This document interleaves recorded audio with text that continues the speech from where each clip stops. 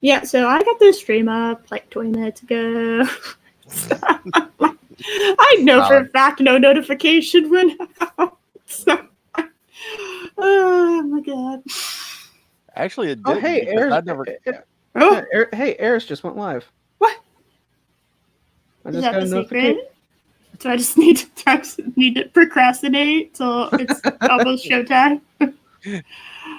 Oh my god! You know what's really bothering me about this background though is I now know for a fact that it's not centered because we're centered and the background is not. Oh, doesn't matter. It does. My OCD. It's a tragedy. My OCD is gonna be staring at that E for this whole stream. Oh my god. Just scoot my avatar over just a tad, and you'll cover that E. It'll be fine. I can't scoot your avatar. That's not how this works. Well, I don't have a show, so I only guest on shows. So I can't. That's not true. I've seen you stream with Rock. Shut up, Rob. Shut up, Josh. I'm calling you Rob. Sorry, Josh. It's very close. Rob and Josh are very close in their names. Yeah. They both have an O. And oddly enough, this is the first time the three of us have been on a show together where we're actually talking instead of in a big, huge group, which is odd. I believe so, yeah. Yes, it is. Sorry, no. See? I told you. Yeah. I told you. They're just, YouTube is just, they don't like me very much. And I do have to make a correction. Josh is technically not my name because my name's not pronounceable to you humans. This is my job description, just observing shitty humanity. That's about right. Are you observing us right now, or do we need... Yes. Okay, you've got an alien, you've got a goddess, and you've got somebody who bitches about being tired all the time. Great. It's going to be a great show. Oh my god, and I'm changing the background. It's bothering me too much. I can't do it. I keep staring at that E. I had to get rid of it. I'm changing it. And how long did you spend on that title card? Over an hour, but that's also my thumbnail. So okay. It's okay. Yeah, it still works. I can see it. Still works then. It's so obviously not. Oh my god, it's a tragedy. All right, I need to... Whatever's falling in the background's falling. It's not falling right. It's not taking up the whole screen, Eris. What? What do you mean? Your background right now. It's all centered. Stop it. I'm messing with you. It's asymmetrical. I was literally looking Mark for messing with people? That would never happen. Oh, that's only Mark in chat. That's only Mark in chat. Mark live stream has to behave sometimes. It's completely asymmetrical now. You can't do anything about it. I'm gonna swallow my tongue. Oh my god! Do you have a tongue with that parka all the way up like that? One day it's gonna lower. One day I'll show my face. I don't know. I don't know. You kind of it's like half your face. I'm not sure. Yeah. It's kind of like Wilson from Home Improvement. That's kind of that's what I was going for with it. Oh, okay. So, just to be partially there. Apparently, I sound hot. Do I need to turn a fan? I know I'm joking, but I think I need to turn a fan on. I just can't stand it.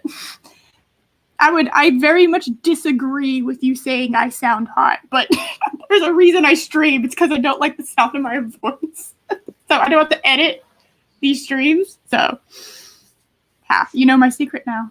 Well, there's a reason that. For the first book that I did, about halfway through the narration, I suddenly gave myself a deeper voice and a British accent because I couldn't stand my voice doing it. Well, at least you don't have an accent like I do.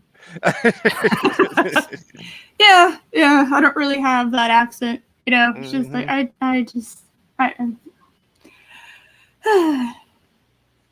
Snyder cut. Snyder cut. We are just going to very clunkily segue ourselves into that topic. Seamless. But do I have to do it bright neon colors? I'm partial to black nail polish. So I might do that. I might experiment on you. I have like these makeup like pad things that I'm looking forward to experiment on myself. But I might experiment on you first when it comes to nail polish. Uh-oh. I've had black nails, but that's from when I like dropped a bowling ball on my foot. Oh, I thought you were gonna say that you had like this punk rock, like goth emo phase thing that we're just now learning about. No. And I was like imagining like the fox with like an epic mohawk or like really long black rocker hair. We should just like Photoshop the fox face on top of like Spider-Man from Peter Parker from 3. You know, he's like dancing around in the goth outfit. The emo. Hey, Chris, I think we have a new idea for an avatar. I know you're used to playing around with Mark's avatar, but I think we're gonna have to do this. I should have put up my Batwoman avatar to show support that it's being canceled. But it's so funny. It's a comedy. I love watching it because it's a fun. Stop. No. But it's your favorite villain. Is she a villain though? I mean, I guess she is, but it's like, is she the only villain? No. No, there are plenty of times. Yeah, I was like, there are plenty of times when Batwoman is just equally as bad as she is. Which one? Which one's the worst hero, would you say? I don't know if I can answer that. I don't watch Batwoman, so I'm out of this one. I refuse to watch the CW after this point. I don't know. I just feel like in season 2, like nothing has really happened that's substantial enough, except for like that one bat thing, like the bats with like the disease. Other than that, nothing has happened in the show that is in any way, shape, or form. It's like they're all filler episodes. Like nothing has happened. It's just like, oh, okay. Possibly Kate's alive. Oh, possibly. It's like, okay. Look, I'm a woman. Look, I'm black. All hail and worship me. Also, I'm a victim. It's like, okay. No okay, sweetie. But no snake bite, Eris. No snake bite at all. Snake bite. Snake bite. Sorry, I feel like I have something in my throat, so I'm not trying to be an asshole when I clear my throat. So solid. She said, "Let's move this along, gang. Let's move this along." This is not the conversation you're looking for. Oh my god. Move along. My goodness. But really, jumping on the Snyder Cut, I actually watched it. I watched it last night for the first time. I enjoyed it. I enjoyed it for what it was, and that's the movie we should have gotten instead of the crap that we originally got. Yeah, I think like the opening thing to talk about is it, and this is going to be a very short discussion, but is it better than Joss Whedon's? And I think it's pretty, like, objectively better. It is better, yes. I don't think anyone can argue that it's equal to or worse. As far as, like, I can tell you right now, I know why Ray Fisher was so pissed. This makes it very clear why he was so angry at Joss Whedon, because everything he did was just gutted from the film. Yeah, his whole we got a whole story, a whole origin story for that guy. Mm-hmm. That in Joss Whedon's version was confined to like 5 minutes of exposition dump. Well, not only that, I mean, you also got. As much as I dislike Ezra Miller as the Flash, you got more of his backstory as well too. Even though his backstory is a little bit more common than Cyborg's was, but it's. I mean, you got a little bit more into that character because neither one of them have a movie to themselves. So that made it a little bit more enjoyable. Even to me, it did. Yes. Yeah. Mm-hmm. I agree. And they actually used Flash's abilities in the final battle as opposed to the original, where it's like he got it to push a truck. Yeah. Yay. Yeah, no, very happy. And this was pretty obvious to me. But when I was watching, I watched the original Wednesday, and then Thursday I watched the Snyder cut. Oh my god, we did the same thing.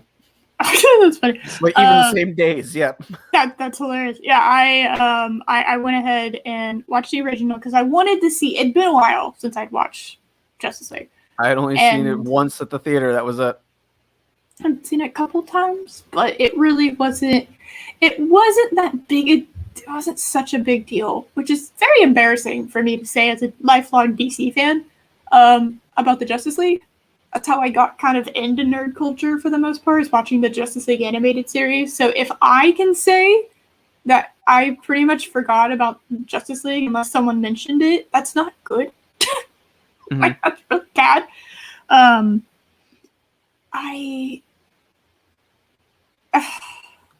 don't know. You want to take it? You want to take it from the top and kind of just go through the movie, kind of like talk about it. Let's see. I'm still disappointed we didn't get a booyah. Still not happy about that. Oh, well, I forgot that's because about Ray that. Fisher doesn't really understand the character. Yeah, okay. Because apparently saying "booyah" is racist. It's not. What? What does that mean? That's literally just been cyborgs. That was a cool thing Cyborg said like all the time. Yeah. I don't know why that. Whatever. So first thing that could have stood out was the fucking ratio bothered the living shit out of me. I know why. I understand why it was in that format, but it still irritated me. So. You mean the 4x3? Yeah. So I was like, what is this? What is this fucking like? Early, like, I don't know, pre-16:9 format in 2021. What is this? What are we doing here? And of course, like, I found out why. Because, like, of the way that they shot it and the fact that the 16:9 cut of the film is gone. And so all they had was IMAX. And the IMAX is cut as a 4x3 format. And, yeah, that's the only way they could use the footage. They could have the footage from the original Justice League and be able to like actually make it into the they had the footage from the original Justice League is the only, and the IMAX version is the only way that how do I put this?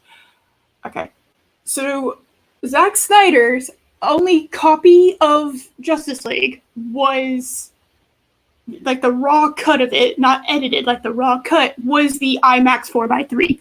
And so he didn't have the 16:9 because Joss Whedon absolutely like destroyed it. I took it and then basically made it his own, I guess. And so the only way you could be shown Zack Snyder's Justice League is in the 4x3 format because that's the only one he had. Yeah, that was the only remaining raw footage. Yes, because for like, I guess what I was taught in art school just doesn't apply in Hollywood. You just don't keep your raw files. You know, I guess I don't know. And that's I'd probably have backups. Yeah, that's probably what. Sorry, Josh. Go ahead. I was just gonna say, just for my little videos, I have 2 backup drives. So I don't keep them on the computer. When I'm done with them and they're uploaded, I then take them off the computer, but I put them on flash drive. So in case I ever need them again, I have them. Yeah, I'm paranoid about that. And for me, discussing the 4x3 ratio, the editing also was not very. You could notice the editing was kind of bad in parts. There were transitions that didn't gel well with what they were going for, and I mean I like the breaks where they were giving the different parts of the movie, considering how long it was as chapters. But yeah, that was kind of nice. But the editing itself to that point, it was kind of blocky, and you could see where the changeover happened in some scenes. Especially watching on especially I was watching on my laptop and being closer to it. you could tell when it switched scenes what was originally filmed and what was added. You could definitely see the difference in it.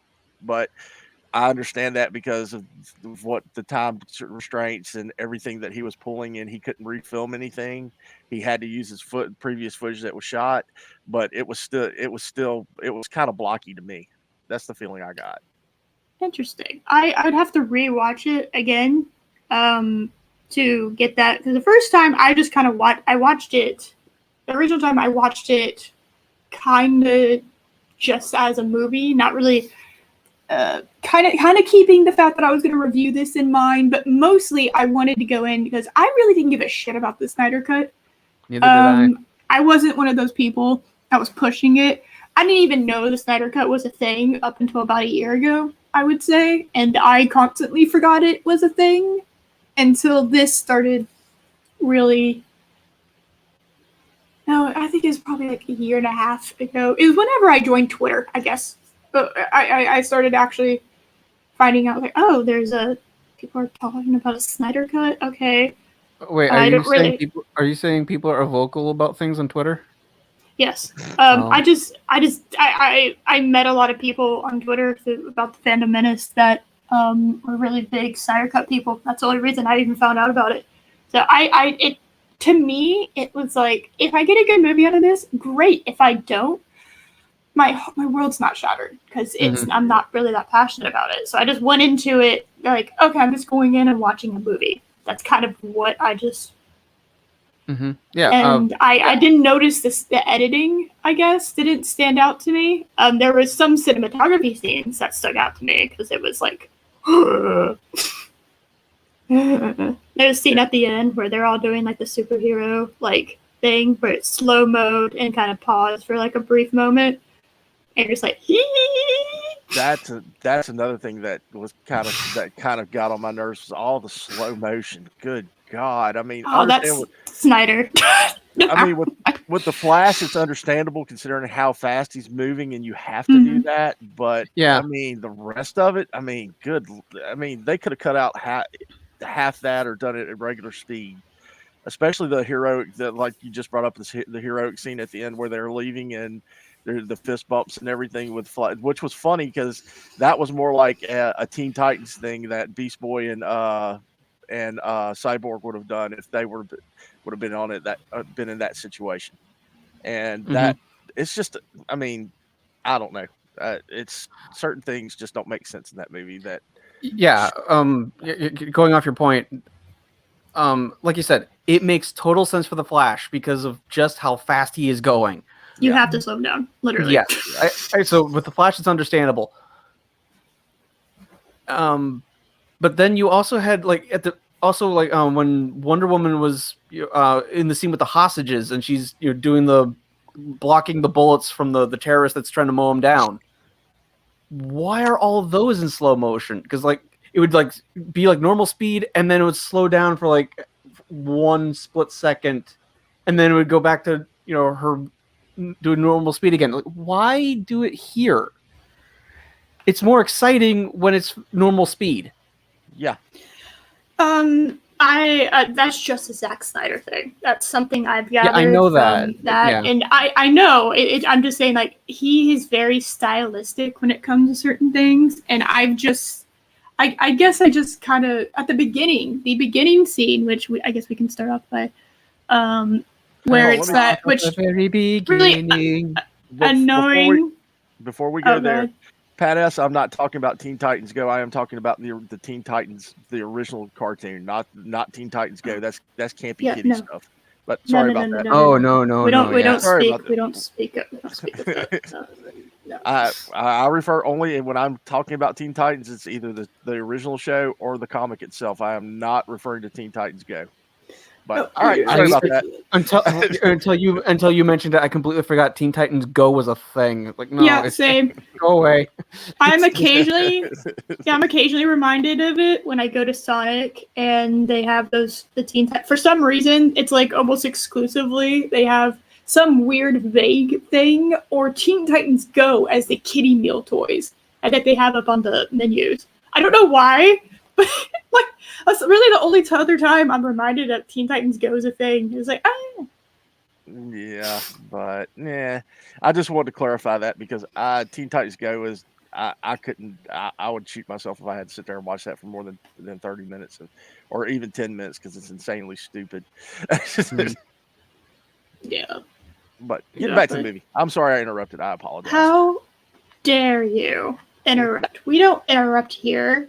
Obviously, Never. we don't interrupt. That's We never never happened. interrupt people. Never. Ever. No. We don't accidentally just run over people because we're so excited or into whatever the hell we're talking about that we can't contain it and we don't, and our mouth starts moving and we're just like, we gotta talk about this thing. Oh yeah, you were talking too, sorry. This is the all simping for Eris channel, Mark. Okay. Yeah. Please don't. I will reel in the squirrels right now. Everywhere I go, I don't require something. Thank you very much. I appreciate it. I don't know what to do with that. Was it Claudia who just like when I made a simping joke and then he just went get into the give me a sandwich woman or something like that? Oh yeah, someone he did that. Yeah, it was just like I think that was you Claudia. make your own sandwich. And actually make me one while you're at it. Oh my god. Yeah, so the first scene, and the reason I actually is the first rattle out of the box is this. I'm very annoyingly blurry scene where it's the end of Batman versus Superman, and is that even really a scene, or is it more of just the opening montage during the title sequence? No, it is a scene. It is technically a scene. It's this very annoyingly, and it's blurry, very blurry, and the way that it's shot and everything. The second I see this, I'm like, this is so Snyder. It's almost disgusting. How Zack Snyder this is. It's just like, holy shit, we have layers upon layers upon layers of like every cinematic, stylistic thing he's ever really done trope-wise, just all in the same scene for like 5 minutes. I'm just like, oh my god, dude. Like, I don't mind this. I wish it was clear.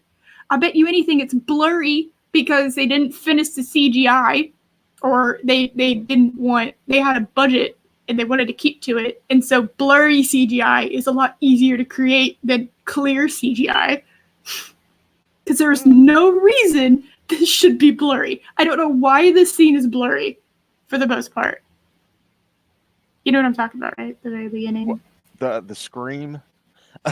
Yes, the when they're like interlocked by the kryptonite arrow, and he's just like screaming, and it's just like this pan around blurry, just barely, like you can kind of tell what's happening, but you can't really tell what's happening, and then it clears up, and I say 5 minutes, it was really just like a minute, but it felt like 5 minutes. And I was just like, why is this blurry? This is one of those choices where you're just like,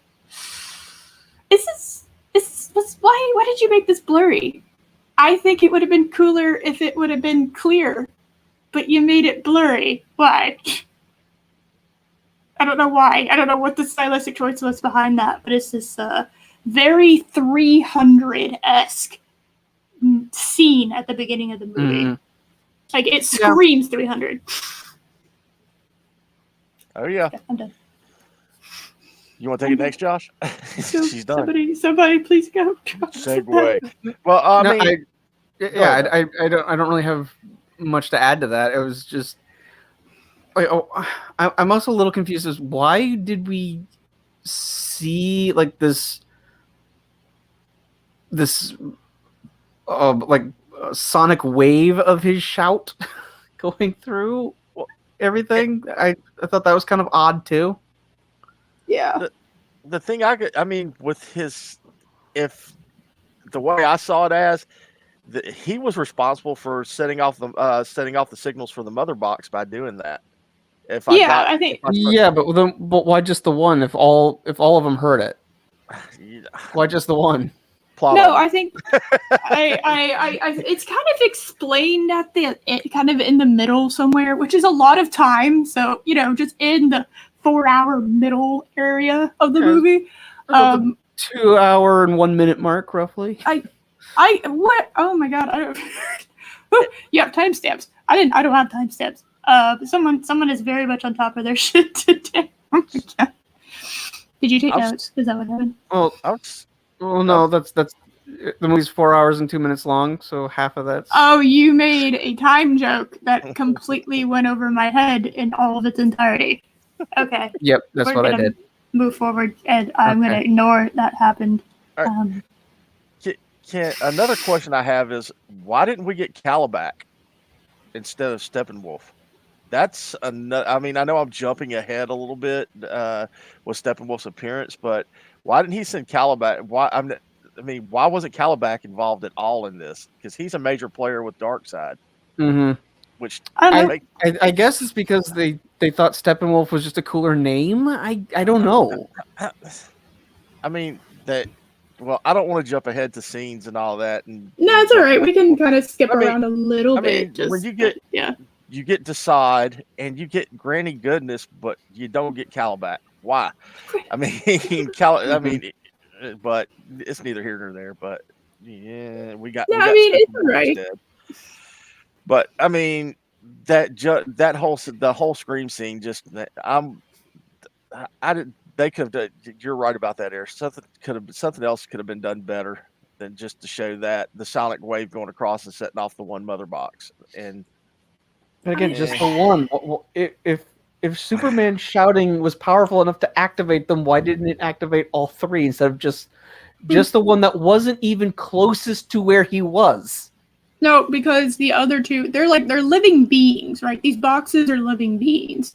And apparently it woke one of them up. Not all of them, it woke one of them. And that's why it takes Steppenwolf so long to find all of them, is because when they're asleep, you can't find them. What summons him is the fact that one of them woke up. I think that's it's basically a plot device to extend the movie's runtime. Because if all three of them okay, my question is, why when Superman shouted did not the one closest to him in Metropolis activate, but the one on Themyscira did? That's a good question. I don't know. I don't know why that one of all of them activated. But I definitely see it as it's a plot device to extend. Because if you have Steppenwolf all of them, then he can easily find all of them at once, and that makes a 4-hour movie into a 20-minute movie. I see where Josh is going. I see where Josh is going with it. The one at Star Labs should have been the one that activated first. Yes, because it's closer to Metropolis. It's the one that activated Cyborg. It would have made sense of why didn't that be the first one they looked at? It'd be the more powerful. That's the most powerful. It would hit his scream would hit it a lot more powerful. The reason they showed the Scream scene is kind of to tie the fact of him dying with the mother boxes. His death is it immediately has repercussions.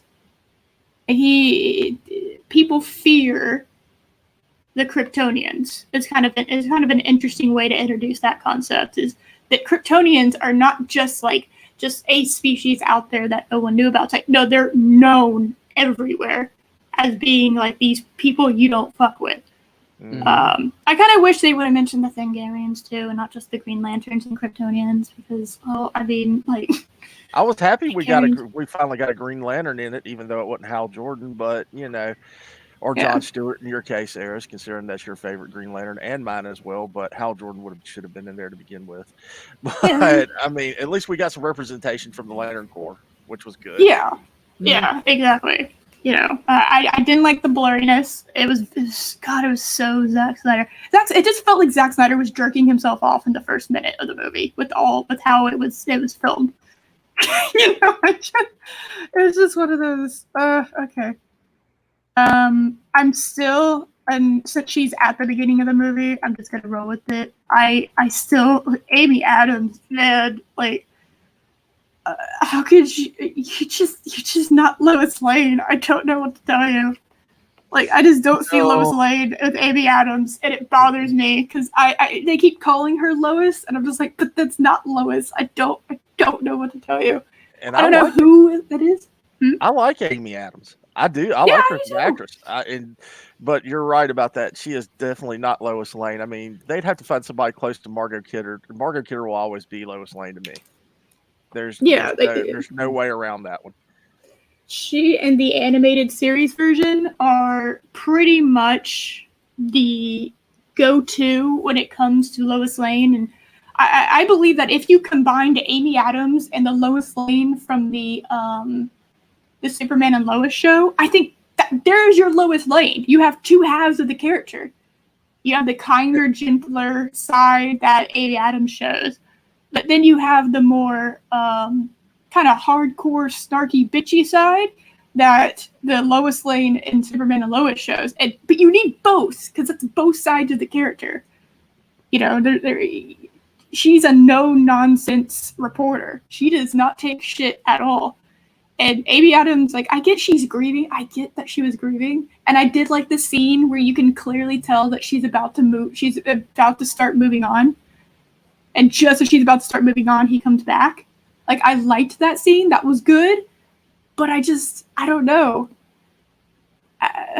She looked old in that movie, too. Whoever did the makeup, she looked way older than what she actually is. I mean, it was the close-ups for the added scenes. I was like, whoa, I didn't think she was that old, but she looked, for lack of a better term, old as me. Let's see, how old is Amy? She's pushing 50. She is? I didn't realize she's 46. Oh, well, she's in my age group then. But, I mean, she looked older than she normally does. Yeah, she's like 11 years older than Cavill. Wow. Yeah, I think it's like... She's a cougar. A cougar for the Kryptonian. Yeah. And I think it's starting to look that way because age catches up to us all, right? And I think Amy Adams is one of those people who has not really aged all that much, but she is older than she looks, and I think it's starting to catch up. Yeah, I agree. It usually does. She did look old in the movie, and Nicole has a good question for you, Eris. That one was aimed at you. What? And, so the whole movie is blurred, Eris. If so, then it's just a jerk off film by the. It's not the whole. I'll let you answer it, Eris. No. Okay. So what I was saying, Zack Snyder has very, very specific cinematic, stylistic choices that he loves to use, and in this scene, it shows all of them for like a solid minute, and so. It was like I just got like this huge like ball of Zack Snyder-esque filmmaking. How do I put this? It's like when you go into... Have you ever like watched... let's see. Okay, it's like going into some kind of editing program and layering effects upon effects upon effects upon effects until you can't even really see what's happening anymore. And that's what I felt like. It was all of Zack Snyder's things that he loves to do in his movies all at once. And it felt like he was almost jerking himself off because he's opening up his version of the movie. He won. Whatever else he's done since, in a way, he won. He got his cut released. How he got that, what he had to do to get that is beside the point. At the end of the day, he got his way and he got his cut release. All right. Mm-hmm. And this was in what I could just like visually was him doing a victory lap. So when I say jerking himself off, it's just like, it just feels like he was doing a victory lap by having all of his things that he loves to do all in like one scene at the very beginning of the movie. Like all of his tropes at the very beginning of the movie. Like that is the opening scene to this movie is all of his shit. And it's just like, yeah, that's very just. Speaker hit I it dead. win, losers. Like that's kind of just like I don't know. And Speaker hit dead on with it's like JJ's lens flares. Yeah, it's just like that. Yeah, it's one of those where it's like that's a thing you see that JJ does all the time. These three-dimensional, like not three-dimensional, but kind of what seems like three-dimensional, panoramic, like you're just swirling around a single scene. It's like you're in the scene, like it's literally, I guess, four-dimensional. You're in the scene and you're moving around this four-dimensional thing. I don't know. Have you ever gone to like the fourth dimension is time? No, like those Disney. Okay, we're in trouble. No. Okay, those Disney like four-dimensional like playthings that like you were watching a screen and then you went inside. Yes, the interactable theater. That's what I'm talking about. It's like you're in one of those where you're not just watching a movie, but you're like interacting with the things that are on the screen. Mm-hmm. He likes to do that. He loves him some slow-mo.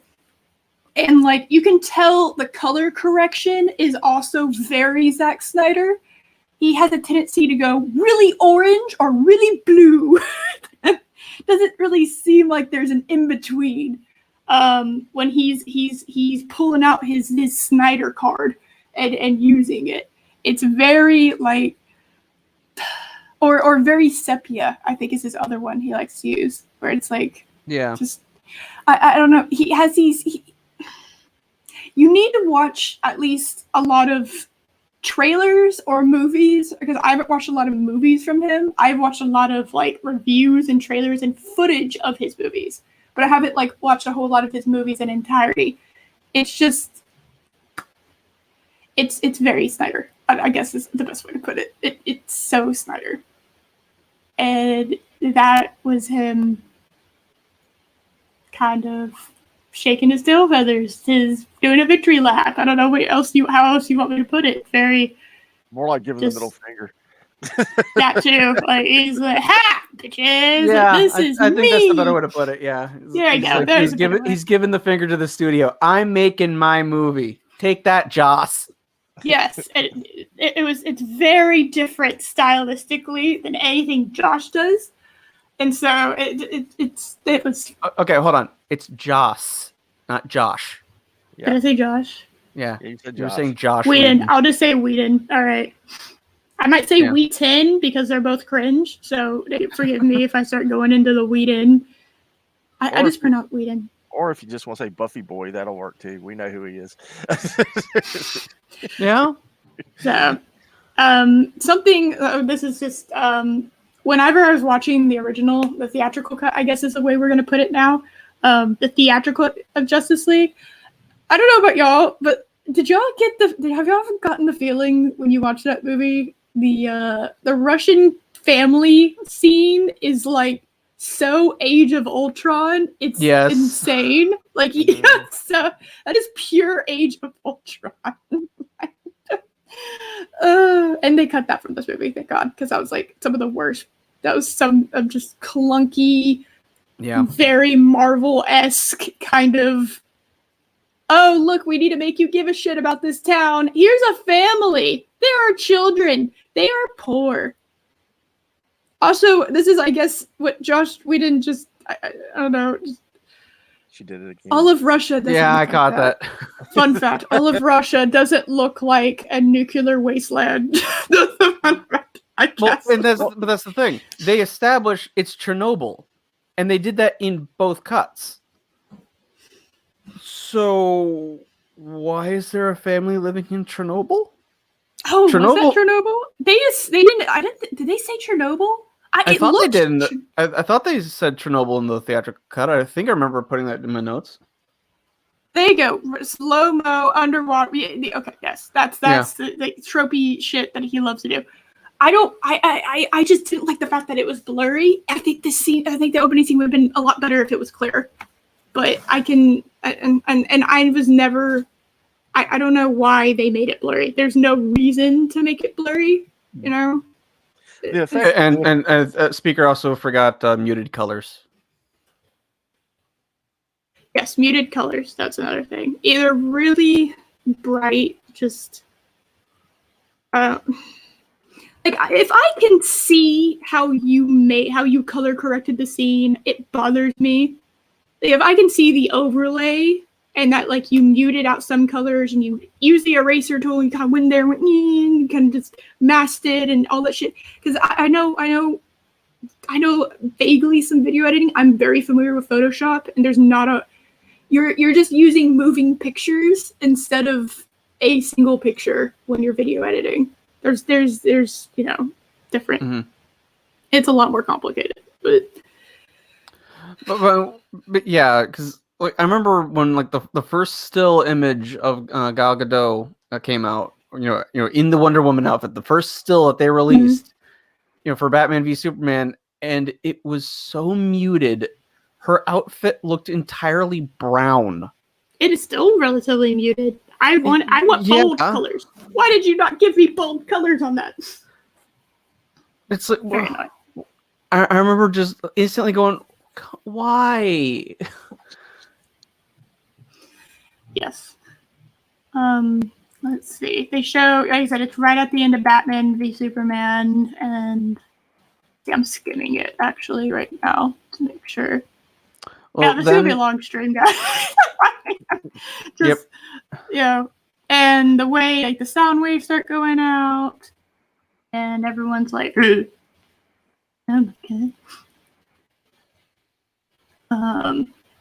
They removed the scene where Batman fights a parademon that was just there for no reason, and then it dies, and it leaves him a clue of the mother boxes for no apparent reason. Yeah, no, way better. like for that. You know what? Real quick, can we talk about the music? Let's talk about the music. God. Score. Do we have to? Yeah, score beautiful, soundtrack almost completely dog shit. I think it's the best way to put it. The Amazon scream was very annoying a lot of the time. Yeah, it was. Did the people in that village worship Aquaman as a god? I don't know. Bizarre. So the singing is actually like I was very confused, and then someone had to tell me like what the fuck that scene was about, because I was sitting there just like, what is happening? That's his girlfriend. That's his on-land girlfriend. And she was like singing him apparently like some kind of song of like, I guess, protection and safe passage. That was his girlfriend apparently. Oh, that would have been nice to know. Yeah, yeah. I was like, oh. Well, it was the whole village though that was singing. It wasn't just her. It was the whole village singing. She just took over at towards and it was the a end nice of like, it. and it was a nice little like mood piece. It kind of like gave it a very somber feel, but it lasted way too damn long. Yeah, I was like, okay, guys, like, can we go? And you've got Ben Affleck just standing there like, what the hell's going on? I didn't know I was in a choir. Okay. And this movie, just jumping on that, speaking of Ben Affleck, this movie did change my whole attitude towards him being Bruce Wayne and Batman. I actually respect him now for the part. I do not like Ben Affleck. I hate him as an actor, but in this case, he did pull it off well. I'll give him that much. He's like the only live action Batman I've seen that actually looks like Batman. That is like as buff. I love me the Dark Knight. Everyone does. Dark Knight's my favorite movie. Fucking Christian Bale is like this little stick. You put Christian Bale next to Ben Affleck. It's like, I would believe Ben Affleck's Batman is really Batman, because you have to. His physical prowess is one of the big things. Like one of the reasons he can do the things that he can do. He works out all the time. He is buff. He is huge. And until he drops his Dunkin' Donuts. He's not that big. If that suit puts on a lot of bulk on him too. I mean, if you look at him as Bruce Wayne, he doesn't. He's like Michael Keaton. He doesn't come off as a big person until he's in the suit. And the Yeah. suit, I mean, And if you remember in Justice League, there were a couple scenes where there were, in the theatrical cut, there were a couple scenes for the obvious reshoots where it's like, ooh, you put on some of that weight again because you haven't been working out as much anymore since you thought you were done filming. Yeah. But I do give it to Ben Affleck for that part. I after watching it, I liked him a little bit. I liked him a lot more as Bruce Wayne and Batman, and I'm starting to fall into that camp of people that he might be the better one that's played both of them. Even though Michael Keaton will always be Batman, will always be Bruce Wayne and Batman to me because that was the first theatrical release of Batman I ever saw as a teenager when I saw it. Yeah, it's just Kevin I like Conroy is always going to be my Batman, but same. Well, that too. But I mean, Michael Keaton will be number one to me because 1989, get to go see Batman on the big screen was a pretty good thing. I was 4. God, I'm old. I remember when the Batman Returns came out and wanting to go see it, and Mom just saw like the Tim Burton design for the Penguin, and she's like, "Yeah, no, that is too weird looking."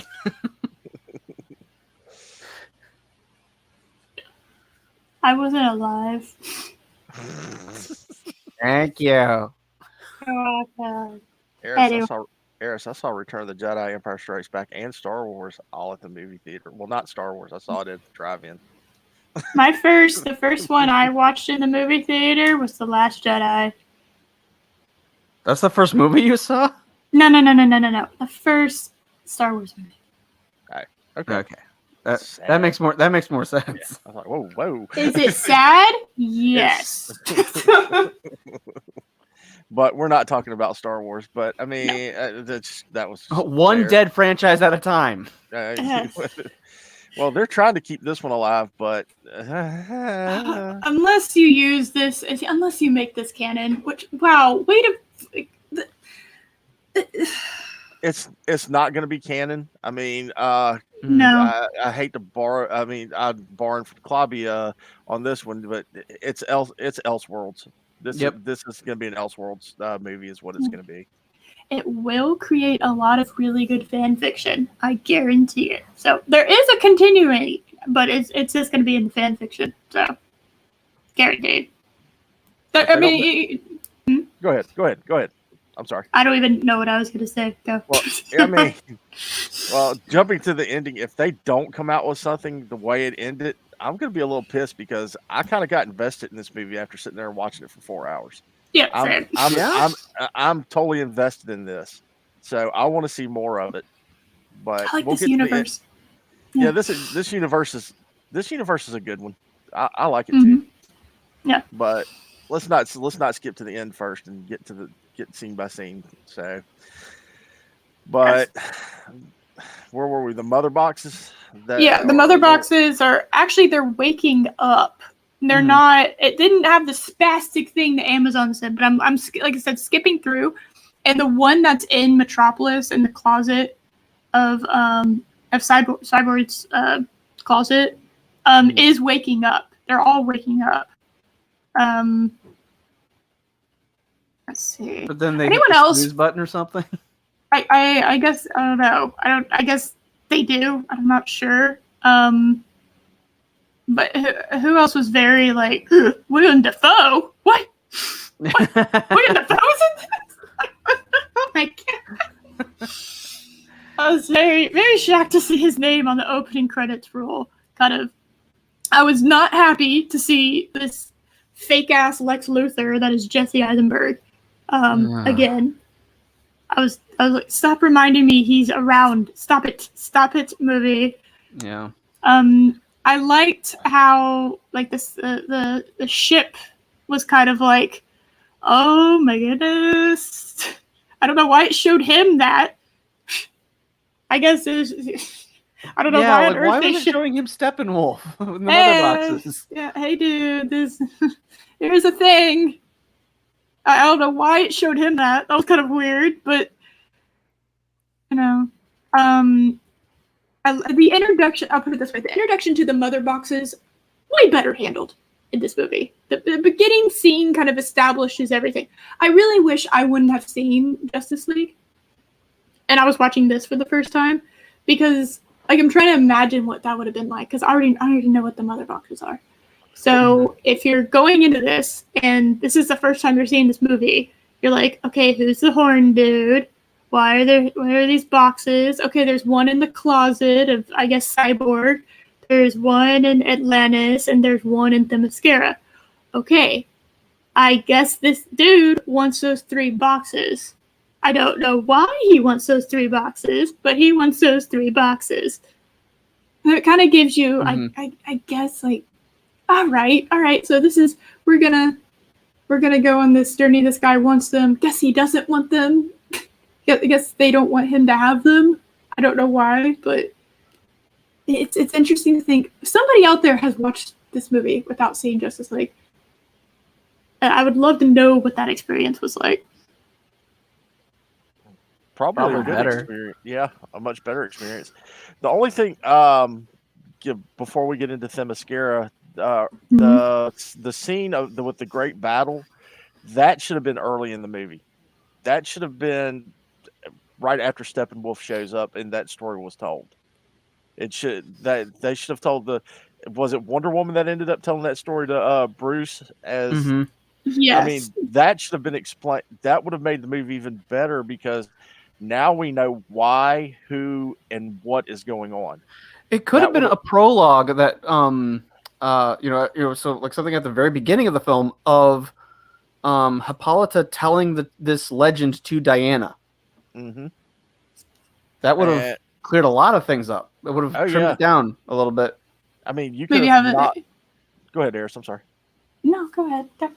I mean, that's the meat of the story. They put the meat of the story in the middle of the movie, or almost in the middle of the movie. And for somebody that's new watching this, that, like you said, a prologue would have explained a lot and probably drew a lot of people in and told the story of why Steppenwolf is who Steppenwolf is as well.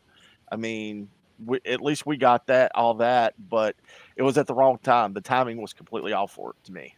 Mm-hmm. I agree. Yeah, like, would you just be wondering what the hell is going on? And what is this? What is happening? I don't know what's happening. What is going on? Why are these boxes so important? Oh, why? Let's see, the mascara.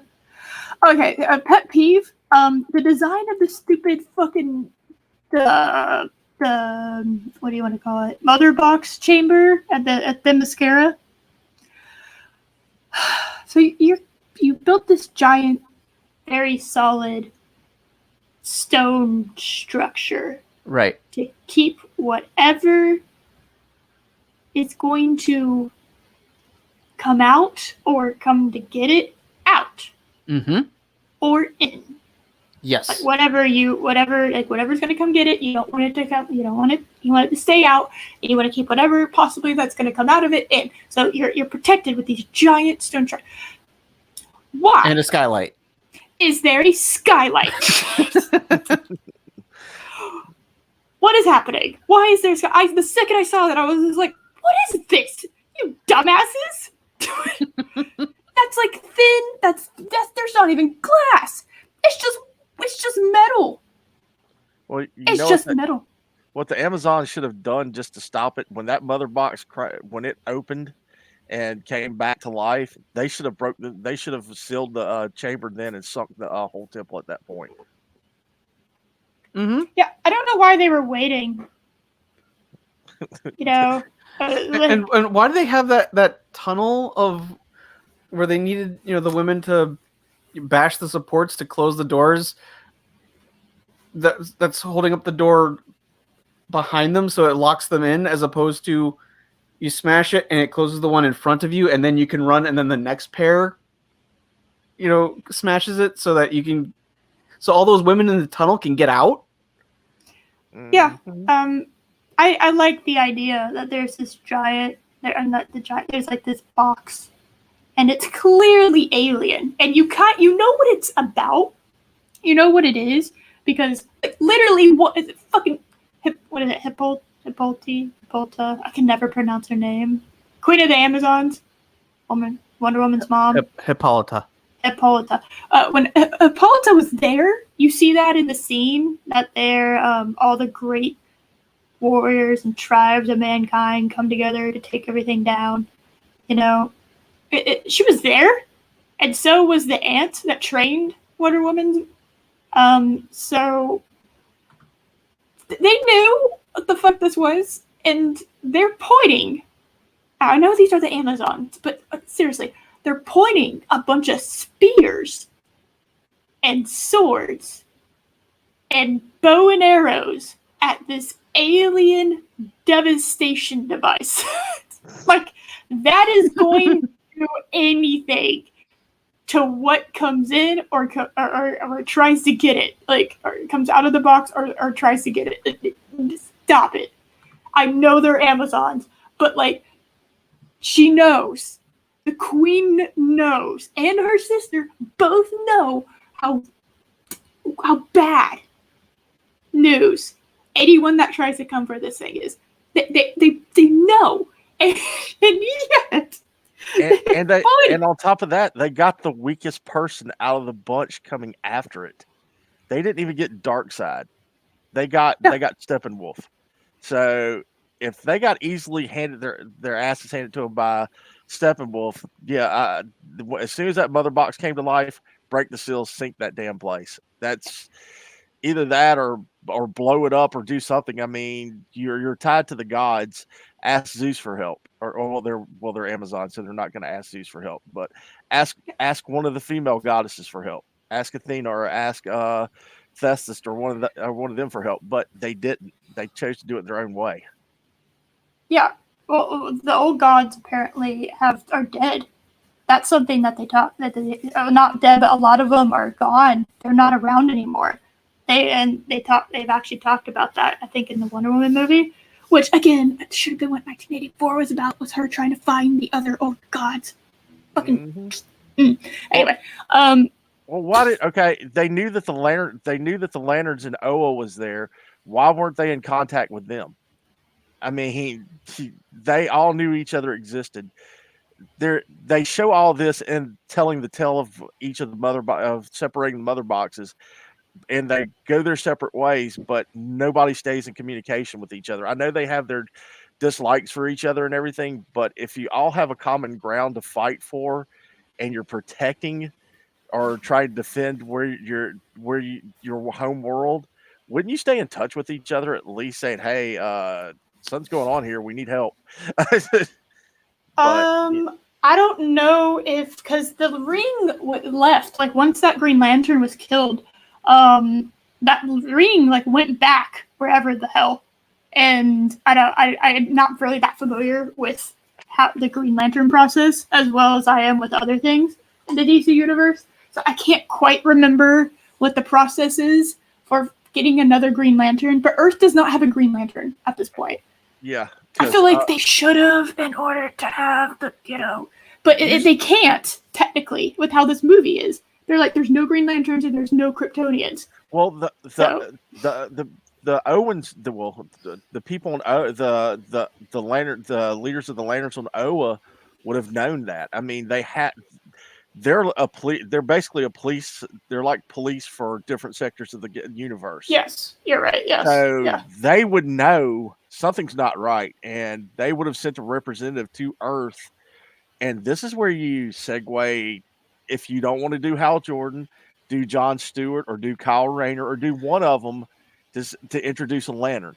I mean, yeah, actually, you could have split this in the word like Infinity War and Endgame, right? Perfect opportunity to introduce one of the main characters that part of the Justice League that they blatantly left out, which kind of gets.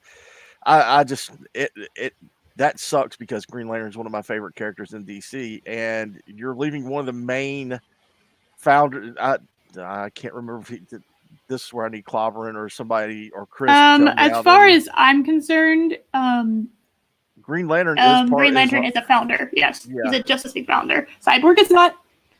Cyborg Aquaman, on occasion, but not. Well, well, a lot of people take like people my age growing up with Super Friends. That's probably where some of where Zack Snyder's knowledge of the Justice League comes from, unfortunately. Yeah.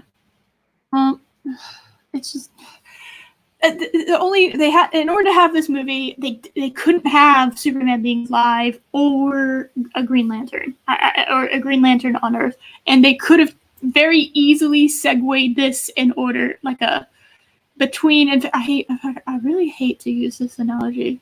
They should have Captain Marveled this. No, you don't want to do. You don't want to. No, you know what I mean. No, like, yeah, I know what you're talking about, but that how they introduced her character is kind of. They should have done this in 2 parts. Well, actually, they did do that with the character. They did do kind of a Captain Marvel with the character, but do we want to say who the character is yet, or do we want to leave that alone? Because I'll mention what you just said. There is a character they introduced that they did kind of Captain Marvel with. Oh, not being powerful.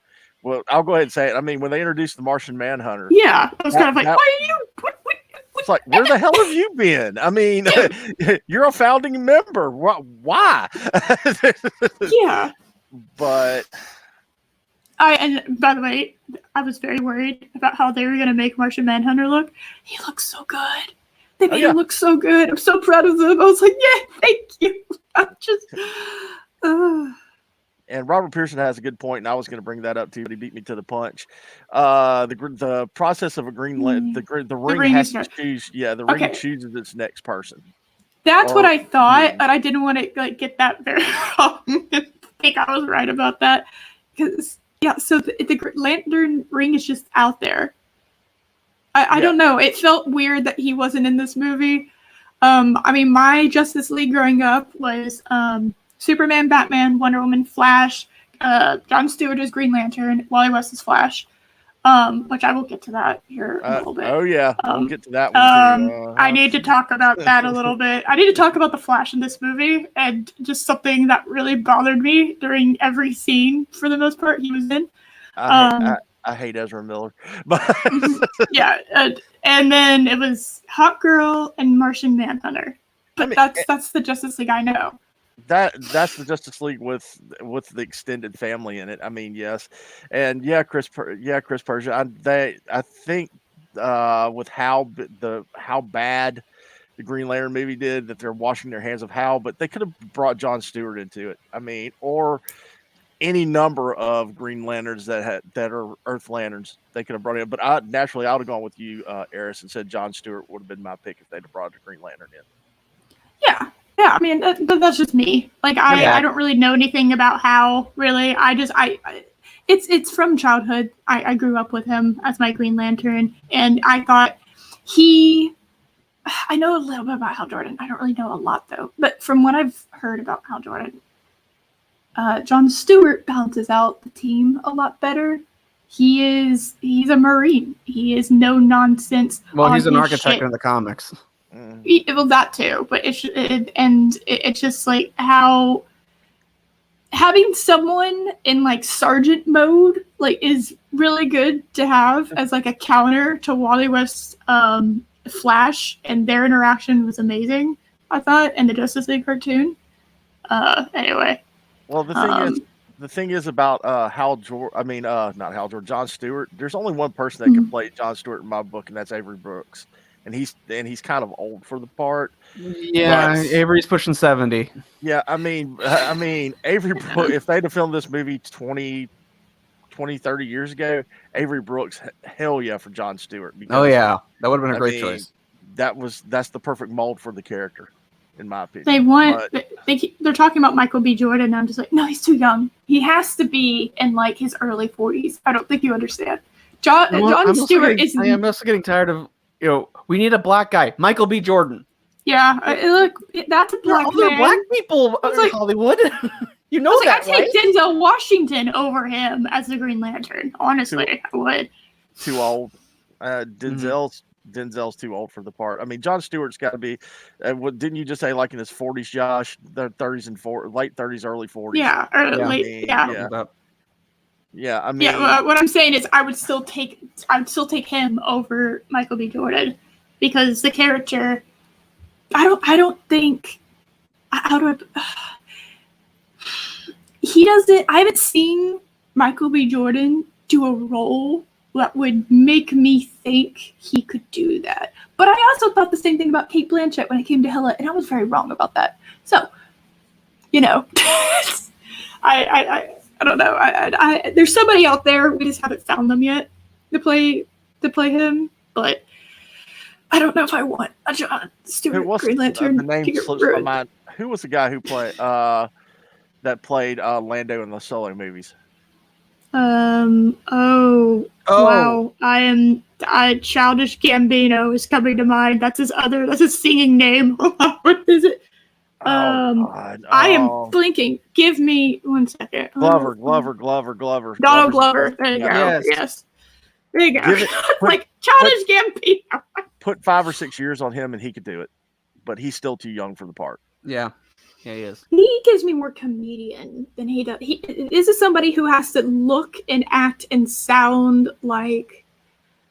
Oh, there's a guy that I'm actually. Hold on, I gotta. What is it? We're fan casting now.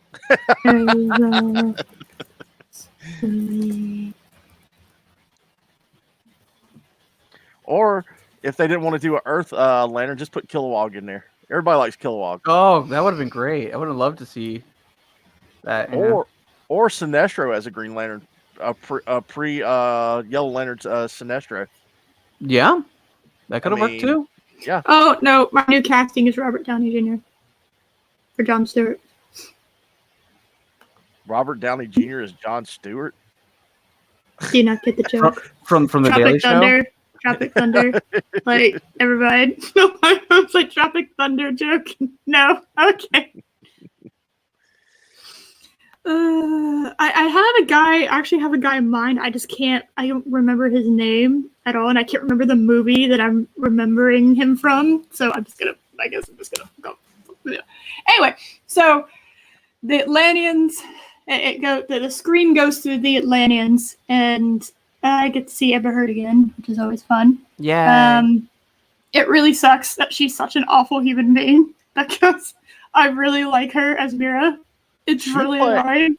She played that. She was a boss in that part. I mean, I hate to say it, but she's really good. She was, yeah. I'm agreeing with you on that. She's really good at playing a conniving bitch. So there you go. You got a point there, Josh. I wonder how she's able to do that. Yeah, in the scene at the very end too, I was just like, holy shit, oh my god. When I was watching that and she's like, I will make him pay. I'm like, is she talking about Johnny? I already made him pay. I will pay him. I will get more. Like, she's just starting that long list of going after men is what it is. Yeah.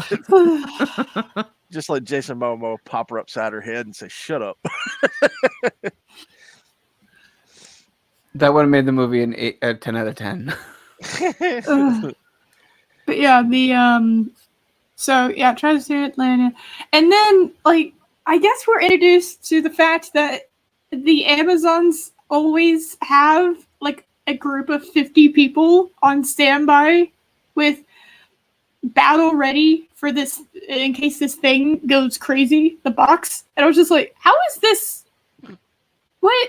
Do they just always, like, their arms are going to get tired? You know, gravity exists, right? Like, well, and do you have any idea how hard it is to draw a bow? And you're just holding it there? It takes a lot of upper body strength to draw. You do know that true Amazons were a little bit different than the Amazons in this. I mean, I'm fully aware of what you're referring to. I won't go off a whole boob. They cut off a whole boob so that they wouldn't shoot air. Yeah, they could fire arrows quicker. So I mean, it's so funny. It's like the fact that I just like the fact that my boobs are so big that I have to cut one off in order to be an archer properly. That's getting flipped. But yeah, it's just okay, girl, calm down. Just bandage them. I don't know why y'all aren't just wrapping them like a sports bra. But okay. The ancient Greeks were kind of hardcore. They're anime boobs. They're just so absurdly gigantic that they just had to cut them off. Okay, now you're lopsided. So The that's only going to be option. good in battle. You still got one for feeding. That's all you need. Lopsided with bad backs. Yeah, so I'm like, why don't you just wrap them? Like the second when I read that story, I was like, just wrap them. What's wrong with you? Their backs become like a plant that's like by the window. It just starts leaning over. Or they just have like the most ripped backs ever. You look at them at the front and they're just like regular, and you go to the back and it's like Arnold Schwarzenegger backs. You're just like, oh my god. I lift my boobs every single day. I am ripped. Oh my god. Anyway, yeah, gravity would have taken a big effect, like you said. You're right about that. Yeah, it's like I'm just like I'm looking at this scene. Like, they're all just in formation, and you're just like standing there, like with their shields raised. Like I'm just like, so this is just how it is. And this is how it's been for, again, thousands of years. These women have been standing around. Like, do you get breaks? Do they rotate shifts? Is there food? When do they go to the bathroom? These are very important questions. What is happening? Did anyone else catch the young teenage Amazons? Young teenage Amazons? What, the ones that were doing all the petty work around the island? Yeah. Oh, and it's like, wait, why are there young Amazons here? Wasn't that what made Wonder Woman special? Oh my god, you're right. I didn't even think about that. Yeah, there's just women on this island. There are scientific questions that need to be answered if they're reproducing. Osmosis, Eris. Osmosis. They're just so powerful. No, they cut off their boob and that becomes another woman.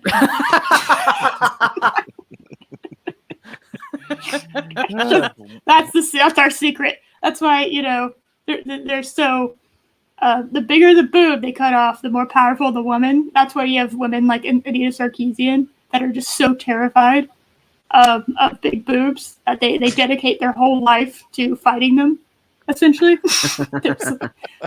They know the secret. That's women's greatest secret I've now revealed to everybody. Yeah. Boobs. The more you know. They stopped doing it. Yeah. But, yeah, I don't know how there's young Amazons, unless that's just they're like vampires, and like second they became free, they just those women are there's like 1,000-year-old Amazons that are just they have Benjamin Button syndrome. Yeah, they're just like 12 perpetually. I don't know. And how did they think those weapons were going to stop that box when it opened? I mean, that's what I was talking about. Like, leave the temple, collapse it, close it, and sink it before. As soon as it cracked and started pulsating and everything, you destroy the temple and send it straight to the bottom of the ocean. Let the Atlanteans deal with it. Yeah, apparently they don't like the Atlanteans, which is actually, that's pretty factual. The Atlanteans and the Amazons do not like each other. They hate each other. Yeah, them being very nice about it, but yeah, they absolutely loathe each other's existence. So it's funny when they had the scene where Aquaman and Wonder Woman are just sitting there talking. They're like, "Oh, we're supposed to hate each other, but I guess we're not that different after all." It's like, okay, one of you is half an Atlantean that did not grow up in Atlantis and thus didn't get taught like any of the shit to hate the Amazons, and the other one was made of clay. Or we can go New 52 and whatever you want to say. But it's like the other one's different than all the other Amazons. So I don't know. Like, y'all are very different than the other people that y'all are talking about. It's kind of just, okay. I don't know. I just found that kind of amusing. I don't know if y'all really can stand on that ground and kind of look at your society and be like, well, that's kind of stupid. It's like, well, y'all really didn't grow up like the rest of them that y'all are talking about. Yeah, they're very different than everyone else in y'all's civilizations. So, okay. Let's see. So we have. I did actually like initially when I watched this movie the fact that they were always on guard, and then you think about the logistics of it, and it doesn't make any sense. Why would they have somebody? Why would they have a whole group of people on guard? How would that work? Eventually, they're going to need to sleep. Eventually, they're going to need to eat. Are there shifts? It would have to be shifts, right? You would think, yeah. And you cut your forces down when you do that. So if someone invades, like, I don't. Why would you assume something comes out of the box? Like I said, there were people there during this that are still in your tribe that know what those boxes kind of are about. And they're still like acting as if something's going to burst out of it. It's not what happened. Well, while they were all together, why did they destroy the boxes? I mean, you had gods helping you in a battle. You had aliens helping you in a battle. You could have asked the Kryptonians, and if they would have helped, if they chose to destroy the boxes, or given one of the boxes to the Kryptonians and taken it off Earth. Yeah. So, but that won't advance the story any.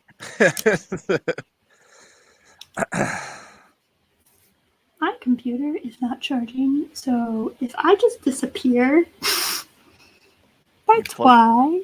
You plug it in. I have it plugged in and it's not turning on. I don't know why. Oh. Turn on? The thing's not working. Oh no.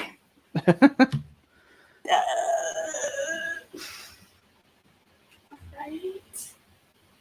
Why you no work? Why you no work? Why are you being ignorant? Why are you being stupid? Stop it. Why? Well, while Eris is playing with her computer trying to get to work, Josh, you want to keep on going? No, hearing Eris's computer problems is way more interesting. Okay.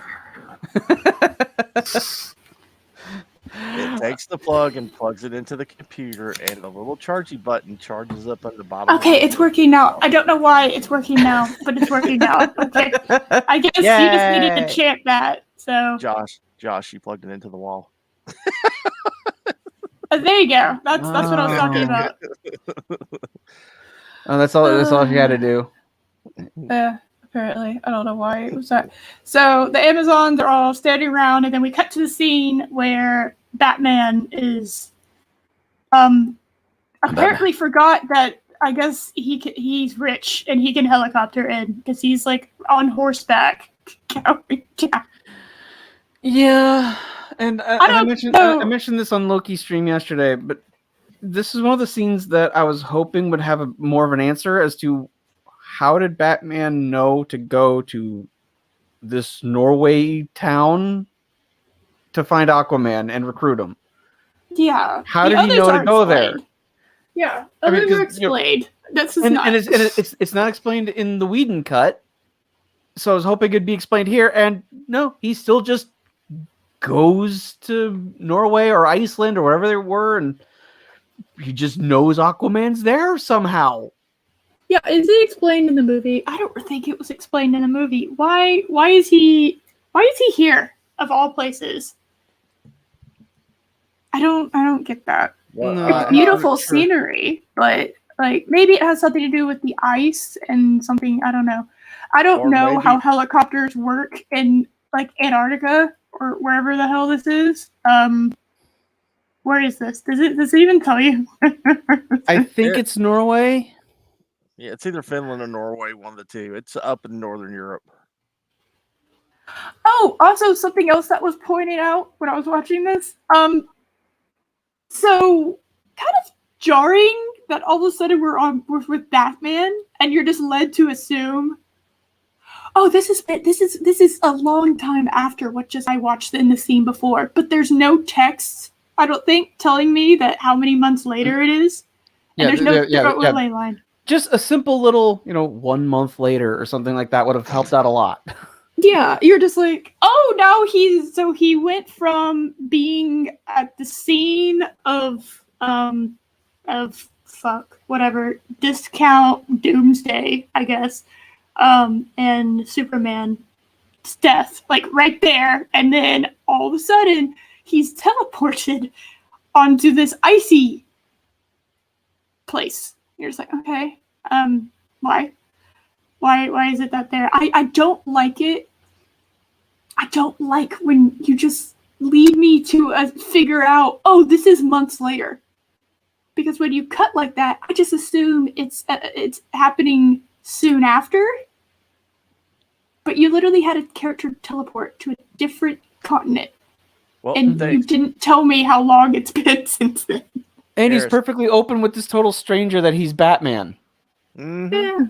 Well, the beard should have given it away, Eris. That's at least a month. Oh, I'm sorry. I am very sorry. I did not calculate. I did not put in the beard equation for beard growth and kind of. And that was a fine beard, so we're gonna say at least 2 or 3 months. I'm gonna give him 2 or 3 months after this is after Batman versus Superman. I'll give him that much. Yeah. Batman doesn't need anything for fast logical reason. And I was like, and when I was watching it, I was like, okay, so you didn't give me a time jump, like a little dialogue thing in the bottom left-hand corner. You didn't do that. All right, fine. Well, are you going to give me a throwaway line? Oh, no, you gave me singing. Thank you. Much appreciated. I really like that. I like that you gave me singing instead. And I had to be told that apparently was his on-land girlfriend. Because I'm sitting there just like, why is this woman? They're singing, and this woman's picking up his sweater and just going, oh yeah, Aquaman. Oh yeah, Jason Momoa. Ah yes. What is happening? It's a fangirl. Oh my god. It's a crazy fangirl. Run, Jason Momoa. Run. That's why he went back to the sea, is because that crazy woman was looking for him. It wasn't Bruce Wayne. Oh God, it's her again. I know, it's just it's one of those okay, that's one of those weird fan fiction things. Do people really just oh yeah, let me get a hit off that sweater that you were wearing, and it smells like seawater because you're from the fucking ocean, and this whole place smells like seawater. It's a seaside town. And it was on the stand. It was musk. Is that what you said? It was his musk. It was the Aquaman musk. It smells like fish. It just smells like sushi. He just has his own cologne. Oh, I need that commercial now. The Jason Momoa perfume cologne commercial. Buy Jason Momoa. What did you say? Smell like fish. Sea Breeze Momoa. By Jason Momoa. That's stupid. I can picture it now. It's like all black and white. Yes. And do you want to smell like fish? Yes. Here comes Momoa. I would totally believe that Bruce Wayne has 20K on him at all times. That's pocket change to that man. He's a billionaire. 20K is absolutely nothing to that man. That's pocket change. All right. I mean, yeah, he's a billionaire, so yeah. Also, he's trying to convince somebody to come along with him. Yeah, he's going to bring money to pay them off to come with him. You know, you have to think Bruce Wayne. The way he works is he doesn't exactly have a lot of friends. Okay, probably psychologically, he just that's probably pocket change to him, and B he would probably think, all right, if I can't win them over, I'll bribe him to come to my side. Well, or I'll bribe them for information or something, you know. For the lack of a better term, he was a fish out of water in that scene. Literally. So, I mean, the bribing, I can understand his thought on bribing him because he's Bruce Wayne. He gets what he wants. So I could see, 25,000 flashing in front of a bunch of people that don't have any money. They'll tell me what I want to know, even though. Oh, I would. 20K. All right. What do you want to know?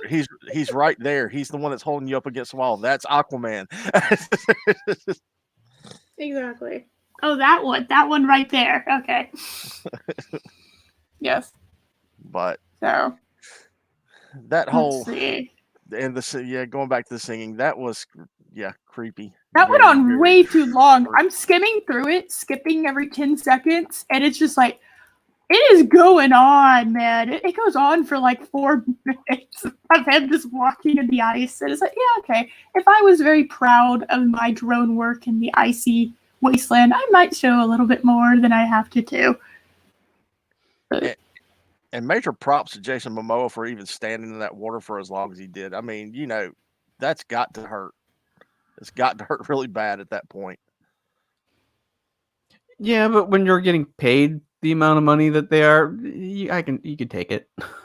True. It's water. And he's probably liquored up at that point too, so he wasn't feeling it. So it's Jason Momoa. It's Jason Momoa. Don't know. Yeah. Let's see. Yeah, I don't like that he just reveals his secret identity. It took in the Justice League cartoon.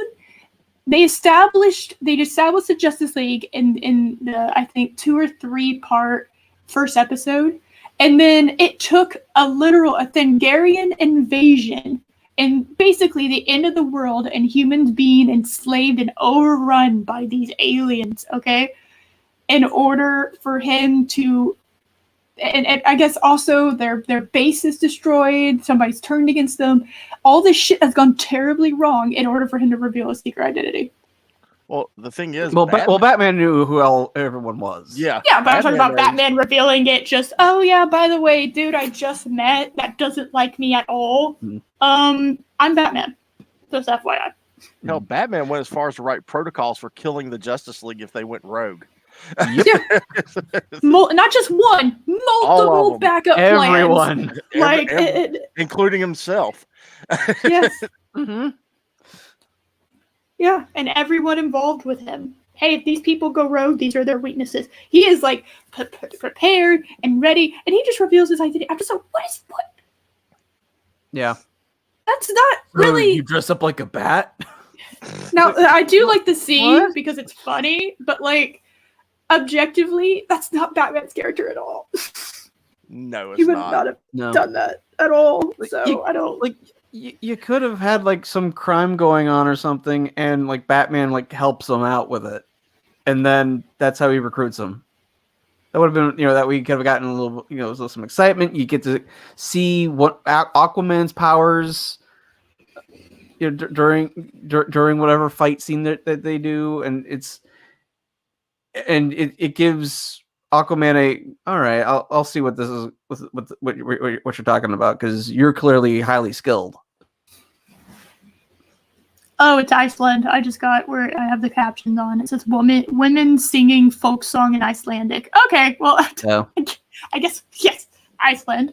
Yeah, and that whole scene where it's like, oh, and all the quips, all the one-liner quips that get cut in this movie I guess not cut because they were reshot, obviously, that weren't in there. It's like, I don't really like Batman making jokes because he's a very dark and brooding character, and I don't like it when he's joking around.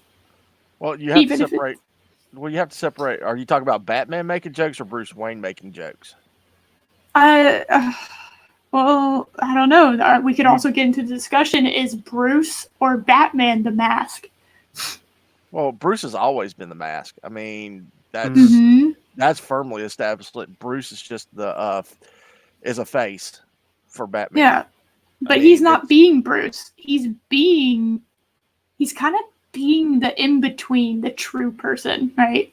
The in-between, the very rare in-between Bruce and Batman, where you actually see, like, underneath all that shit and all of that, like, hatred and all the shit that is fake Bruce and then Batman. And underneath all of that is the middle, which is who he really is. But he doesn't let anyone see that. And you see that kind of on display for Arthur, and you're like, why is that? Well, he's being the detective is what he's being. He's not Batman. He's not Bruce Wayne. He's at that point being the detective. Yeah. And then, yeah, we have the whole really, oh my god, how long does this scene go on for? Okay, singing. 2.5. Just short of forever. 2.5 hours. 13:01, and then we go on, and we go, okay, it went on for basically a solid minute. They're just singing. Most songs are like 3 minutes nowadays, so that's like a third of an actual song. It's very strange. And yeah, she sniffs his clothes. I gotta get that hit, man. I gotta get that Momoa musk. Yeah, exactly. Now there's something that you can clip. Yes. So that Icelandic song is kind of one of the first instances of, oh God, why music are you? Oh God, why? It kind of did wonder what. Okay, did the bank scene happen before this or after this? No, After. I'm going through with after. Okay. The next scene is the Martha Kent at the grave, which is really beautiful, where you learn in one shot that she's leaving the farm and it's been foreclosed and put up on for sale. I was like, fuck. Mm-hmm. Yeah, that scene was the scenes with Martha were well done. Like I see that. But I mean, I saw a grieving widow and mother. Mm-hmm. So I thought it worked. Diane Lane did a good job. Yeah, she's really, really good as Martha Kent. Really, really nails that role, in my opinion. My mother's name's Martha. Why did you say that name? What a coincidence! I don't know why I should care in this movie, but and then you have oh my god! So I could see what they were going for, it just didn't work. Can you imagine if Martha was like actually the middle name? You're just like, oh, why are you calling your mom Martha? I don't know. You just ruined a perfect bonding moment, Eris. Yeah, I hope you're happy. I will not. I will do no such thing. I will not allow bonding and happiness to occur on this panel. Let's see. Bruce Wayne lands. We live in despair. What is it? What is that line? Oh my god. Well, Alfred had a pretty good line in that point where he asked why couldn't just track him down to a tropical island or something along the lines. That was nice. It's like I see Alfred here. That's nice. And the dude that plays Alfred's really good. The dude that plays Alfred. You mean Jeremy Irons? That's the name of the guy. I could not figure that out to save my life. I was like, Jeremy Irons is this. This is really good. And then you probably remember him as Scar from Lion King. Yes. I'm terrible with names. We realize this. I forget my own name sometimes. It's okay. It's a constant character flaw. It's Eris. How do you forget that? It's a character flaw. Don't question my writing. My God. But that's memory, not writing. Oh. I can't blame it on somebody else if no one's writing you. Okay. She's grasping. But yeah, I mean, Alfred. To me, Alfred was the perfect foil in most of the scenes when he's there. I liked Jeremy Irons as Alfred. He might be. Yeah. I like Michael Caine as Alfred, but I think might be a little bit better than Michael Caine was. I think so, because he's like a little more active, which is what Alfred is. Mm-hmm. Okay, so I think Chris Persia's calling you out too. Shut up! I don't need this. We just promoted Chris to Commodore. He's Commodore now. He is Commodore Persia. Yep. He now outranks Eris. Anyway. It is. That's in the YouTube lore now. No, it is not. I offered him co-captaining, and he said no. So we've already tried that. Doesn't matter. We promoted him. We have Soy Boy making a cappuccino. Oh yeah, another fucking awful song. Hey, the stupid song where Lois is going around and she's giving coffee to a cop. and then she at the memorial, yeah. it's at the memorial, and then just stands there, I guess, and whatever. And I'm actually surprised. What exactly are all those names listed? The people who that's the people who died. That's the people that Is that the people who killed. died? That's the people that Batman killed with his guns. Oh.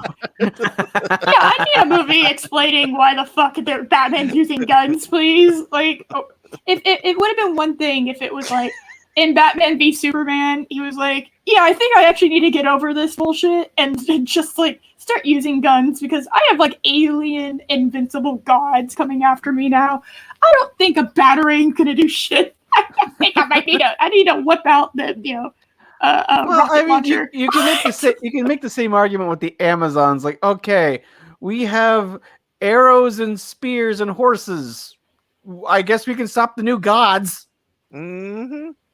Yeah, I know they're Amazons and they're ancient Greek and shit, but like,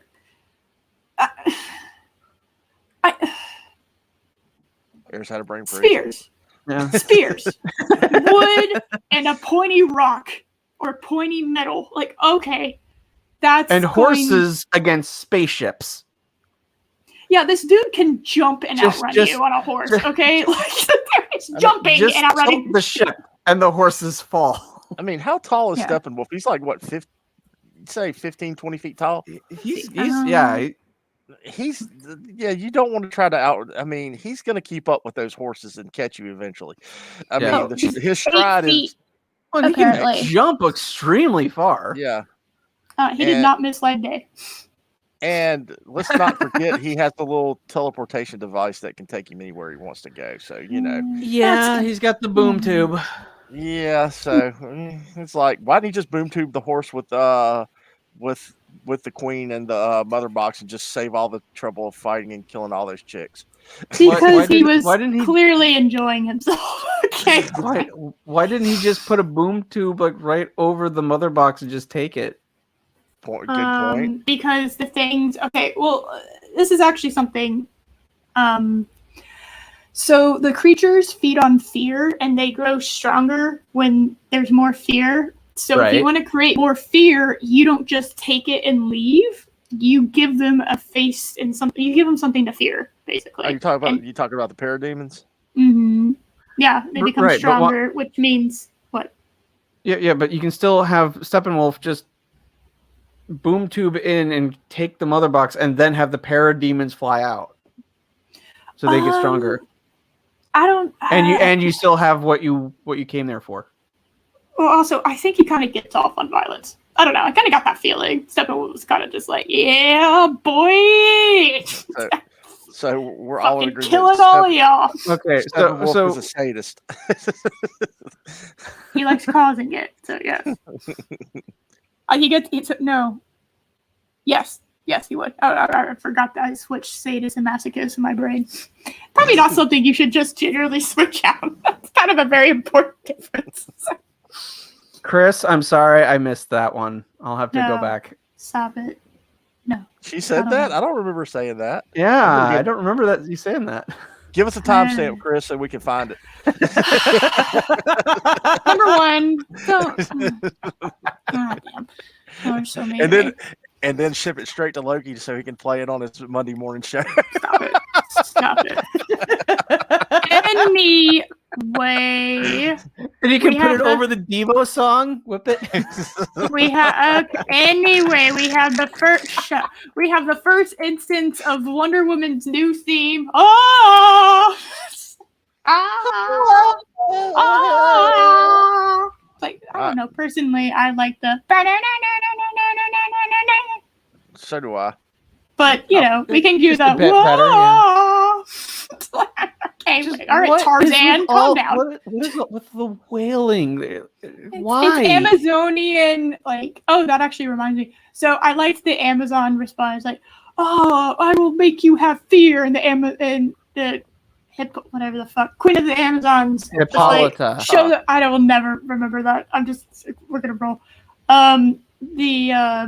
She was just like, "Well, show them fear. We have no fear." And I was like, "All right, yeah." I did like the Amazon fight scene. Before I move on from that, I did like it. I liked it more. because they actually seemed like I don't know. It seemed like it actually was like life or death, and not just oh no. I liked it. No.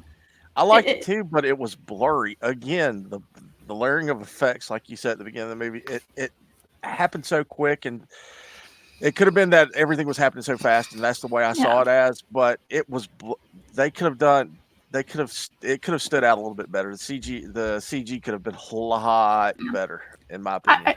I also felt like the Queen actually gave a shit that they all died. Like I didn't, and Whedon's cut, she really didn't seem like she cared. Like that all of those women just sacrificed themselves to try to keep that thing in there. I was like, okay, all right, that's respectable. And then the thing falling into the ocean, I don't think that was in Whedon's cut. Yes, it was. I think it was. Was it? Or, no, I thought he just burst out of the side. I thought it stayed there and he just burst out of the side. Yeah, that's right. I liked that it fell into the ocean and she just sat there. She stood there mourning, and then all of a sudden these things just kept. It's like, nope, we're back, we're here. That didn't do anything. And then like I like the Amazons charging in. That was kind of cool. And the scene before showing the fact that the Amazons like they actually saw what was happening because there's a skylight. So of course they saw what was happening. And that's the reason they went call, because it's not like they have cell phones. Like we can't just like call them up and be like, so yeah, we're in trouble. Could you get your asses over here? Thank you. Bye. I finally figured out why the skylight was there. Why? You have to keep an amazing tan when you're an Amazon. So if you're on guard duty, the sun's got to hit you some way. No. But it's literally just that one spot on the box. They're all in the dark. They trade places though. They get close to it. I'm sure they walk up to it to get into the sunlight. They gotta get all their. Well, yeah, and as the sun goes across the sky, different places of the temple will get lit up. Yeah. Are you telling me that one like? Well. We broke so I'm glad though, that when they were filming it, both times when we were shown the inside of the box, the sun was straight overhead of it. I'm glad that was really convenient. Steppenwolf just has really good dramatic timing. Yeah, he literally wanted a spotlight. So he waited. That's why he waited. We found out why he waited. Wait a minute, Parademons. Nope. It'll be more dramatic if we didn't go at this right moment. Wait for the light. Wait, and go. Yeah, spotlight. It's a spotlight now. All right, we got 2 hours left. The light looks better on my glistening armor as it's moving all the time. We have to hit it bright. I want to look cool, all right? Well, actually, speaking of Steppenwolf, way better. He looks way better. He doesn't look like a rejected Ninja Turtle, that like kind of morphed with, I think, like Loki's helmet. Just like this really weird, like horned, wrinkly, kind of gray looking blob that kind of looks vaguely humanoid. No, he looks way cooler. Actually, I like the new armor he had on. That looked really cool. I was okay with. I mean, overall, I like the redesign. He didn't look quite like a rejected PS2 game villain. Yeah, there you go. That's better. More like a PS4 rejected game villain. Oh my god! But the armor, like, just flexing and stuff was a little weird. Like, why is it doing that? Don't you want armor to be like protecting you?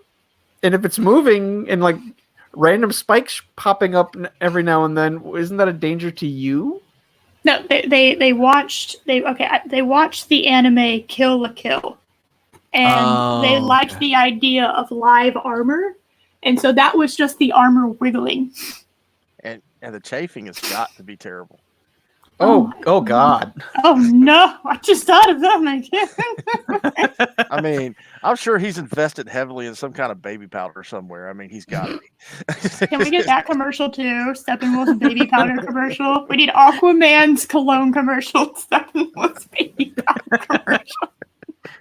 I can picture the design for the baby powder. It's like the suntan lotion with like the dog pulling down the under the bikini, and like someone putting baby powder. Oh man.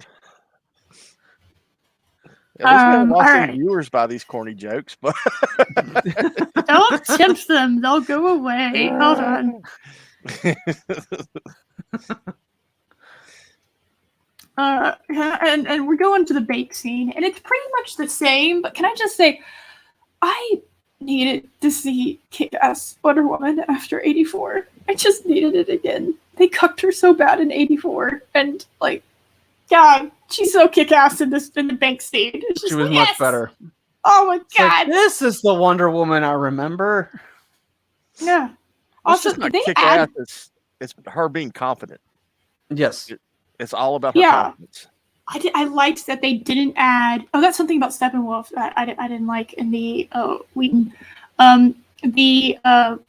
Something they did add that they dropped in this. I say dropped, but like this was the original, and now it's. I'm just gonna say dropped. That they dropped was the subplot, the character subplot for Wonder Woman that she wasn't confident being a leader. Completely dropped that. Thank you. Mm-hmm. I appreciate that. It's been thousands of years old. Like, if she doesn't know how to be a leader by now, I don't know if like she ever could be. But they Yeah. dropped that, and I was very happy. You're afraid to be a leader. No. It's like, okay. I don't like that. Okay, they didn't drop that in this. They also dropped Steppenwolf's mommy issues, which I also appreciated.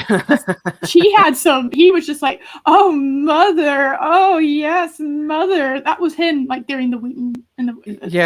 Talking to the mother box like it's his actual mother. Yeah. And like, I must reunite you, I must mommy. please my mother. And it's like, oh, my gosh, what's wrong? It's like, okay. Yeah, no, he's there because Darkseid. Much more sense. Much cleaner. They have his family, and they need, and he's doing this to get out of a debt so that he can have his family. That's probably already dead, if I'm going to be completely honest. Not just that. He's trying to get back into Darkseid's good graces. Yeah. Yes, but it's like he has the family too, which is why I said he's a multi-dimensional character now. He's doing it because they have. They're probably parademons by now. His family. Yeah, no, they're definitely dead. His family's definitely dead. If I know anything about Darkseid, but he thinks 50,000 planets. He has to do another 50,000. Oh my God! I know. Like, so why are you trying to get absolved of the debt when you still have 50,000 more to go? It's like, you still got work cut out, pal. What's the chances he lands on the correct planet for another plot device that Darkseid's looking for? A planet that he was on and forgot the name of, apparently. Yeah. Not the armor that don't look too much like. Yeah, it did. It looked way too much like the Destroyer from Thor. Yeah, you're right. Yeah. There's a lot of comparison between Marvel and DC, some of the Marvel movies and the DC movies in this movie.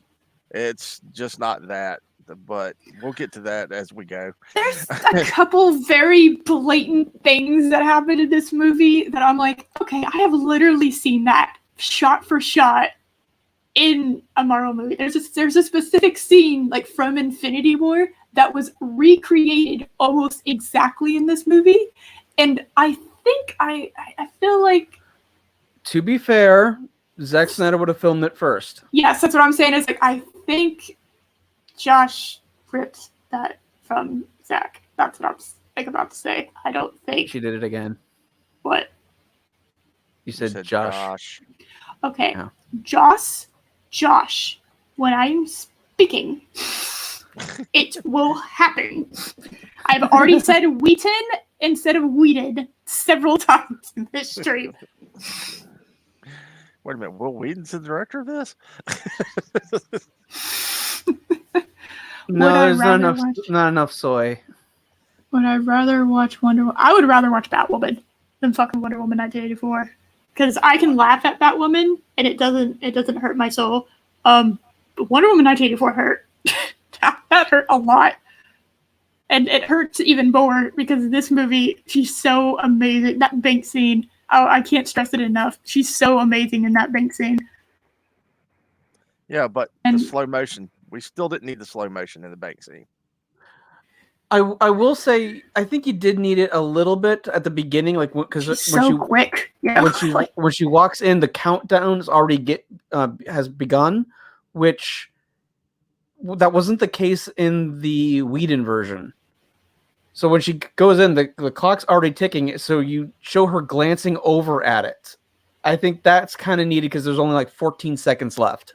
Yeah, but it makes when the Flash shows up, it makes him look less powerful, in my opinion. When they use too much, that's true. That is true. Yes, it makes him a useless character. Really, I mean, because that's his whole spiel as a Speed Force and using it to defy time and speed and all that, and everybody can do it. So, no, not everybody could do it. He's way I like the fact.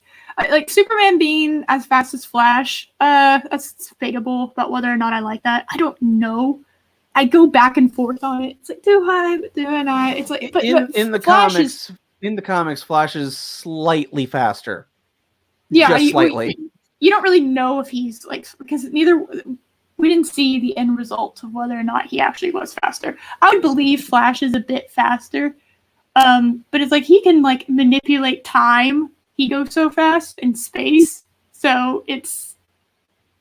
Well, Flash has access to Speed Force where none of those other characters do. So that's what makes him uniquely different. Yes, exactly, and so they really and right. This Wally movie West is powered by the Speed Force, but Barry Allen can access it. Yes, Barry has made the Speed Force his bitch. Basically, yes. Yep. And in this movie, we have Wally Allen or Barry West. Yeah, I'm gonna get to that here in a little bit. When we get to him, and I'll start it off. I guess just go ahead and say it. Ezra Miller is playing Wally West, but they're calling him Barry Allen. That is without doubt. That is 110% what's happening because I grew up watching Wally West, and all I saw this whole movie was Wally West, and I don't know Barry Allen at all as a character, but I didn't feel like I wasn't watching Wally West be Flash at any point in this movie. So I don't. Who was it the other day on the the two live streams that when I said that Grant Gustin should have been? Was it you, Eris, that said? Or I forgot who it was that I said Grant Gustin should have been the Flash, and somebody said that. Something about Flash bringing Grant Gustin in, Grant Gustin taking his place. I don't remember who exactly it was. I may be crediting you wrong. That might be Loki. I think Loki said that because he said something. He said something similar to me before. Yeah, or I think even on a live stream. So, but I mean, Grant Gustin's Flash. Ezra Miller's trash. I mean, he is what he's playing Wally West, and I mean. That they should have just gone ahead and done that. If they needed a wisecracker in the movie, they should have just called him Wally West and then brought Barry Allen in later. If they're going to do a crisis type storyline later or a Flashpoint,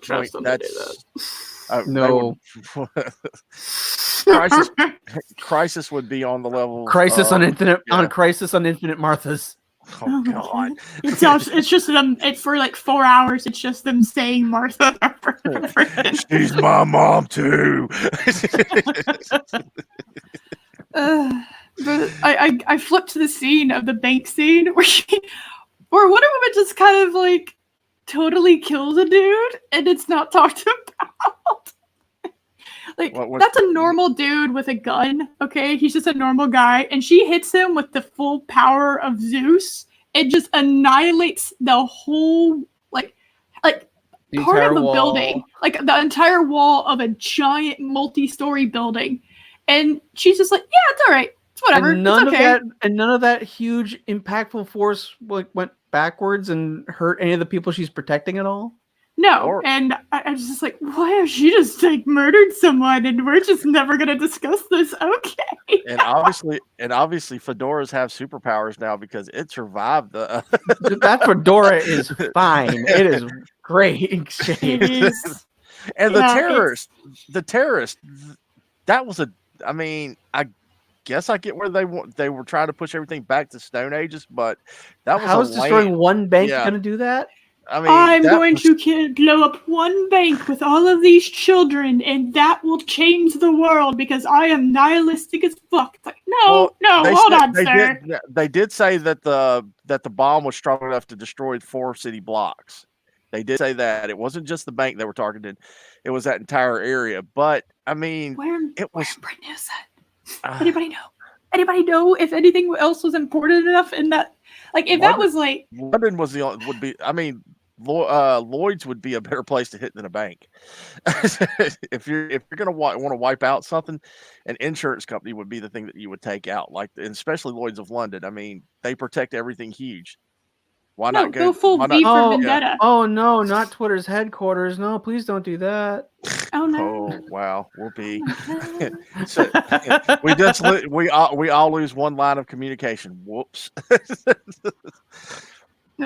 And by the way, this everyone we're being critical of this movie because we're critiquing the thing, but like I did enjoy watching this.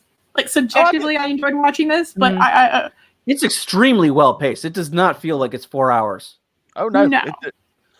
I felt it sat like a 2-hour movie.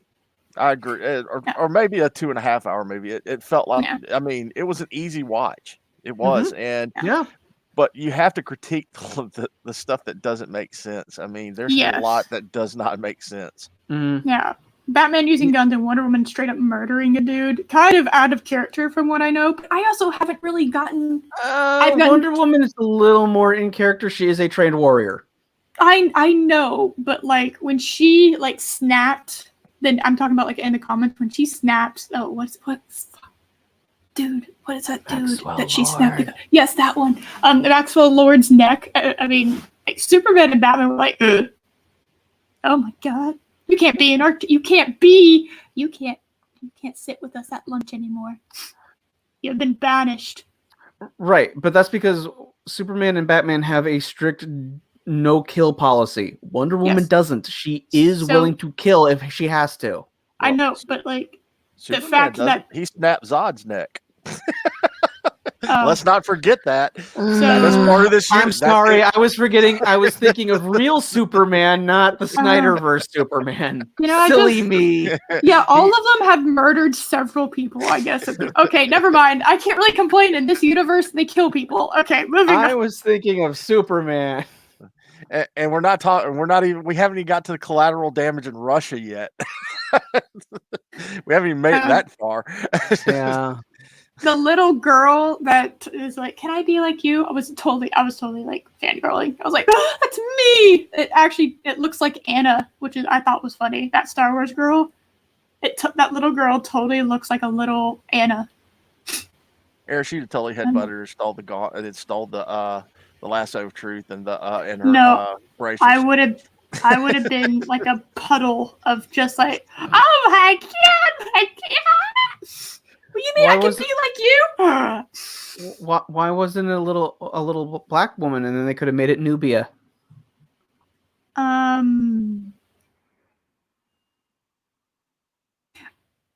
Good answer. Oh, I'm sorry. So the whole scene with the fucking thing and the thing comes now.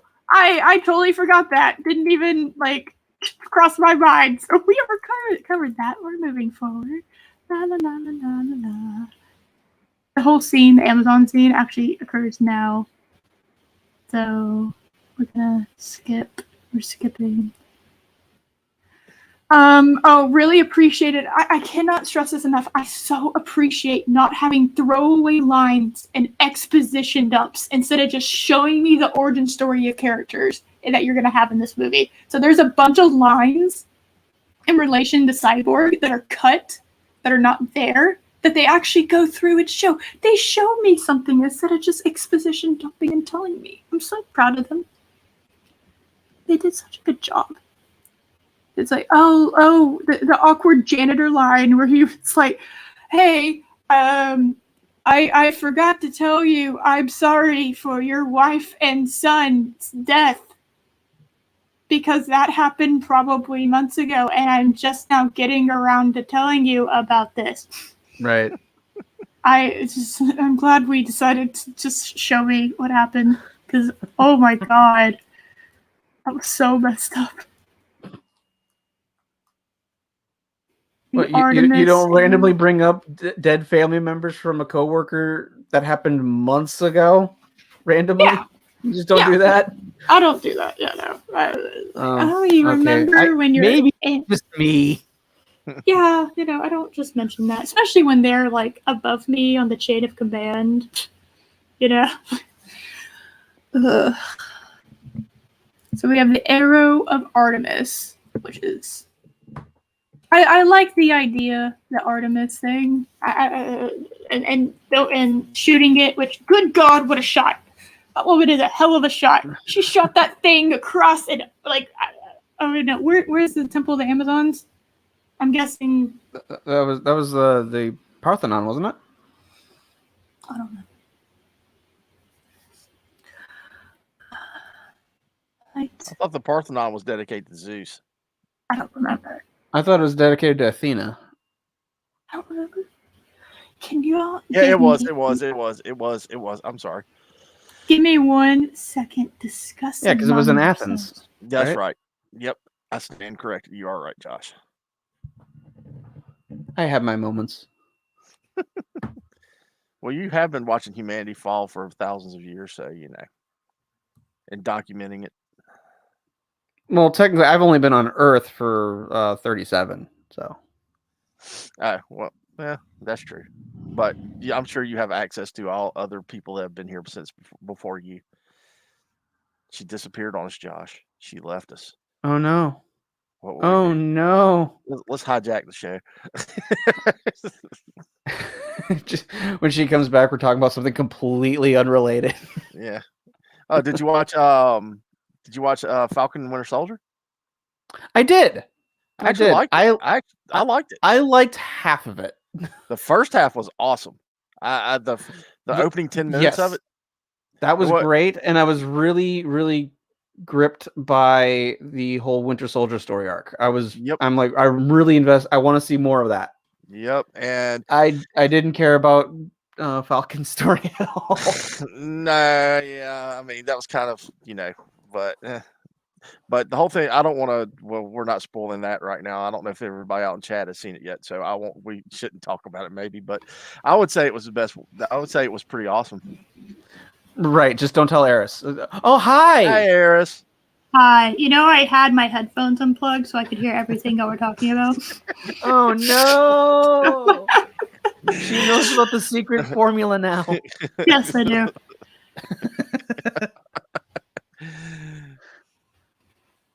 All right.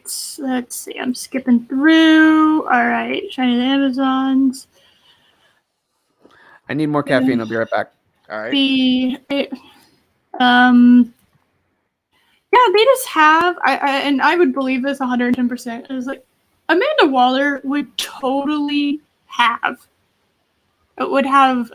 Star Labs grab onto that Kryptonian ship. Like 110%. I believe that 1000%. Well, or if she hadn't personally taken it herself. I mean, that's I mean, getting to bringing Amanda Waller into it would have been even darker. That would have made the show even darker, in my opinion, as far as how brutal it could be. Yeah. I like that character. That's one she's one of the characters I like and dislike at the same time. She's hated and liked because of what she does. That's why I like. That's why I like her. That's why I don't like her. Exactly. She was probably the best part of Suicide Squad. Was Amanda? I forget what the name. I think is that Angela Davis? Is that her name? Angela Davis. I never saw Suicide Squad. I never watched it because I'm not a big. They totally miscast. They totally miscast a lot of people in that shit on that movie. It's not Angela Davis. That's a politician. What is her name? Amanda. It would help if I could spell things. Waller. Viola Davis. Why the fuck did I say it? What did I? Okay, Viola Davis. Yes, Viola Davis absolutely nailed her the character. Absolutely, just perfect casting. Mm-hmm. Sometimes they get it right, and then you get Will Smith playing Deadshot. Total miscast. Some kind of Suicide Squad. Cringe. Stop it. No.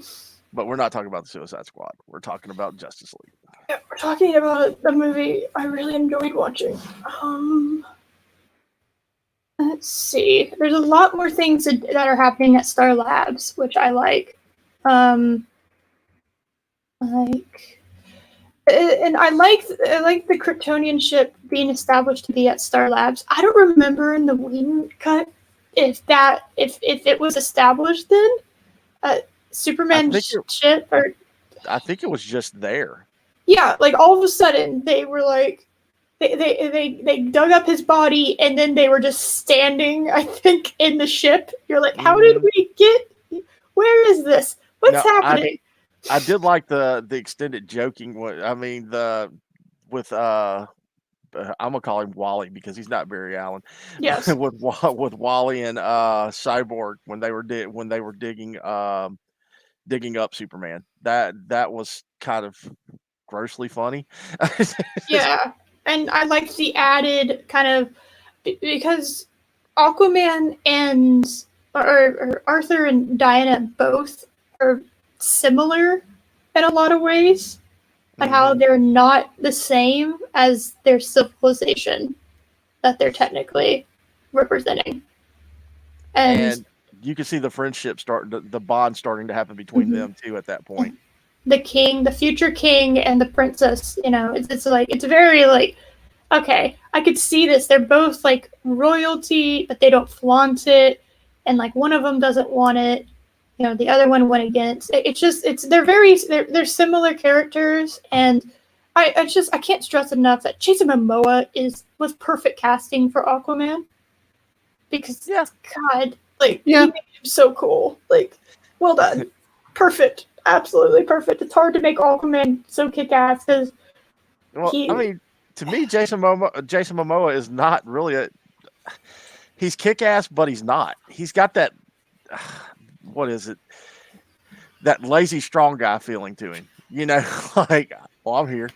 No, like he's not just like he was that way in Stargate. That's why I like him.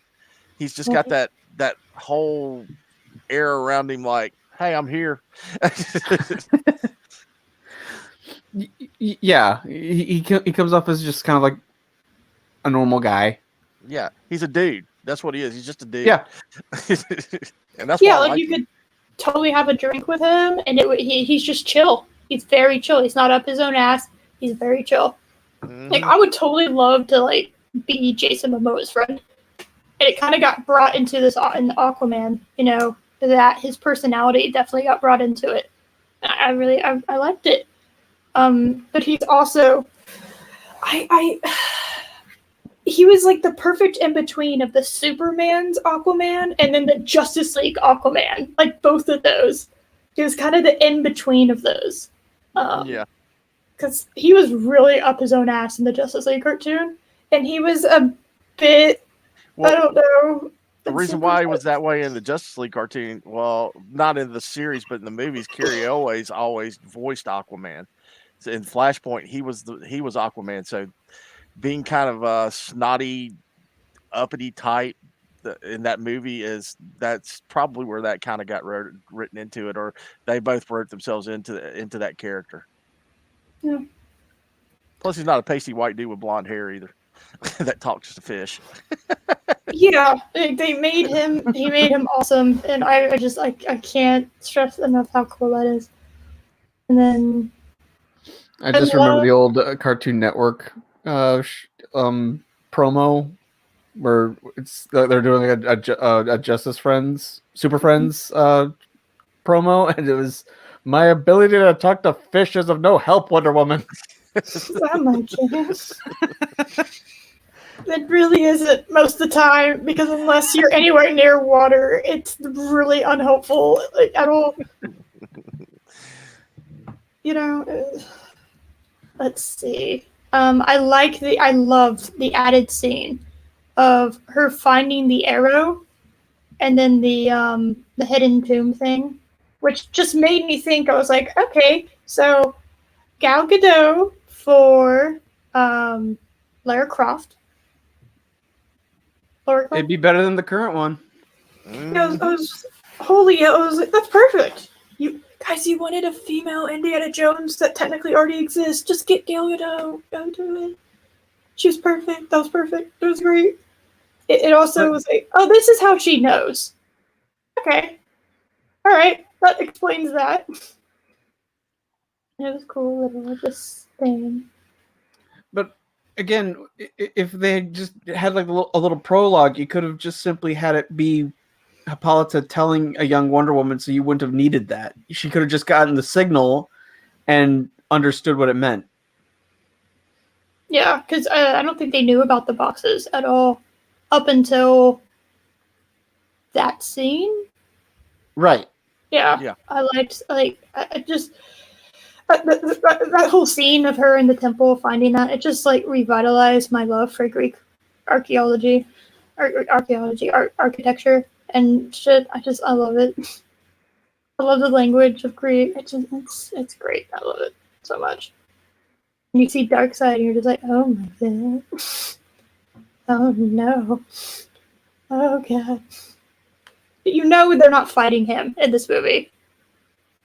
Because the shit they would have had to do in order to fight Darkseid was just too much. No way you could have fit that in this movie. Well, I mean, and we got kind of gypped on Darkseid too a little bit. I mean, you only get the ones. Well, I might be skipping too far ahead with the Omega beams. Mm-hmm. I mean, that's what I would have wanted to see is Darkseid just popping people left and right with the Omega beams. Yes, I wanted to see that. Wait, why not just have, instead of having Wonder Woman kill Steppenwolf, have him get thrown back in, and then because of his failure, he zaps him with the Omega beams? That would have been so much more satisfying for me. Oh yeah.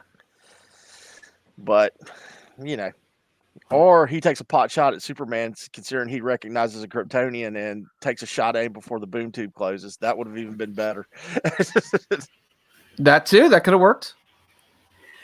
But I'm jumping way ahead. Way too far. No, ahead. You're fine. It's all right. We knew this was going to happen. I gotta say, have you seen our show? We go a while.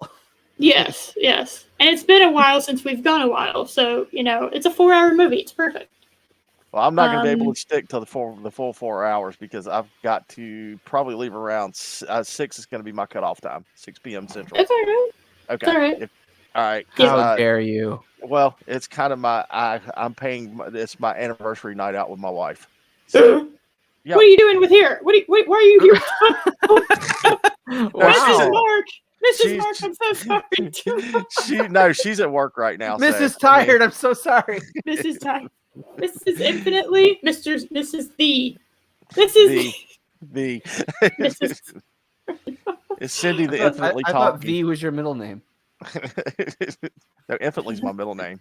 The infinitely is my middle name. He has two middle names. He's one of those people. Or is your name Mark the middle name infinitely, last name Tired? There you go. We'll go with that. Okay. All right. Yep, I've survived 26 years with a redhead, so I'm doing something right. Oh my god! Wow. Yeah. Do you want me to applaud you for having a wife with a certain color of hair, or do you want me to applaud you for no, I don't want to applaud. Years of marriage? Oh my god, you got a redhead, well done. Oh my god, Mark. Yeah. Oh my god, Mark, it's so wonderful that it's your anniversary. And I just want to say congratulations. Like, oh my god, it's so precious. Yay. And I got Evil Brie no less too. Yeah. You got Soy, Eris, and Evil Brie. Aren't you special? Oh gosh. I mean, I have 2 on here. I could have gone with this one. That's high. That looks like tripping Brie. She's very drunk on her own self-worth of what she thinks her self-worth is. It looks like she's smelling her own farts. It's a wonderful like frame someone took of when she was on Kimmel. It's like, oh, what a perfect shot. Oh goodness. Anyway, go ahead and move on to the really horrific. God, this song. The song that plays when Aquaman saves that dude at the bar and then goes out to the ocean is so atrocious that I was cringing. Yeah. Like spaz cringing because it hurt so bad to hear that for as long as it happened for. I'm trying to see when it starts. It's on here. All right.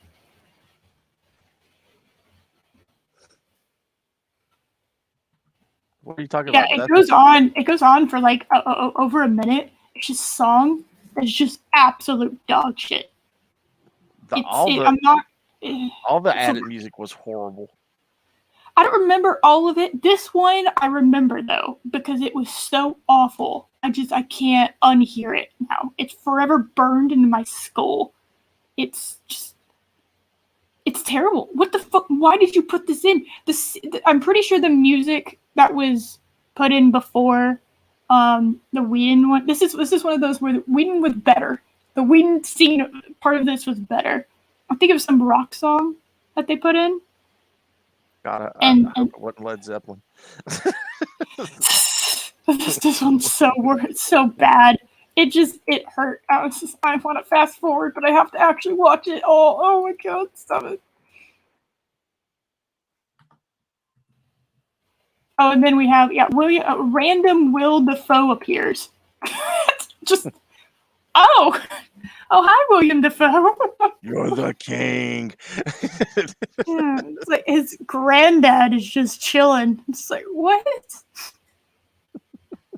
Okay. No, another thing, why didn't they make the trident golden like it is in the comics? Mm-hmm. I mean that's the symbol. I mean because that wasn't his real trident. That was his grandfather's trident. Was it his mother's trident or was it his grandfather? Was it his mom's? I think is what he said. Okay. But his real trident that he gets at the end of Aquaman is gold. Yeah, that's Poseidon's trident, isn't it? Why? Okay, yeah, that's gold. Why didn't they just? Did Aquaman happen after this or before this? Yes, Aquaman happens after this. Okay. Yeah, they set it up a little. Actually, set it up better in this movie than they did in Justice League. But yeah, I think Aquaman happens after this. Okay. Because Mira's still just like, hey, bitch, come home. What are you doing? Like, dude. Your brother is trying to have a war with these other with the people on the land. I don't know if you've noticed, but they kind of outnumber us. Can you come home and like do something about this? And he just like, nah, man, it's just whatever. It's not my problem. It literally is. And by Aquaman, he becomes the rightful king. So his brother's still king, as far as this movie goes. So. Anyway, I got that stupid song in my head now, and I don't. Mad. Wonderful. La la la la la la la. Like the shirtless Jason Momoa. La la la. By the way, the best comic movie that Willem Dafoe's ever been in is Red. If you hadn't seen it, watch it. Red is good. Red 2 is also good. Mm-hmm. Come to my chat and say Roll Tide. How dare you?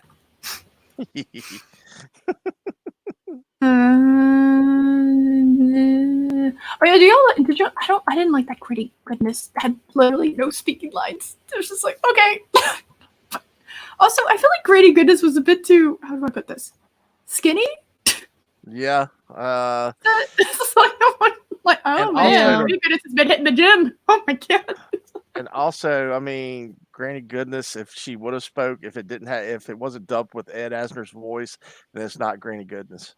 I know, and I know somebody else said it in either Loki's or the Valkyries chat about that, but I mean it's true. I mean it's got to be a man's voice for granny goodness.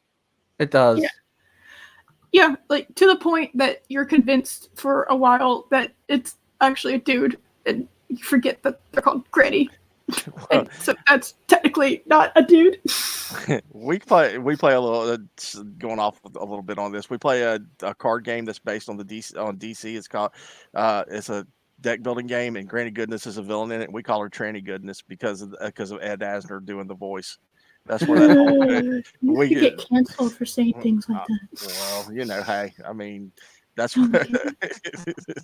I mean, you're not wrong.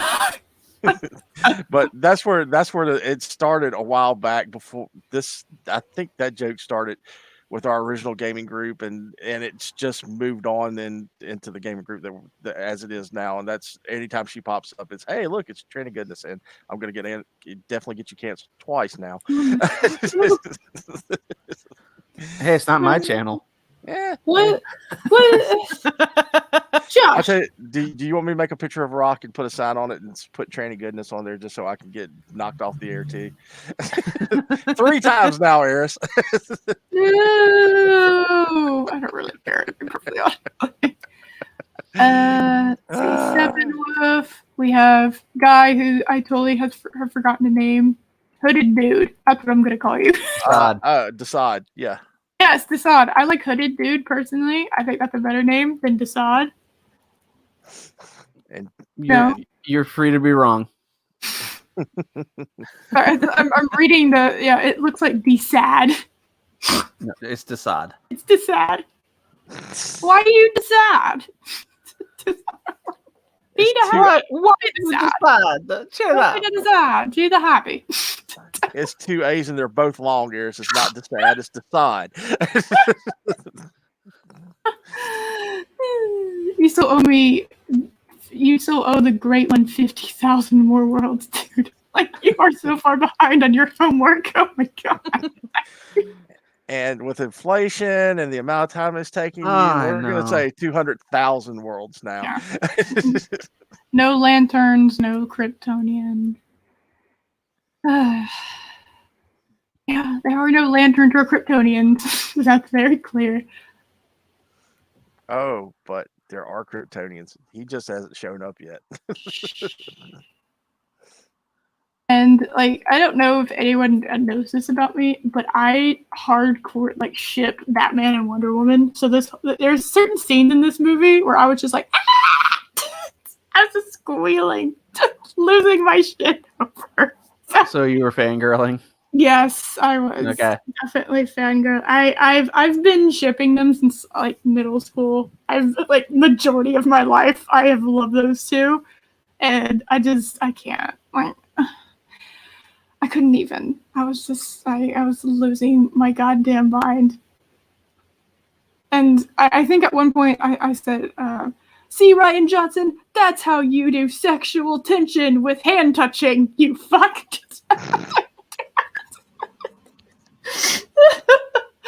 Oh, fucking Raylo's over there oh look, they touched fingers. Oh my god, it's so hot. Oh my god, they're in love. It's oh, fucking amateurs. We're revoking your shipping license. Bunch of amateurs. Ryan Johnson just made it creepy is all he did.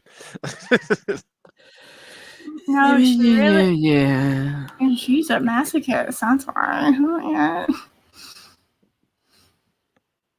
I like the battle scene. That was cool. Let's see. Yeah, the old gods battle scene. I don't know. I don't really. Would it have been better if it was? Would it have been better if it was at the beginning? I'm with Josh. It would have been better as a prologue.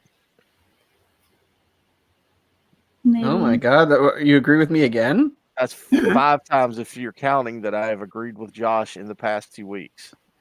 And thus, okay? And thus the third seal was broken.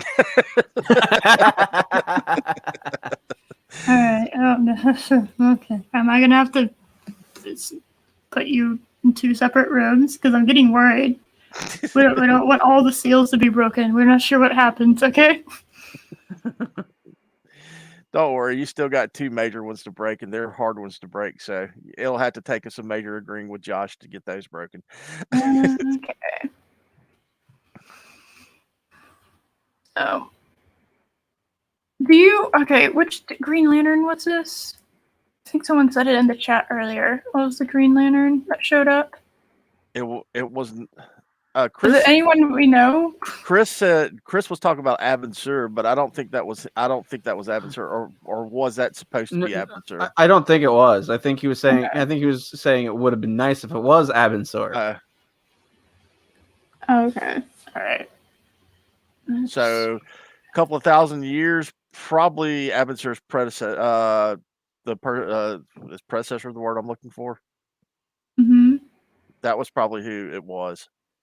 Or if he was even Earth's guardian, it might have been somebody that was sent by the from the Lantern Corps out to defend Earth. Earth may not have had a Green Lantern at that time. Yeah, I don't know.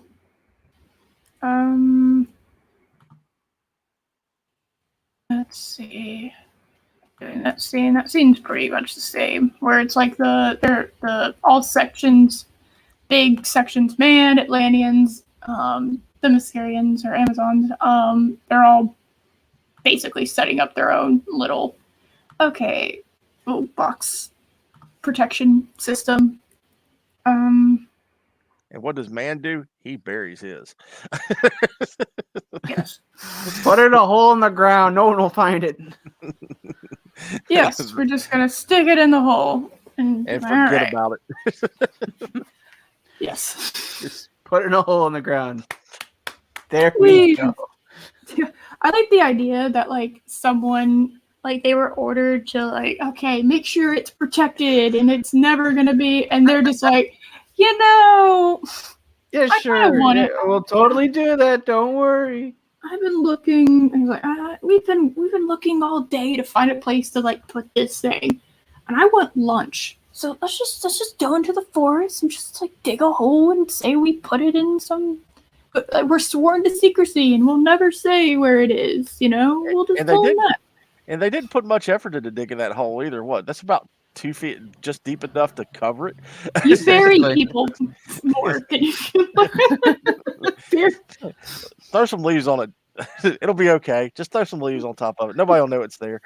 Yeah, exactly. First rainstorm will just wash it out, but whatever. Oh my god. I like the extra scene with Flash. That was good. The scene with Flash. Which one? The one in the diner? When he's doing the job interview in the pet shop. I have mixed feelings on it. I don't know. I think it expanded his character a bit. I'm gonna shock you, but I'm gonna agree with Josh again. Stop it. And there's another seal broken. Nah, it's just cracked. There's certain. Oh god. There's certain details I really liked. I liked that it just he blew through his shoes. That was absolutely cool. Annihilated them. But then it doesn't explain how he got the materials to build his own suit. That is a whole different problem that I haven't. Well, I mean, when Batman and Alfred were talking about him and when they were recruiting, he stealing stuff at one point, or what? I mean, they caught it, or was it just him using his power on camera that they caught him? It was just him using his power. There was a mugging happening at a convenience store, and they just pushed the guy, right? That's what he said? Yeah. I it's just that he may have. I mean, if he's that poor, destitute, how did he have that setup that he had? Yeah, he's got a better setup than I do. Yep. Yeah, how many fucking TVs did that guy have? 20? I mean, he had a poor man's bat cave is what he had, basically. And he didn't have a job. And he's trying to get a job as a dog walker. Please. But getting back to that scene, was that supposed to be Iris? Yes, that's it was. I gave too. Okay. Yeah. She's cuter than the one that's on TV. Yeah, I'll give you that. Yeah. And she didn't look as bitchy as the one on TV. Yeah, she didn't give me bitch vibes. She kind of gave me what girl next door vibes. I think is kind of what it seemed like. Which, you know. But again, he's too jokey to be Barry Allen. Barry Allen's a serious guy. He is 1000% Wally West, and they're just calling him Barry Allen. That's it. That's the conclusion I have come to. Well, Barry would have pulled her out of the car to begin with. He wouldn't have done all that grabbing the hot dog and all that. Oh God, I hated that. Yeah, for the dogs and all that other shit. It was just like, okay. This is where you're getting a rip on Quicksilver. That Oh, totally. Yeah, but how else are you supposed to represent a speedster? Yeah, in a way, it was bound to happen.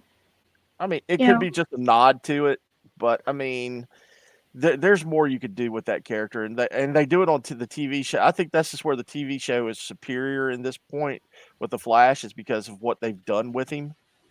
Even though he's cucked, but they've done a lot more with him, and expanding his power. But I know we're getting a Flash that's new to the game, but he's had his power long enough to where he could do different things besides grab hot dogs and slow down time enough to grab hot dogs for dogs. And he's had enough time to understand what his powers can do and has constructed a suit to be able to withstand his abilities.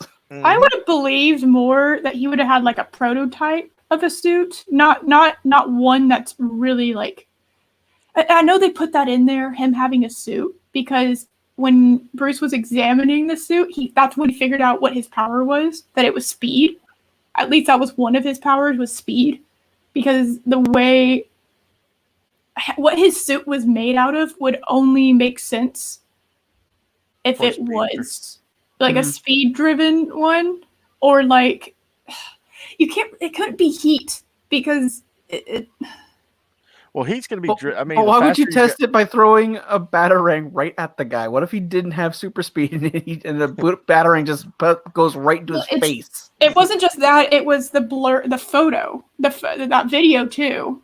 It was like, I think it's speed. He wasn't 110% sure. He tested it. That would actually, if he hadn't moved like that and he hadn't had speed, that would be a Heishi moment. Boom! Oh shit! Gotta go. Be like Red Dead Redemption, where suddenly some random person suddenly goes, "Hey, I saw that! I'm gonna go tell the sheriff." No, you're not. Pow! What I'm saying is, like, I understand why they had that initially. Batman still could have figured that out with the video itself. But I think they should have had a prototype, like an outfit, kind of like when Spider-Man just started going out. Like a piece together outfit. Yeah, exactly. Right. And then Batman created the new outfit, with his money, because there's no way he should have been able to before. I don't know. It looked like a hacker setup. Did anyone else get those vibes? Yeah, hacker setup. So, which a speedster would need, right? I'm confused. Why would a speedster need a kind of this setup? Unless he has severe ADHD. Yeah, maybe. And which I think would only wouldn't 20 TVs only exasperate it? I would think so, yeah. So. It would just make it like, yeah. Like I said, it was a poor man's Batcave. It looked like a rip on the Batcave from the first Batman movie, with all the monsters put together and on top of each other and clustered. The whole cluster just looked like something out of that. Yeah. Mm-hmm. I did like the parademons interrogating the Atlanteans, and that's how they found out where it was, because the box wasn't awake yet, so they couldn't find it. And they had to smell it. They had to sniff it out. Yeah, and they were trying to figure out where it was, and they couldn't. And so I like the fact that they interrogated him, because in the Whedon cut, it was just like, "Hello, how goes things? I am here. We know you have this box for some reason. Oh, I am here. Ta-da!" And it's just like, how did you've been struggling? What? Okay. I think Maybe. Oh, we did kind of skip over. We skipped over the fact that the Russian family bullshit is gone. Thank you. That was so awful. Such an awful part, unnecessary part of the Justice League theatrical cut.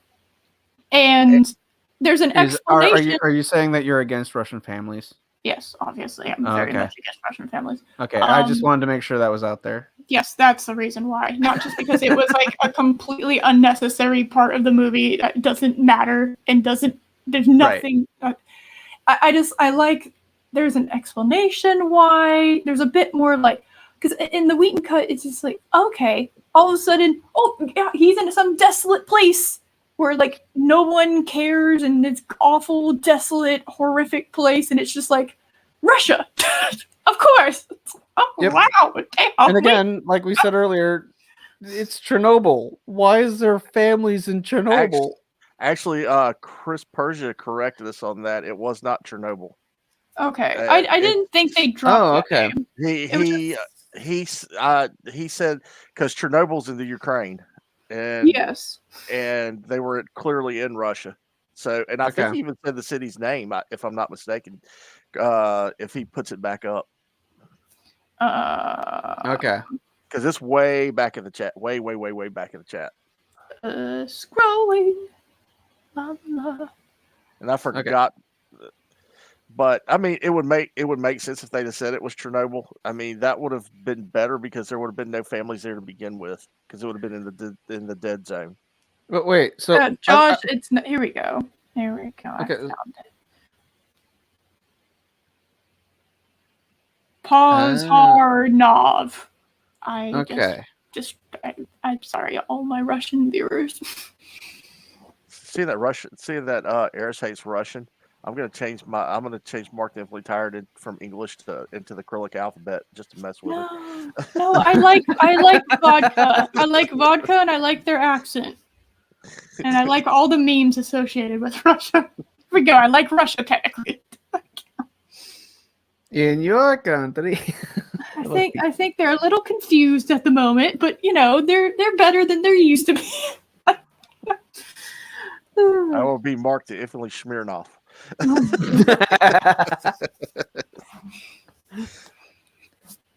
Yes, thank you, Chris. Always on top of things. And now he is promoted to the rank of admiral for pulling that one up. You're running behind Eris. Rude. Oh, and then the whole Ray Fisher had every right to be angry because the whole scene, multiple scenes, the whole sequence of his origin story was cut from the week cut. I actually care about Cyborg now. I really didn't. He didn't really have much of a character in Wheaton's Justice League, and now he does. It's fully fleshed out. It's amazing. They humanized him a lot more. Mm-hmm. Yeah.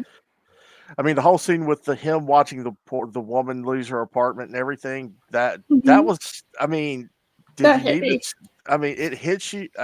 It's one of those ones, did you need the scene? But it works out in his origin and the way his heart works.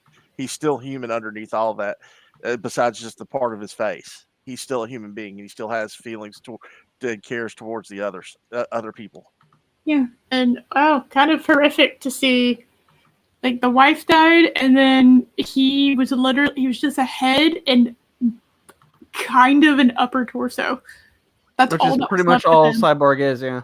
Yeah, it was pretty horrific to actually just see that. You're just like, oh my god, yeah. Holy shit! I didn't think they were gonna go that far, but they did. They went all the way with that. You know, and the fact that he's from Gotham City, which is something I think a lot of people forget about. That he's Gotham. Gotham's his home. So, we had good mom. We eventually had good dad. There were good dads in this movie, guys. Yep. Oh my god. Yeah, we did. We didn't have Hollywood's daddy issues. I'm very proud of it. You know, he really did. They really did. I think humanizing him is the best way to put it, because he was very robotic during basically the whole theatrical cut. The only complaint I have about Cyborg is they could have done his movements a lot better. they didn't. I don't think the CG. I'm sorry. No, the CG. No, Josh just got me. I'm sorry. Oh, I just saw that too. That's amazing. Oh my god. Oh goodness. But I mean, they could have done a better. The mocap wasn't. It didn't look. He didn't look fluid enough. It was the added scenes that he didn't look very fluid in. You see, I disagree. I think he wasn't jerky enough. It wasn't, it felt like he's just the guy clearly still has his body. It's just been motion captured and CGI'd over, as opposed to he's moving like a robot now. See, I thought he looked like it was blocky moving to me, and it was the added scenes that I thought, because the way the part where he and Wonder Woman have their talk, and he turns around and walks away, it looked kind of it looked robotic. It didn't look fluid. And by that time, I mean, he should have not complete control, but enough for but where he can actually pass as a human if he were walking, in my opinion. That's just me, though. Well, I mean, the scene with Wonder Woman is doesn't have the hood on that he was wearing in the Whedon cut. He's just out. He's out and proud, guys. And I don't know. I like the smoother look from the Teen Titans cartoon with him. I like the smoother look, and so it looked very clunky. But I also think they did that because if they would have given him a smoother look, people would have been making comparisons to Iron Man's suit. So they kind of gave him more mechanical kind of parts. I think that's the way to put that. And I have mixed feelings. I don't even think Cyborg should be in the movie because he's not a Justice League. I'm sorry, Josh. Is he human occurring? Look at Josh's avatar. Josh. I'm a bad influence. See, this is why me and Josh should not be on the same show. Yeah, he's really not human, is he? Guys. Did she just realize? Children, behave yourselves.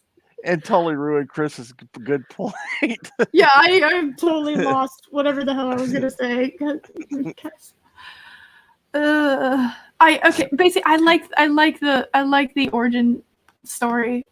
I like it. I like having that because I care now about him, and I always appreciate when they actually make me care.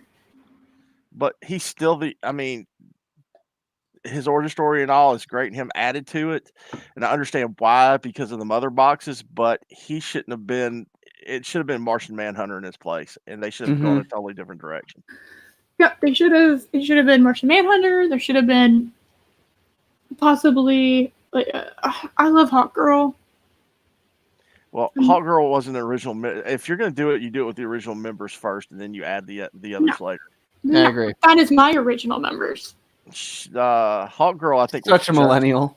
That's my original members. So. Justice Society, or was that Hawkman? I don't remember. Like I said, my DC knowledge is not as great as my Marvel knowledge is. That's comic yes. I think she was Justice Society before she was Justice League. Well, it was Hawkman in the Justice Society, and then they added Hawk Girl later in the books. Okay. And they have a very, very complicated history. Oh yeah. I do know that it gets complicated. Who's who and what, and who's Hawk Girl at one point, and she changes over to a different Hawk Girl and all that. So. Yeah, there have been several different Hawkmen and Hawk Girls. Anyway, she should have been in it. There you go. There's my TED Talk. Let's see. You just want to see her use the nth mace to knock somebody's head off. That's what you want to see. Why? I know why would we not? She's a kick-ass. Do you not like badass women? Yes, I like badass women. I'm not saying that I don't, but yeah. Now you're defensive. Okay. Give me Black. I'll take Black Canary over her then. Huh. Let's see. Well, apparently she wasn't Black Canary in the stupid Birds of Prey movie. That's not wrong. Stop it. We're talking about the real Black Canary. We're not talking about that crap. Yeah, we're not talking about the Hot Topic version. Because I mean, I'll take Huntress. No, we're that's not that happening. We're not. Yeah, and Chris, the New 52 is hardcore in this. You're right. I mean, stop it. No, I don't like it. New 52, very few good things, mostly bad things. The New 52 was so successful that they rebooted it 10 years later. That peak of success when you reboot it after a decade. So. Yeah, because I really, really don't like the New 52 versions of these characters. Yeah, okay. Also, I don't know about y'all. Did y'all feel like Cyborg, even though I did like his origin story, I liked that add-on, he felt kind of OP a bit? Like, when it comes to technology and shit, like, he could take over the world in an instant. That's pretty close to his power level in the comics. Yeah. Is it? Like, I don't know. Maybe I just have it. I don't know. Maybe it's just... Yeah, like, he can hack, like, any computer. Given enough time, he can hack any computer. I felt it felt almost borderline OP, but I also need to see him doing more. This is an issue DC has with their characters. They are all very powerful. Yeah. So you need to have threats capable of challenging them.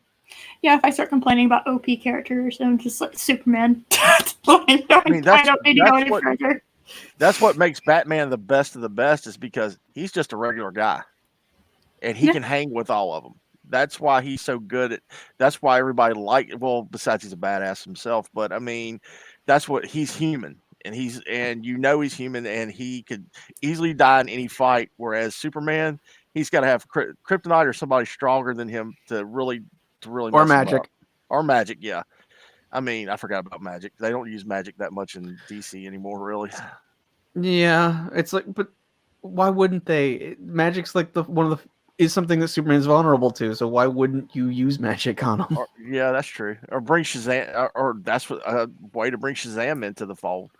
Oh, you mean Captain Marvel? Totally forgot about Shazam. Oh my god. You mean Captain Marvel?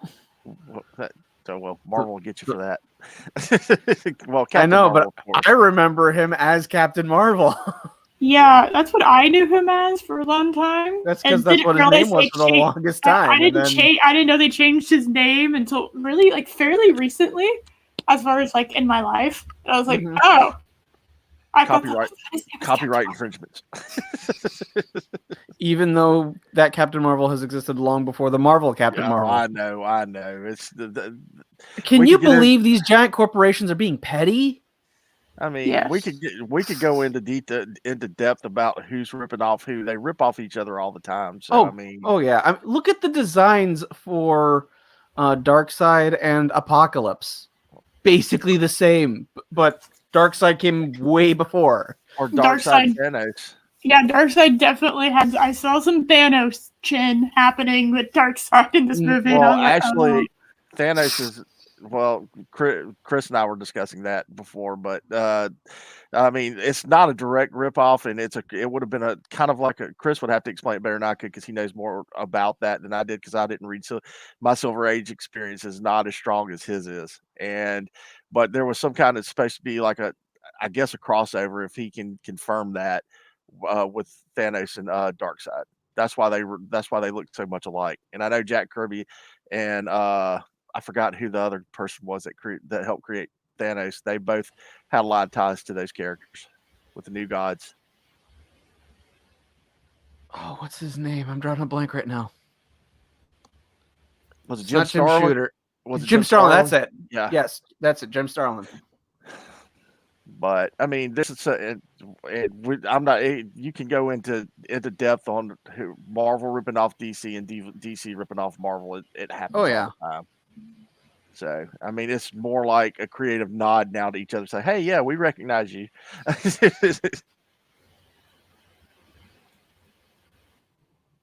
And that damn picture's got to change, Josh. Project Smirnoff. I have them covered up. I'm skimming through the movie, trying to Actually, get to the next part, and I have them covered up. Project Smirnoff. All right, there. Ah, that was still funny. Leave it up. I like the scene where I like. God, okay, I'm gonna have to cover Josh again. I like the scene where Chris she was just being. explained it. What? I'm sorry. I jumped in on you when you were fixing to go off. Oh, fuck, I dare you. All right, Kirby created the new God DC, didn't allow him to finish the story, so he switched to Marvel and created Eternals to finish off the story. Oh, okay. Got you. I gotcha. I like the scene where Diana was being taught. I offered to do tea. I liked that.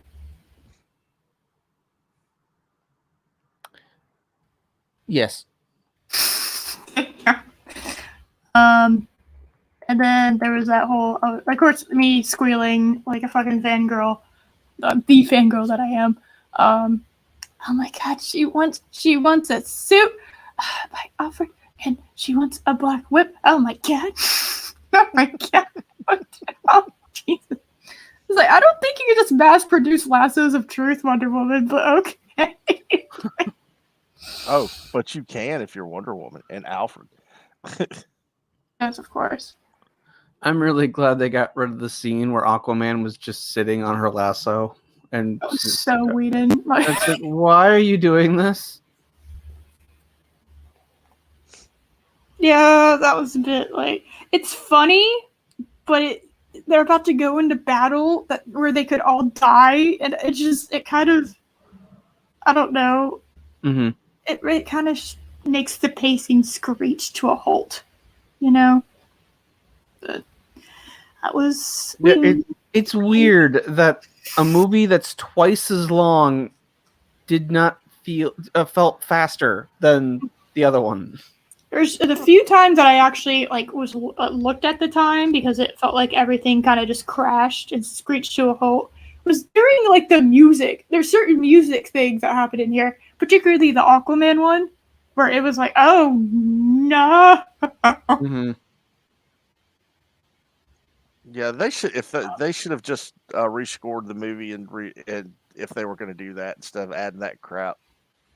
Yeah, you mean like throwing in the Superman theme song while he's beating the shit out of Flash? Yeah, that's so heroic. Actually, that's hilarious. I didn't notice that.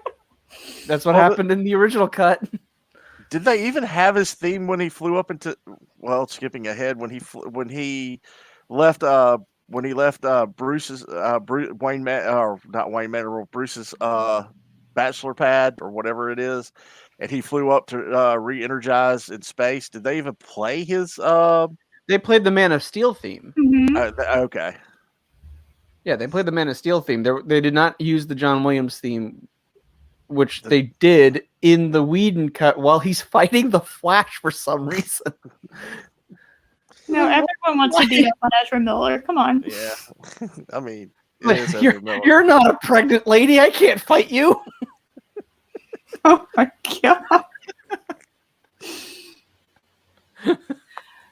Did like that they kept the scene when they're all jumping on Superman and Flash goes around and when the eyeball moves back. That worked. I love that. Still works. One of my favorite scenes.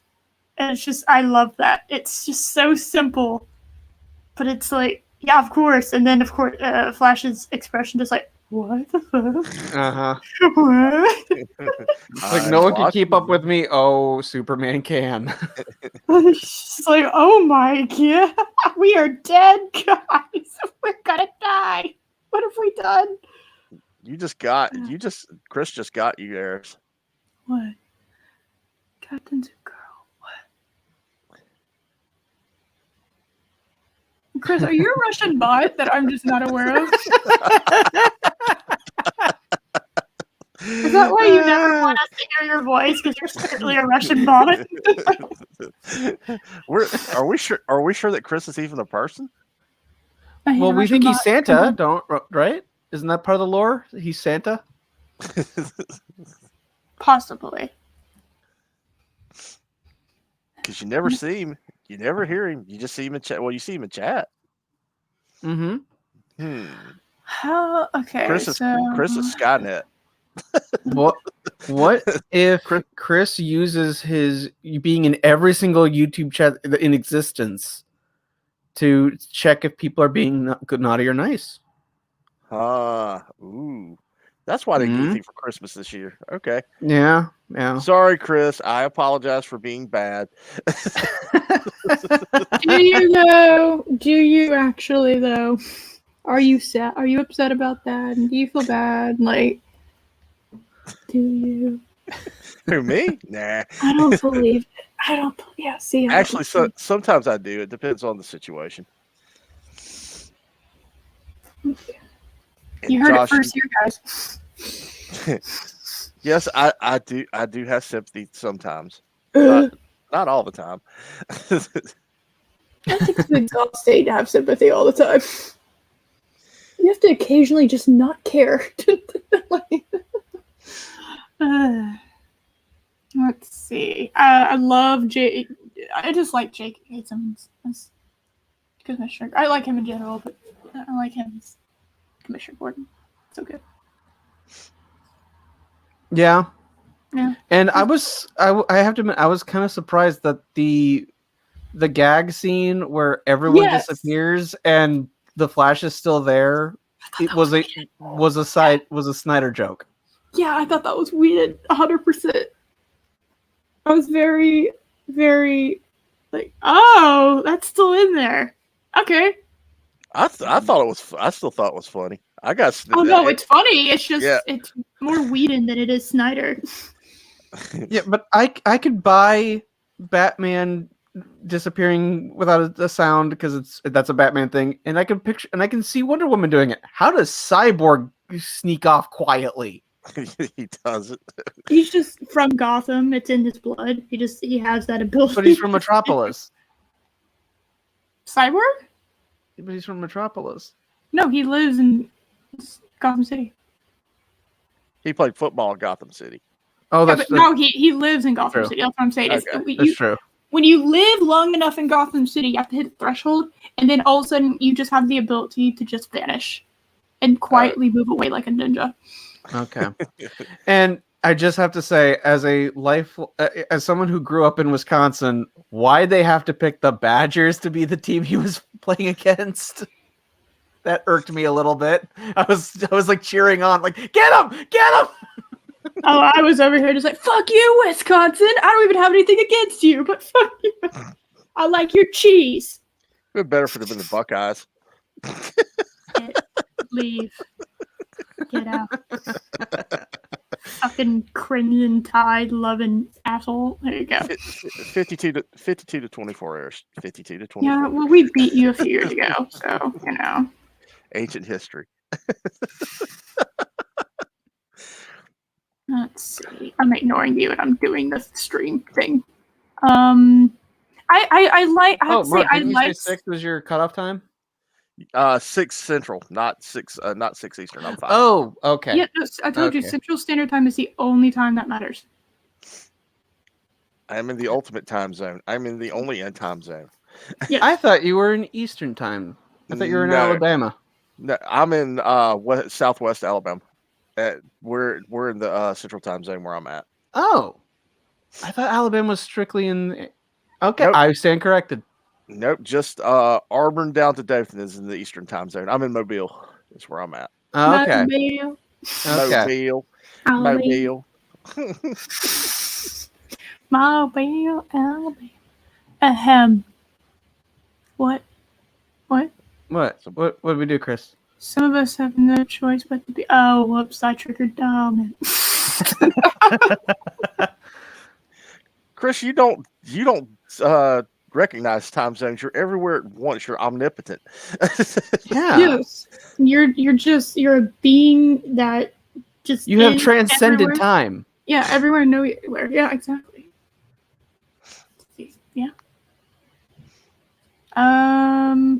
La la la la la. Going through Aquaman fight scene where I am again forced to acknowledge how great Amber Heard is as Mira, and it's very frustrating.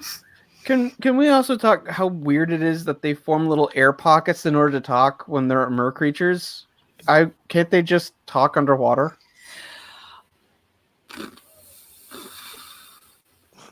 They just have to use the whale language is what they'd have to use.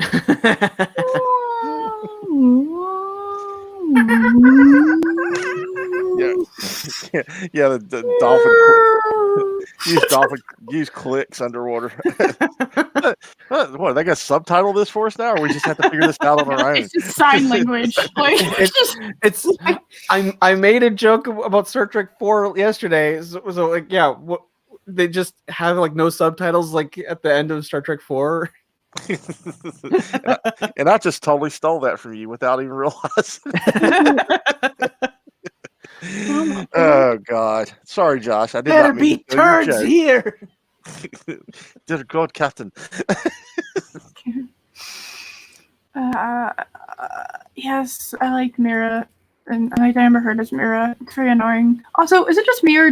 Is her hair not even close to being anywhere near as red as it was in Aquaman? It wasn't. It was. No, but like you said, that happened later. Yeah, but did her hair evolve to being like insanely red? The makeup changed. That's what happened. It washed off. Oh! I figured out. When you're underwater, you just have a blue filter. That's what happened. Yeah. There's just a blue filter, and they were out in like the sun and whatnot, and that was daylight light. That has a different effect. Oh, Chris has an interesting theory about the air pockets. Add a level of secrecy because most Atlanteans can't be out of water, hence the aqua suits. Oh, you're right. That's a fair point. Yeah, I didn't see all of them use air pockets in order to talk. So, yeah, you're right.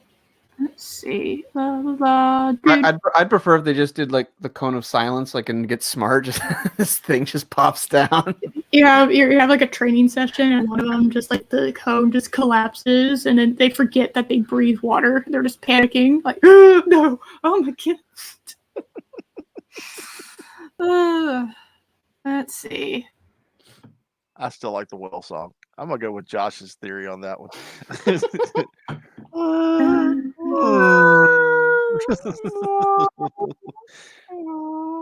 Did he just tell me to go to hell? Question: did y'all like the parts portion? Like when it would cut to a different part? I did. It gave me a good chance to get a snack or a pee break or something like that. Yep. I wish they would have just separated it into 6 parts and released it as a mini series that you could just binge watch. Because but then they would have been like some of them would have been like 20 minutes. Yeah, well, that's what I'm saying is I don't like that they did that because it broke it up for me. Marvel can get away with it. Why can't DC? I don't like that Marvel does it. So like, I don't think that DC can get away with it either because I don't like it when Marvel does it. I was fine with the chapter breaks. It made me very, I don't know. I want to be immersed in what I'm watching, and it just threw me out of it every single time. I was just stop. No, because for me they usually came when it was like my drink was running out, or I wanted to get a new snack, or I just need to get up and stretch my legs. Like they happened like at those perfect moments for me, so I didn't have an issue with it. Speaking of drink, I'll be right back.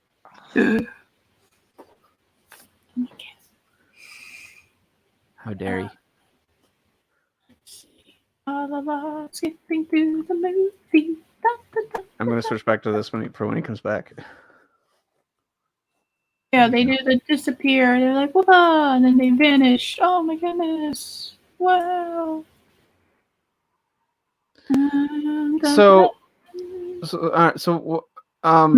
Yeah. So Steppenwolf just basically shows up and fights Aquaman, and wow, why didn't he just kill him when he had the chance? I think there's a level of arrogance to the character. He thinks he's way true. far above any of the other ones, and he just basically wiped the floor with the Amazons. I don't think he's really worried about the Atlanteans. True, and he clearly doesn't need air. Yeah, no, he's just the only reason that Mira did that, which I thought was a really clever use of the water pocket trick, was to use gravity against him and get him away from that. Mm-hmm. I liked that. I do like that as an concept. It's out of the box. It's still a weird ability, but they establish it and then they use that ability in combat. So okay. Yeah. Well, if they'd established the air pocket, why didn't the pressure crush him as soon as they did it? That's no. I think it's just an air pocket. I don't think the pressure, because the pressure of the sea would have crushed him. True. Before like having the atmosphere, and he's pretty. He's kind of hardcore. He doesn't. Oh, really that's right, Chris. me. I forgot about that, Chris. It was supposed to be a 6-hour movie. Yes, that's what I'm saying. That is true. Yeah, I knew that, and I didn't like that. If you're just gonna give me a 4-hour movie, mm-hmm. You should have just given me. You should just cut out the part 1, part 2, part 3, part 4, part 5. It made me. It was. Like I said, I like to get immersed, and it just made me hyper aware that time was a thing. I don't know how else to put that.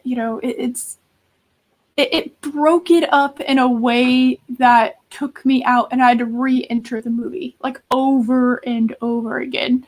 So, if I just wish they cut that out, because there's no reason to have that in a 4-hour movie. There's a reason to have that if it's 6 episodes, but not for the movie. Mm-hmm. So, again, Diana is so badass in this movie. It's frustrating beyond all hell that they cucked her so bad in 84. This movie made 84 look worse. And there were certain times in this movie where they totally I feel like they gave the middle finger to 1984. Even though it came out first. Yeah. I'm just, I feel like, what was it? Why do they like to headbutt Diana so much? I mean, did you notice the overabundance of concussions that she could have had from getting headbutted in this movie? No. I mean, she took some severe headbutts. I mean, yeah, and she dished them out too. I'm not saying that she's not guilty of giving a good headbutt herself, but I mean, seriously, that woman should have had a liquefied brain by the end of the movie. Especially with Superman, like headbutted her. It's like, oh. I mean, he also was holding her gauntlets so she couldn't use them on him. Mm-hmm. So he then just headbutted her, and like you can tell she was like, "Ow!" And then she tried to do it, and he's like, "Okay." Oh, that was cute. Anyway, here you go. He was like 10% of my power. And I'm still amazed how Batman lived to be punched through a police car, but hey. Oh man, it's yeah. I'm also glad they fixed the whole. They didn't have the whole You bleed. Well, there's that, but I was actually referring to Batman arranging for Lois to be there. Yeah, that was as opposed to as opposed to how the Snyder Cut did it, where she was visiting. This was her daily ritual for mourning, and then she's like just going about her day when noise happens over there, and she herself goes over there. I kind of like that better. Yes. Oh, I think there's a scene that I totally forgot about until we started talking about, because I forget Lois Lane is a thing. So, in this movie, Lois Lane was a thing. Yeah, I forget that she's got. Isn't Lois Lane a stick with weird looking eyes? I don't know how to answer that question. I haven't seen the new Superman show, so whatever. I don't care. No, it's pretty good. Are you saying that she needs to eat a biscuit or two, Josh? I'm saying she needs to eat a steak. Eat a burger, woman. Come on. Hold on. I guess it's at the beginning, and I just missed it. How dare you?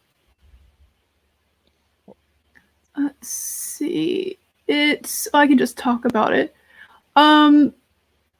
The scene where Lois Lane is like Martha Kent appears. Martha.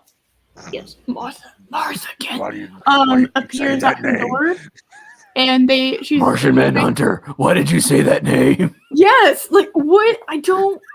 Why did he do that? Why is that a thing? But you can call me John Johns. I was like, okay, I love Martian Manhunter. And he looks great, and I'm very, very happy he looks good in this movie. But I think he looks all right. I would have preferred if they just got a really buff dude and painted him green. You mean like the Hulk in that really old Avengers movie? What, you mean like Dave Bautista in Guardians of the Galaxy? I don't know. I would have preferred that. Yeah, I liked it. I did. Maybe really great is stretching it. I think he looks like I don't think he looked like an unfinished CGI model to me. To me, I had imagined in my head if they were gonna have him was so much worse that I think the fact that he looked okay was such a relief to me. Yeah. He looked great. He looked better than the CW version. I will grant you that. Yes. Oh yeah. I was so worried. Did you ever see the promotional videos and some of the videos that they made for the Justice League back in the? I don't know if I think it was either before the Flash or right after the Flash in the early '90s, and Martian Manhunter was in it, and he was in like a Flash suit, and it was his whole. Yes, I've seen the unaired pilot of that. There was a Guy Gardner Green Lantern, wasn't it? It was Guy Gardner that was Green Lantern in that one. I'm scared. I don't know if I want to see this. Eris, if you go, it's on YouTube. Look it up and watch it. If you can, you won't make it through the whole thing because it has a high cheese factor. I mean, it's really cheesy, but it's funny, and you get to see what the Justice League in the '90s would have been if they'd actually made a movie with the Justice League. Minus Superman, Batman, and Wonder Woman, of course. Okay, I'm just happy that y'all agreed that. Okay, so why was he there? We don't know. Okay. Also, Martian Manhunter, where were you? Like them introducing him so early in the movie like that, and then him just not be. Why was he? Why did he tell her to get off her ass and go back to work? And then she's just gone until the end of the movie. He's an inspirational piece, Eris. He's gone back to the Watchtower to watch everything. No. Yes. No, they don't even have the Watchtower. We can pretend like the Watchtower's there. They're just forming it now. They don't have it. And apparently, also, still don't like this. I still don't like the idea of the Hall of Justice being in the old Wayne Manor. Really? You want the new Hall of Justice? Wow, that's gonna just who is Batman? I don't know. Also, Batman doesn't like anyone being in Gotham. Well, the thing is, also in the dream sequence or whatever you want to call it, they show the Hall of Justice as rubble, and it's not Wayne Manor. It's the Hall of Justice, basically from the cartoon, because it shows the top arc of it. Yeah, and you can clearly see it's the Hall of Justice, and it says it on there. Yet they're going to do it Wayne Manor. I mean, yeah. I don't like that. I really didn't. I was like, okay, well, that you just told everyone you're Batman. Yeah. I don't know what to tell you. And Batman, it's very well known. Batman doesn't like anyone else. Like, Gotham is my city. Mm-hmm. Like, what? If you have the Hall of Justice in Gotham City, what do you think's gonna happen if somebody starts fucking around in Gotham City? Well, I always picture You're not gonna ignore it. I always pictured Hall of Justice being in Metropolis anyway. I mean, that's more Yeah. Or DC or somewhere where, like, yeah. Well, I mean, it fits. Gotham is dark and brooding, and Metropolis is not. I mean, Metropolis is New York, but a little nicer. Well, Gotham City and Metropolis is day and night of New York City. I think that's how it was explained to me. Gotham is New York City at night, and like all the bad parts of New York City, and all the good parts and during the day of New York City is Metropolis. So they're two sides of the same coin. Metropolis is basically Manhattan, a huge version of Manhattan Island. Yeah, it's a metropolis. But moving on. The joke did not. Yes, I've been to New York. Oh my god. Yeah, my daughter went to school there. That's why. Oh my god. Fight scene good. I like the fight scene. They didn't put in the stupid part where Flash is scared. I've never fought anything. What do I do? Daddy Batman, what do I do? Don't know how to do anything. Oh my god, why are you making this like? Did you get the feeling that he was Spider-Man to Iron Man? In that, when you said that, you know how Spider-Man kissed up to Iron Man the entire time throughout the Infinity, and was basically, yes, Mr. Stark, yes, Mr. Stark. He was Tony Stark's D boy, and the Flash is kind of like that as well. Not as in a sense of doing everything he says, but he could, off camera, he could have been that way. The way it was just some of the ways that he acted. He's very hyper, which obviously like he would be, but he looked up to Superman, which I liked that little detail. That was his hero. I liked that kind of thing. Why though? Why would this Superman be your hero? Oh God, you asked why, and now I don't have an answer to that, and now you're making me question whether or not I should like that scene anymore. Damn it, Josh! Josh broke Paris down piece by piece. He asked the one-worded question, why, and I don't have a response. I sent you a picture on Twitter. Oh God. Eris, the answer is always because. If he asks why. Why the fuck did you show me this? That's a picture of the '97 Justice League. All right, we're moving away. Oh, you sent it to her? I'm moving away from that. A picture of it. I've seen better costumes than fucking Halloween for. God, what is this shit? Now you must watch the episode. You must watch the pilot episode. There's an episode. Yep. Yeah, this was a pilot episode for a TV series. Well, it was a TV movie, I believe. Did you send her the movie, or do you need me to tag her in that one, Josh? No, I have my ways of finding stuff. Actually, I could not find the movie. If you could send that to me, that'd be great. All right. Okay. Moving on. Let's see. I like fight scene good. Let's see. I don't like Ezra Miller. I think I'm kind of touch and go with his Flash, but his Flash is way better in this movie because there's so many things. I didn't like the stupid him being scared to get involved in a fight kind of thing. Oh God, yeah.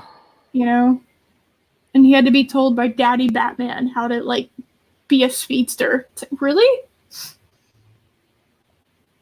You're a speedster. What do you think you do in this situation when there's hostages? You run and you grab one, and then you run back for them to be in safety. And then you find a way out, and you help them. What do you mean? What do you do? What are you looking to him for? Okay. Mm-hmm. I really didn't like that. The fight sequence for the most part, though, is still the same. Yeah. It's. So, I didn't catch many differences. So much the same that I'm doesn't really need to touch on. I think it's a good scene, a good sequence. I followed what was happening, so I didn't mind. Let's see. Anti-life is here. The anti-life equation. Oh my goodness. Dun dun dun. Also, Steppenwolf is kind of low-key nude when he's presenting. He's like presenting himself to Darkseid nude. Why did he remove Why did he remove all of his armor when he was talking to Darkseid? I don't understand. What is I could understand like taking off the helmet for reverence, but why because he bears his chest too. Why? Yeah, it's just okay. What you didn't hear was Barry White playing in the background. It was all mood, man. It was all mood. Bop, bop, bop, No. They're just scamming. and the copyright strike. they're just like having an online session. They're very lonely. Like Darkseid is the side bitch. Spinball's family. No, Yes, the joke did not land. Oh my god, I'm just gonna move on. And I sent you another picture. And Chris Persia, yes, that's the one that we're talking about. Josh, I couldn't find it. All I could find was the commercial for it. They've obviously that's all I could find too. I guess YouTube took it down. Either that or Warner Brothers like, take that shit down. Steve, why did you have this up? Take it down. Erase that. Let's see. But do you like that picture of Martian Manhunter? No. Let's see. It's buffering. Oh no. Oh, okay. Love the fact that this, like I said, the stupid I think I said this earlier, the stupid subplot for Diana, like, oh, well, she can't, leader, can't be leader. Oh my god. And she hid for like 100 years and whatever. I mean, it's a fair thing to bring up. This isn't the time to do that, but that's a fair thing to bring up. Yeah. And, oh, nobody knows about you and all this. It's like, well, you can't. Not anymore. Can't have that anymore because of 84. Just, you can't have that. Nobody knows about her and she's some kind of secret because she literally talked to every human being on the planet. So, I never should. Why are you eating fish tacos from a gas station? That's deadly. That's still on. Okay, I don't want to check that out. There you go. Chris gave us the secret. Oh, he sent the link? It's in a website called Dailymotion. Oh, okay. I mean, I've seen the atrocity before, and I was like, oh, God, this is terrible. I know, it's wonderful. It was like Roger Corman bad. That's a disservice to Roger Corman. Yeah, that's true. I'm sorry. I apologize, Mr. Corman. You did make the best Fantastic Four movie out of all the Fantastic Four. Yeah, he did. Yes, he did.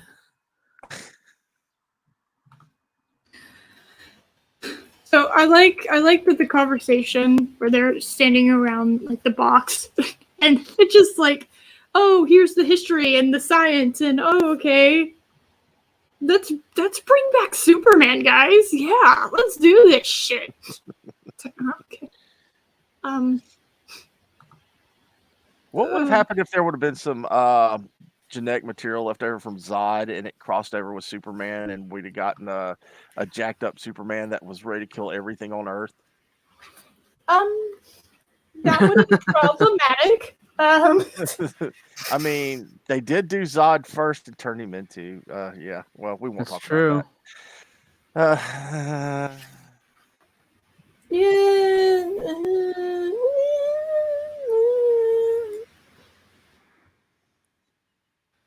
Oh, and he like I forgot Cyborg just he was doing like the virtual kind of like 3-dimensional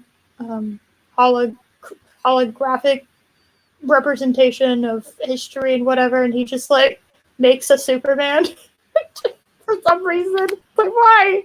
Everyone knows who Superman is. You don't have to show us. He's sorry. showing off. So the reason why I thought I forgot the scene with Lois Lane and Martian Manhunter is because we just got to it.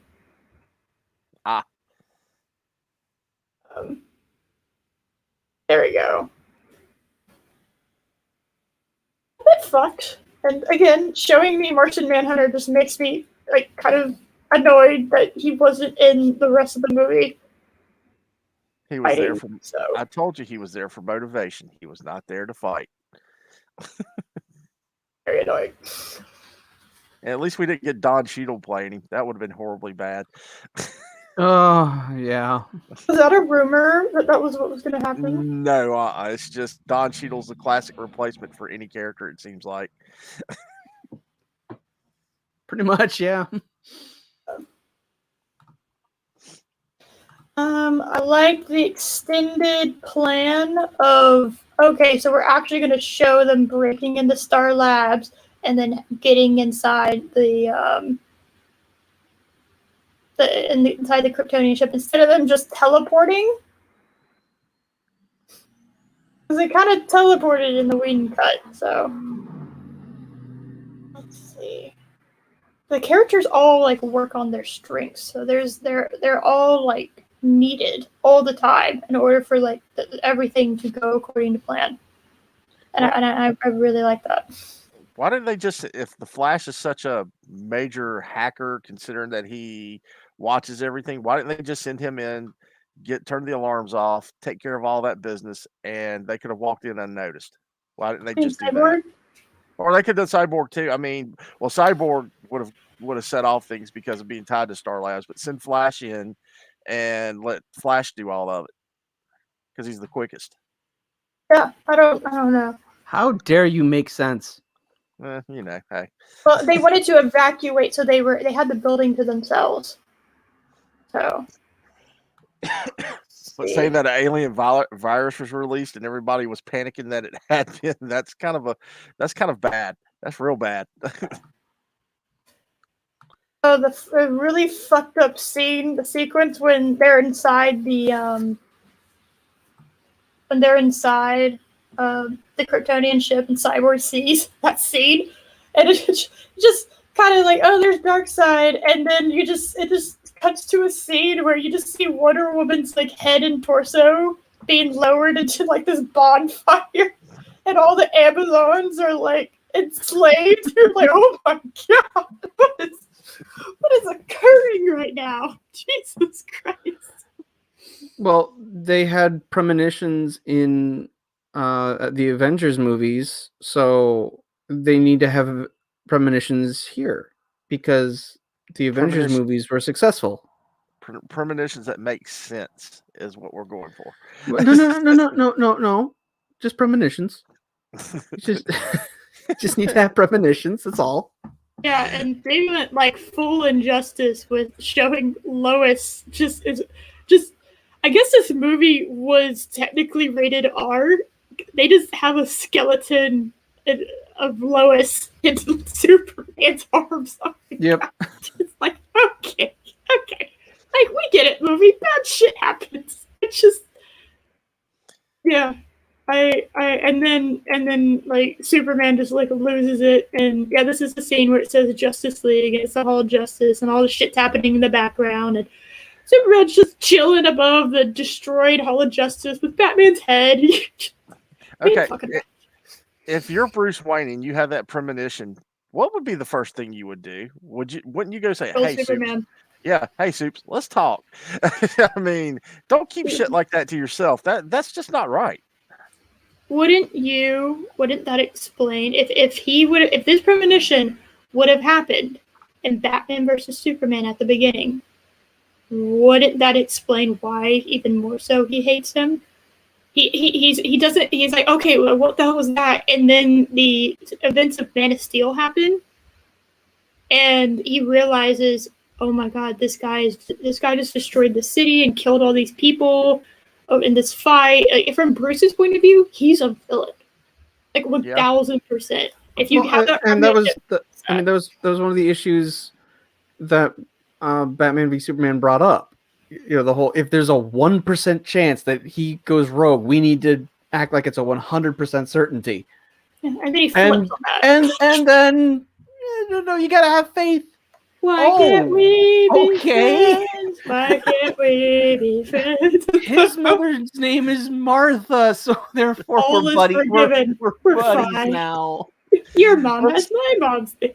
Let's hug and let's make this a happy moment before you die. Okay.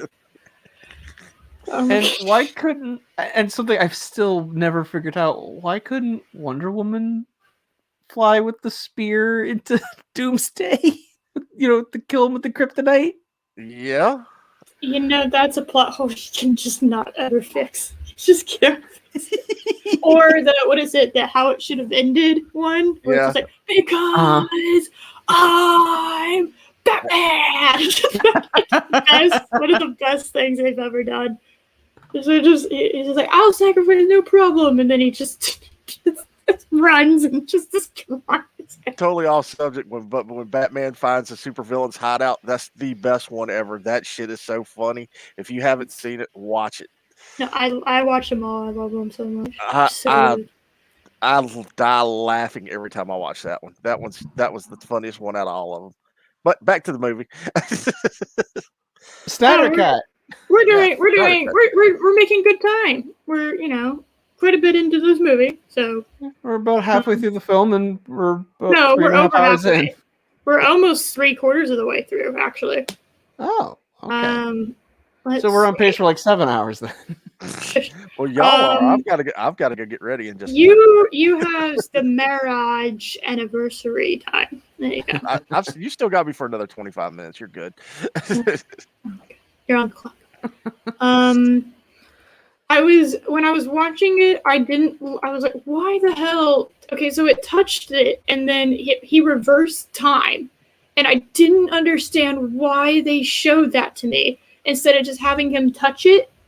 And I realized, like, by the end of the movie, oh, that's why, because they wanted to establish that he could reverse time, so the end of the movie can happen. Okay. Yes, and I brought this up in the 2 streams I was on yesterday about the Snyder Cut.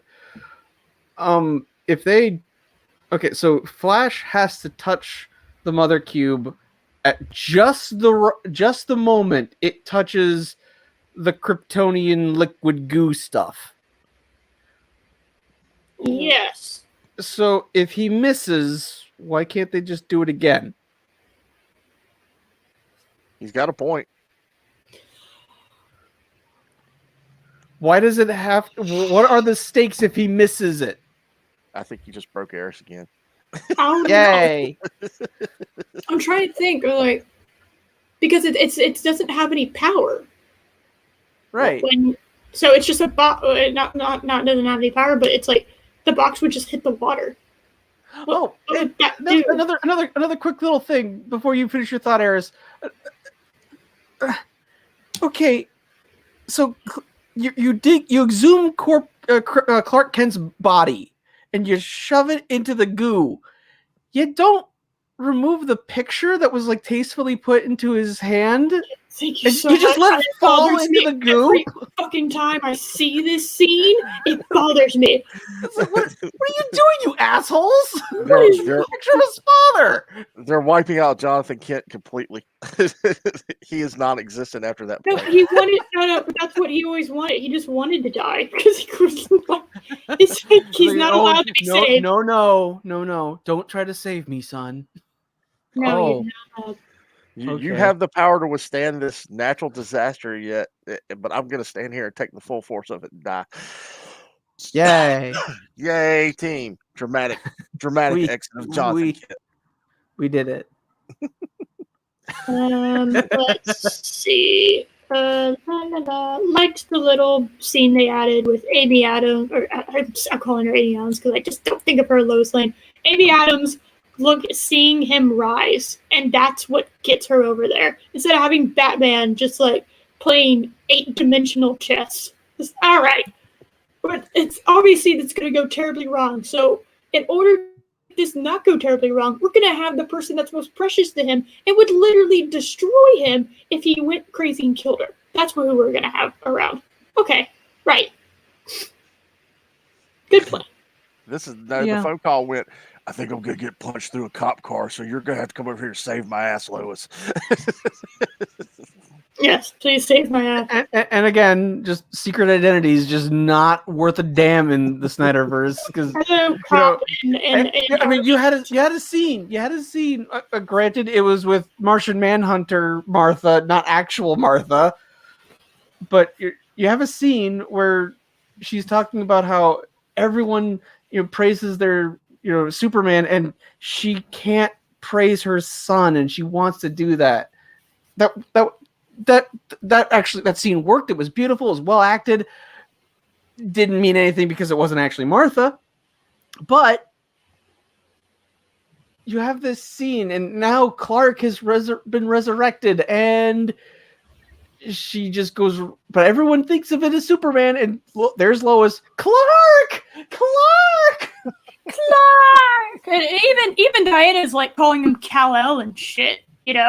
She's just like, Clark! Oh, yeah, pardon me, military man and police dude that's definitely not going to tell anybody. Clark! Can everybody know that this is Clark? And another thing, Batman out during the day is not a good thing. They should have done that at night. That should have been a whole night scene because Batman just does not come out during the day unless was at night. It was done at night, and then the resurrection happened. It was symbolic. It was dawn. A new day was dawning, and it was like a dawn of justice or something. And a new day dawned, and a new Superman rose up like the sun. The sun was rising, the son of Krypton, and symbolism. Well, and that's where using the Superman thing, the John Williams theme, that's where they should have done it, is where he realizes who he is. That's when they should have done that. And when he took off with Amy Adams. See, it's hard to call her Lois Lane. Well, she's Margot Kidder's Lois Lane. Or because I agree that there's just something so hopeful and optimistic about the John Williams theme for Superman. Mm-hmm. So if you were ever to use it when he kind of regains his personality, when Clark reemerges. Either that or use it in the cornfield. That's where I would have had it.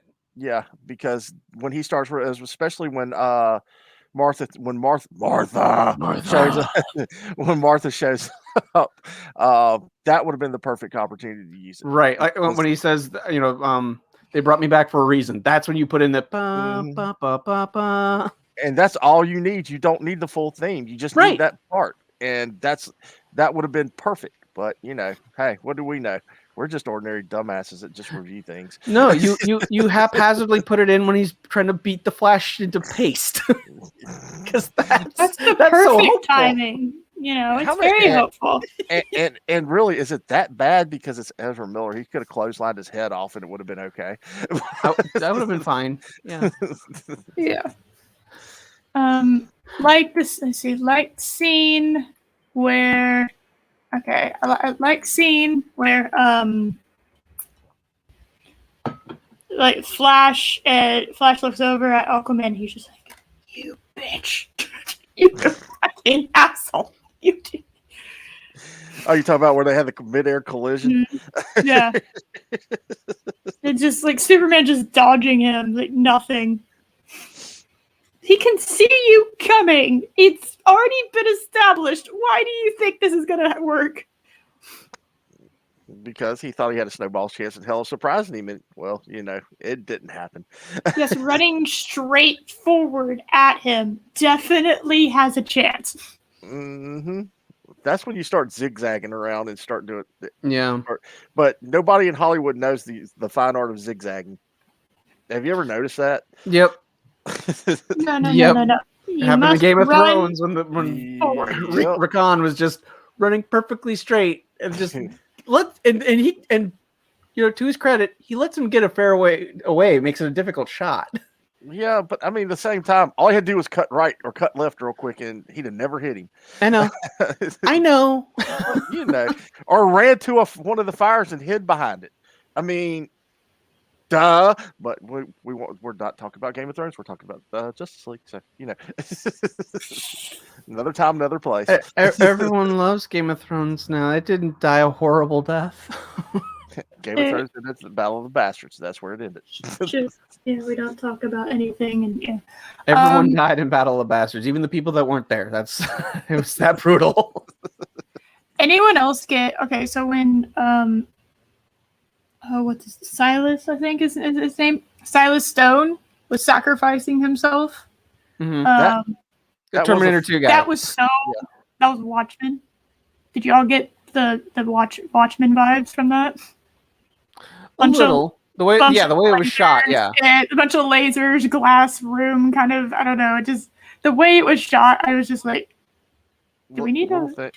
Little thing, I've yet to watch that movie because I read the comic and that's where I stopped at. I read the comic when it came out. I never saw the movie. There's a I can't remember what movie I have, but there's a scene. The Watchmen trailer's in it, and every time I would watch that movie when I was younger, I would see that trailer, and that scene is forever burned in my brain. I've never seen that movie, but I know that scene. When all the lasers are hitting the guy, I don't even know what character that is, but it's just I just watching this movie, and I was like, yeah, that's like the same scene. And I think Zack Snyder did that movie too. Yeah, Zack Snyder did direct that movie. So yeah, I was just look, another Zack Snyder. The damn squid, which is so crucial to Ozymandias's plan. But whatever. What do I know? No, I haven't even read the Watchmen. I don't know. Spoilers. Read it. Don't watch the movie. Just avoid the movie. It is easily one of the greatest graphic novels ever made. Yep. Just read it. Don't watch the movie. Just read the graphic novel. You'll be okay. All right. And Mr. Zod's fandom, we like the Flash. We just don't like Ezra Miller. Yeah. Exactly. Mm-hmm. Yeah. And again, I do find it kind of funny that I made this joke on Loki stream too, but the fact that the same guy who played Miles Dyson sacrifices himself pushing a button, I just find that kind of funny. Damn, he didn't he? Yeah, I didn't realize that. Damn. Yeah, like Joe Morton gets typecast as the guy that sacrifices himself pushing a button. You must die pushing the button, and your contract is fulfilled. And he got filled full of holes, but a different way. Yeah. Instead of a gun, it was a laser. So, And honestly, did he really think that laser was going to break the mother box? Really? I mean, come on. No. He was they established that it becomes super hot so that they're able to track it. Yeah, which makes a lot more sense than how they tracked it in Josh Whedon's movie, because it didn't make sense. I'm still not sure. I watched Justice League before this. I don't remember how they tracked him there. So what happened? Was it satellite footage that just found the dome? I think what they were like, it's gonna be in a desolate place. It's gonna be in a basic, just a shithole, and they're just like Russia. Okay. Okay.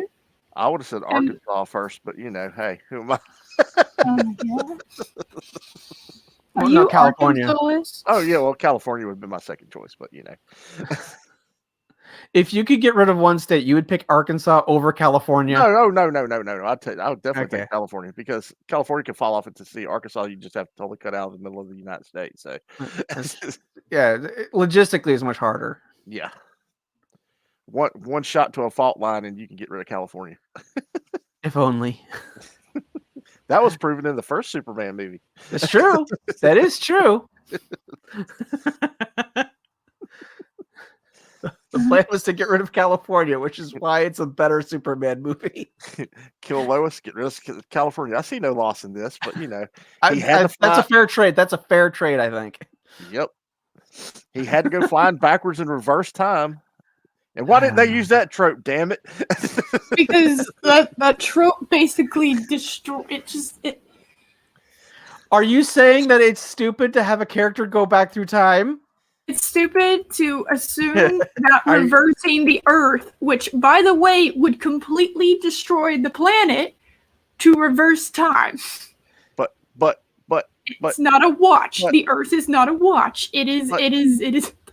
But damn it, Eric, I hate when you're right. See, my question has always been, if he's able to fly around the Earth fast enough to change its rotation, why couldn't he catch up to the second missile? True. The missile's faster than the rotation of Earth, apparently. Actually, I don't even know. I can't know. That's not right either. I don't know. Plot hole. Oh yeah, the movie has plot holes, significant plot holes. Charming as hell. Yes. Still better than Man of Steel. Vastly superior.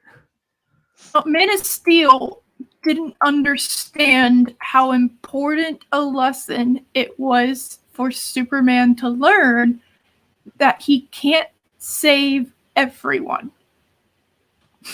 Mm-hmm. That's a very important thing for him to learn, and it didn't. This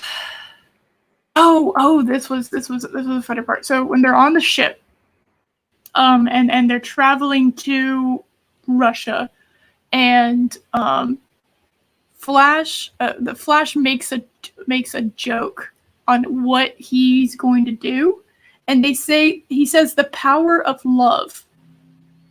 And I don't know if anyone else is familiar with the CW's Crisis on Infinite Earths. I am, because I've watched the EFAP minis of that like 1,000 times. But the Flash in the CW verse is the paragon of love. So it was like a giant middle finger to the CW, and I thought that was funny. Oh. I'm glad I didn't catch that. Yeah, I didn't catch that either. It was one of those things where, unless you've done exactly what I've done, which no human being should, I like the black suit too. The black and silver Superman suit. Oh, it looked great. Henry Cavill is a great Superman. I wish he had better material to work with. But it was wonderful to see the black suit. I just wish they kept the reason why there is a black suit. Because with the death of Superman, he wasn't at full strength yet, and he needed to fight again. And the black suit helps him absorb sunlight. It was a healing suit, basically. Wasn't that the Eradicator suit? Or am I wrong on that one? Did the Eradicator wear the black suit first before Superman did? I don't remember. Or was the Eradicator in blue and red? He may have been in the blue and red suit. I don't remember. I think the Eradicator was in the blue and red. I'm not sure. He was the one that wore the sunglasses, or the goofy looking glasses, or was he the one with? See, I get them mixed up because it's been forever since I've read that storyline. Yeah, same here. And also speaking of that, we need 24/7. Yeah, or Chris to remember. Or Clobberin. Yeah. Clobby would know. Yeah. They should have left Henry Cavill's facial hair. Rob Pierce and I were just talking about this morning when we were talking about the movie when I told him I finally watched it.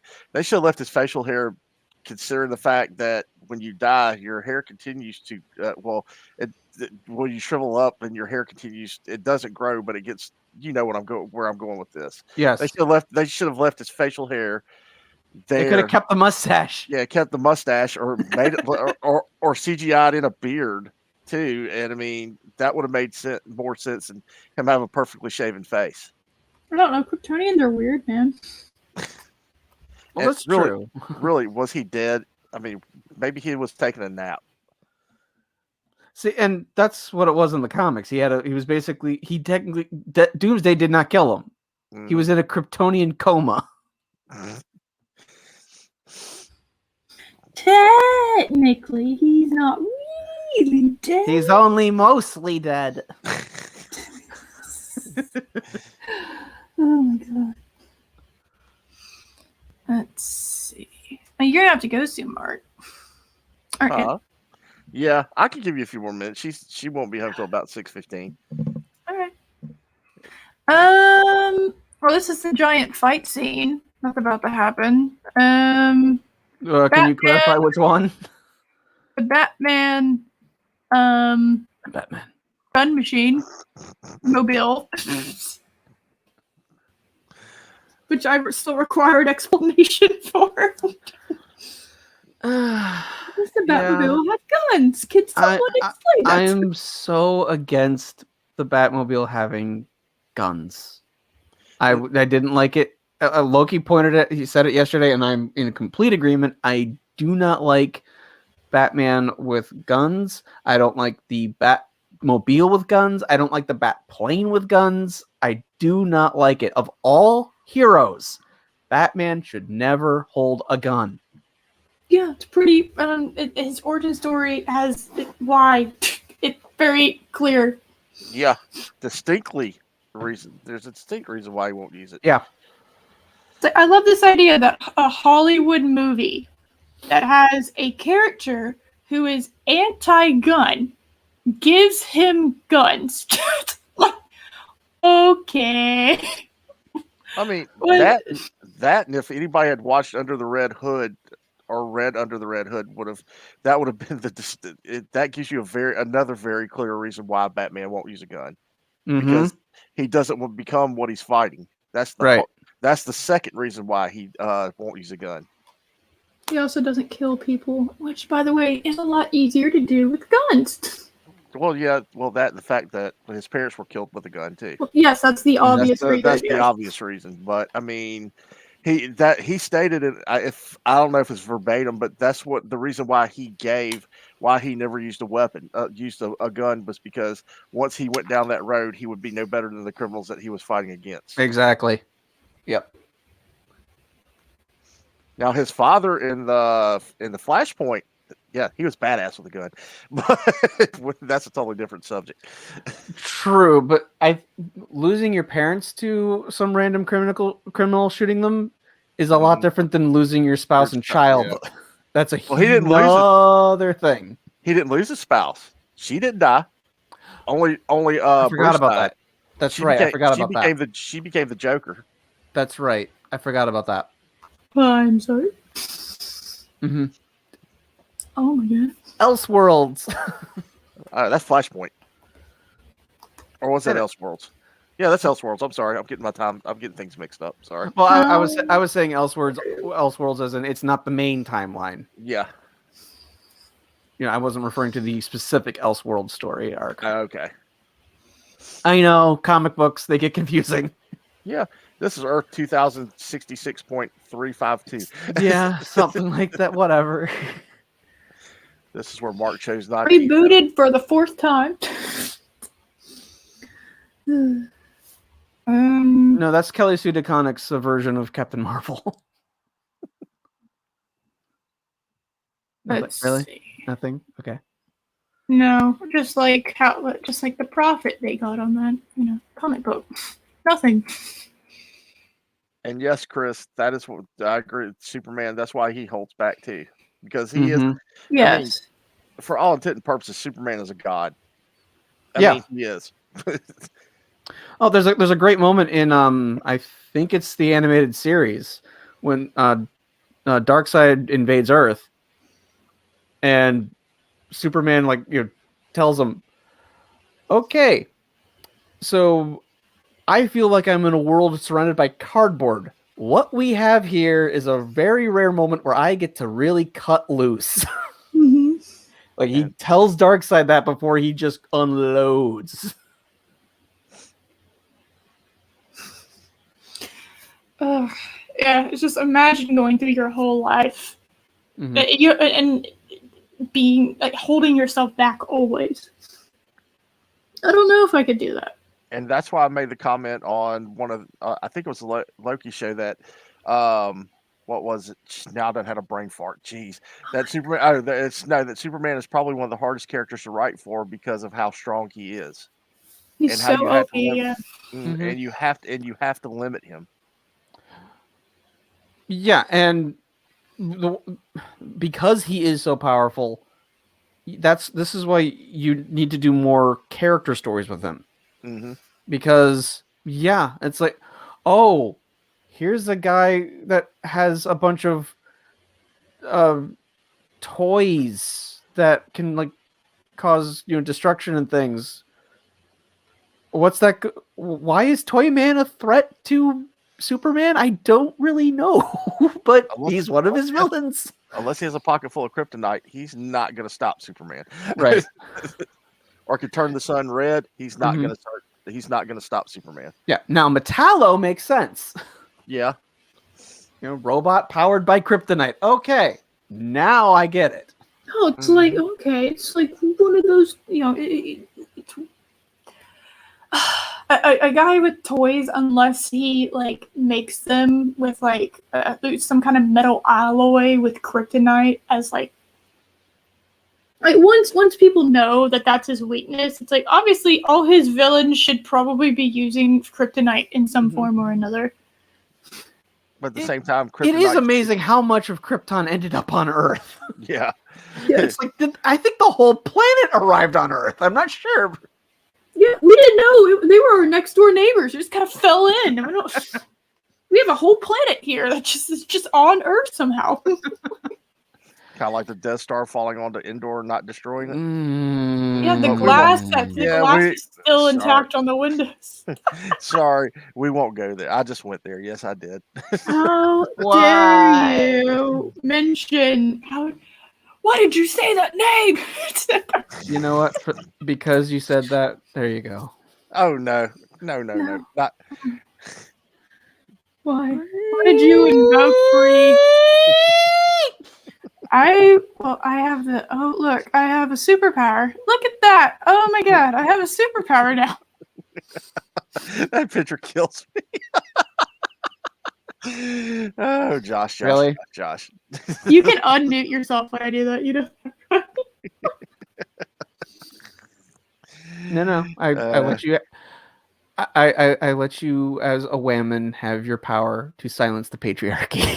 Excellent, thank you. I appreciate it. Much appreciated. We're almost done. Mark's I'm gonna try to hang as much long as I can. I'm gonna. Whoa. It's the wrong one. It was the wrong one. Oh my god. I'm looking. Trying to see if there's a whole lot else. Was the okay, I barely remember the scene. Was the cornfield scene, did they add anything to it, or was that always that point? It was pretty much the same. Yeah, pretty much the same. I think there's a few more lines of dialogue, but it was basically the same scene. I think it hit me a little bit. It hit the feels a little bit different with everything added to it. I think it made that scene. It certainly was better because we had some more scenes with Clark trying to remember his life. Mm-hmm. And he was saying him instead of I or myself. Like he was describing him as if Clark wasn't Clark anymore. He was Kal-El, he just wasn't Clark yet. Yeah. Mm-hmm. I guess. I think that scene worked better with the additional scenes with Clark trying to get reacclimated to his life. Yes, agreed. And it always just to feel to see a son hug his mom. I mean, especially in the situation where he came back from. Yeah. True, Pat S. True. We do this the long way. This is true. Yeah. And the chat is lower than the movie. We did it! It's 4 hours. We did it, guys. Yay. Oh no, we have to go to 4:02:07. Okay. We did it. We talked it longer than the movie. I'm proud of us. There's just so much there is a lot of stuff like these big battle scenes. I skip over a lot of it because they're pretty similar. But yeah, this there's only so much you can do with they fight. Yeah. Yes. And it seemed good. So I don't know. I'm not really like one of those people that knows choreography and stuff. So I don't know how to comment on it unless it's very blatantly awful. Here I come to ruin the day yet again. All right, after they're basically destroying a Russian town, and they're all American citizens with the exception of Wonder Woman, and the collateral damage alone. Who's paying for that, and why hasn't that started a war?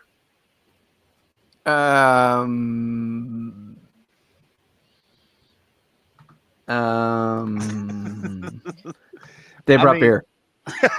They brought vodka. There you go. They paid them off with vodka. We brought vodka.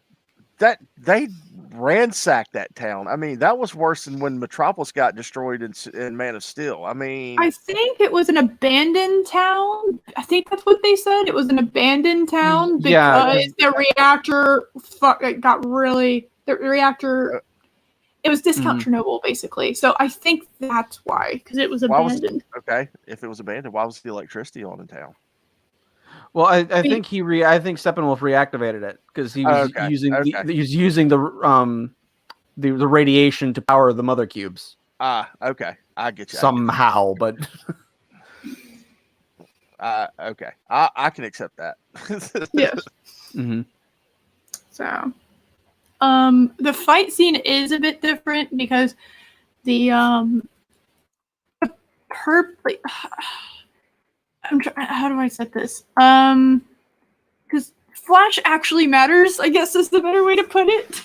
Like, yeah, he doesn't just push a truck. Oh yeah, we have someone who can go multiple times the speed of light. You push a truck out of the way. That'd be great. Okay, how'd that parademon hit Flash? He's a really good shot. Yeah, I did catch that. And then he can just super heal. Well, it's because of his metabolism. Is why. Yes. That's always been a Flash thing. I know, but they did not establish it in the movie. You've got a point there. But did he get that injured at any other point in the movie, though, to establish it? He got shot one other time, I think. But they didn't show that getting healed. Oh, okay, so agreed. I guess they should have established that then. Yeah, he did get grazed in the leg. Yeah, that's right. Down in the sewer when they were fighting, or in the tunnel when the tunnel collapsed. That's why Batman was carrying him out. No, they should have established it then. Actually, yeah. Yeah, you could have just showed him like focus and then it heals. Yeah, I agree. I really like the fact that they fail a couple times. There's like 3 attempts to get this thing right. Because the first time Steppenwolf comes in and just goes boom. And then the second time they completely fail. And that was the Flash's fault. Then the and then the Flash actually does the thing. He matters. Yay! I want to get shot. Yeah. And then we have the epic moment. I mean, that's still the best part of the entire, even in the theatrical release. That part where he stops the axe from hitting, where Superman just shows up at the last second, is the ultimate. I mean, but they did it differently compared to the. This is way better. Oh, it's much better. Because I remember in Man of Steel when Lois is captured and they're those terrorists are demanding answers, and they're like, if you don't say anything, we'll shoot the photographer that was with her. And I was expecting when they pulled the trigger, Superman to just like get in the way of the bullet, and that doesn't happen. He's just brutally murdered. Thanks, Superman. Oh my god! I guess I forgot. Is that Jimmy Olsen? Did they ever say that was Jimmy Olsen?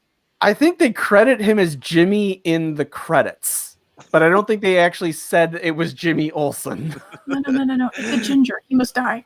It's Hollywood. He's a ginger. He must die.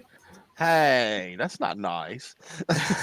No, that's Hollywood. Hollywood has Hollywood's out on the gingers. Yeah, They so, must all be replaced or die. Yeah, Like a sacrifice.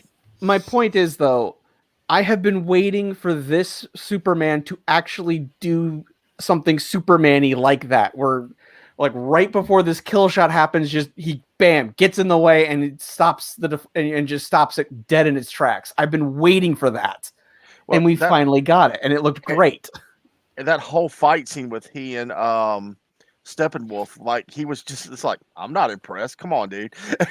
Yeah, I love that. Yeah. Not impressed. And it's better because in the Whedon cut, basically when Superman shows up, everyone else can just go home. They're not needed. They're really not needed. Yeah, they're just in this one, everyone still plays a role. Everyone's still doing something. Well, let's not forget Wonder Woman. I mean, she held her own with Steppenwolf. She was kicking his. I mean, until Superman showed up, she was handing him his ass for a good little bit. Yeah, well, her teaming up with Aquaman was a kick-ass combo. That was great. I love there's the 1, 2, 3 kind of combo, and then at the end you had the 1, 2, 3 Wonder Woman alley-oop decapitation. Well, and if you really think I would have preferred if it had just been he gets thrown in, and then Darkseid's the one that kills him with Omega beams. I would have preferred that. Yep, I would have. That would have been awesome. That would have been the awesome way to end it. Either that or take a pot shot at Superman. One of the two, because of him recognizing Kryptonian. Oh, I don't know. I like that because the way then they all cried around the thing. And the Rosetta Stone, and they're just like, "What are you gonna do now, bitch? Bring it." Yeah. Well, I mean, Batman was totally useless at the end of the movie, in my opinion. Yeah, but then also, what would you have him do? Yeah. Yeah. That's a problem with the movie when you get. It's like watching Avengers and realizing that once Hawkeye runs out of arrows, he's useless. Well, that's when Batman becomes the sneaky bastard that he is. Like in the cartoons or the animated movies, that's what he does. Is he drops into shadows and he starts randomly just picking off people. Oh, he was doing that on the outside. It's if he with a ray gun. With a gun, not being Batman, he was being Han Solo. Yeah, basically. I mean, that's the way Batman is. He would have just dropped into the shadows and got physical with what he could grab or what he knew. He knew his limitations at that point. He knew he could. That is true. Also, if I was Batman, you could have had like up in the rafters of that wherever they were. You could have had like parademons like sniping them, and so Batman goes up there and is taking care of the snipers or something like that. Hold on a second. So. And this movie comes after Batman and Superman movie, right? Yes. Obviously. Yes. Okay. So what happened to the discount Hulkbuster that he had? What happened to that armor that I probably, if I was him, brought to the damn fight? You're going up against a god. Why would you not bring that? I mean, in fairness, he still needed to weaken Superman with kryptonite for that Hulkbuster to work. I know, but wouldn't he have fixed it by wouldn't he have I'm just saying that Hulkbuster, wouldn't he have used it would have given him a better edge, yeah. In Steppenwolf? He's just wearing his normal suit. That suit is not going to do it. It doesn't do anything beneficial. As that Hulkbuster thing is, I don't know what the actual name is. It just reminds me of the Hulkbuster. No. You're right. You're right. He had plenty of time to fix up that armor. Yeah, and he should have worn it here, and I don't know why he didn't. He's just wearing. I was putting guns on the Batmobile because I'm Batman. At one point, it looked like he did have armor on before when they were leaving. When they were leaving, in the whatever the bat ship thing or whatever. I forgot what they call the thing. Bat wing. I call it the bat whale because it looks like a whale. Well, no, it was the Kryptonian ship that Cyborg somehow was able to get the programming to fix. Okay. But he did look like he was wearing armor at that point. He didn't look like he was in his ordinary bat suit because it looked different than his regular bat suit. Yeah, it was thicker, but it was not the armor he had in Batman v Superman. Yeah. Well, That's what I'm talking about. Which would have made sense. Wouldn't he have like this is a end all be all, like you've seen these visions and you've seen all this shit that's gonna possibly happen in the future if you don't get this thing under control. Why would you go to the party? Why would you show up to this party without your most heavily armored suit? You know? I know why. What? He's Batman. He doesn't need it. He just needs to invoke the incantation. I'm Batman, and he becomes invincible. I got it. And he's doing it with a cup of coffee in his hand, no less. I'm Batman. Thank you, Chris. Agreed. That's what I was talking about. Yes. Yes. He's Han Wayne.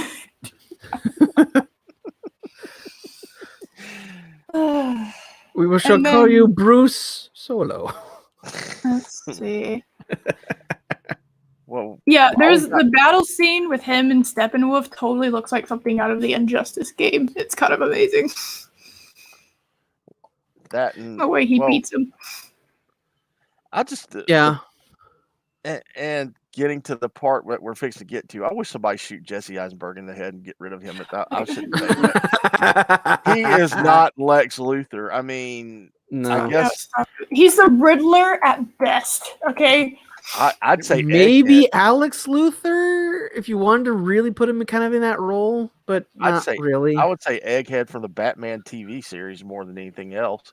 Yeah, and that's insulting Vincent Price, but you know, it is. But I mean, I'm deep fake Gene Hackman into it. That'd be awesome.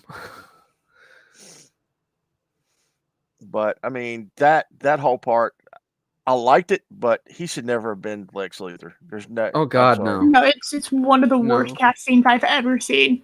Yeah. See, Darkseid, we already talked about that. The fact that Granny Goodness has gone on a workout regimen, apparently. Likes the shot. Who would you cast as Granny Melissa Goodness? McCarthy. If she were still Queen alive, Latifah. If she were still alive, B. Arthur. I was about to say that. B. Arthur. I was about to say that she would have been. Yeah. She has a deep enough voice to pull it off. I mean, yeah, I don't know. She had that mannish voice. So yeah. Yep. I mean, and she'd have played the part real well. I mean, she would have. But Ed Asner has to. If it's anybody else, they need to get Ed Asner out of retirement and let him voice it again. But man, yeah, Ed's up there. He can still do the voice acting. He doesn't have to portray it. He does. I mean, they could dub it. Yeah, yeah. I mean, James Earl Jones still does voiceover. So I mean, why can't Ed? True, but James is also sounding old. True. Yeah. Let's see. All right, going through the end because like all the end is pretty much the same. Well, I mean, we have the time travel bit. Oh yes. Because because they completely remove the whole Cyborg has to actually hack the mother box. Which... They just pull them apart in the Whedon cut. So this one's like, no, it's a computer program, so he has to hack it.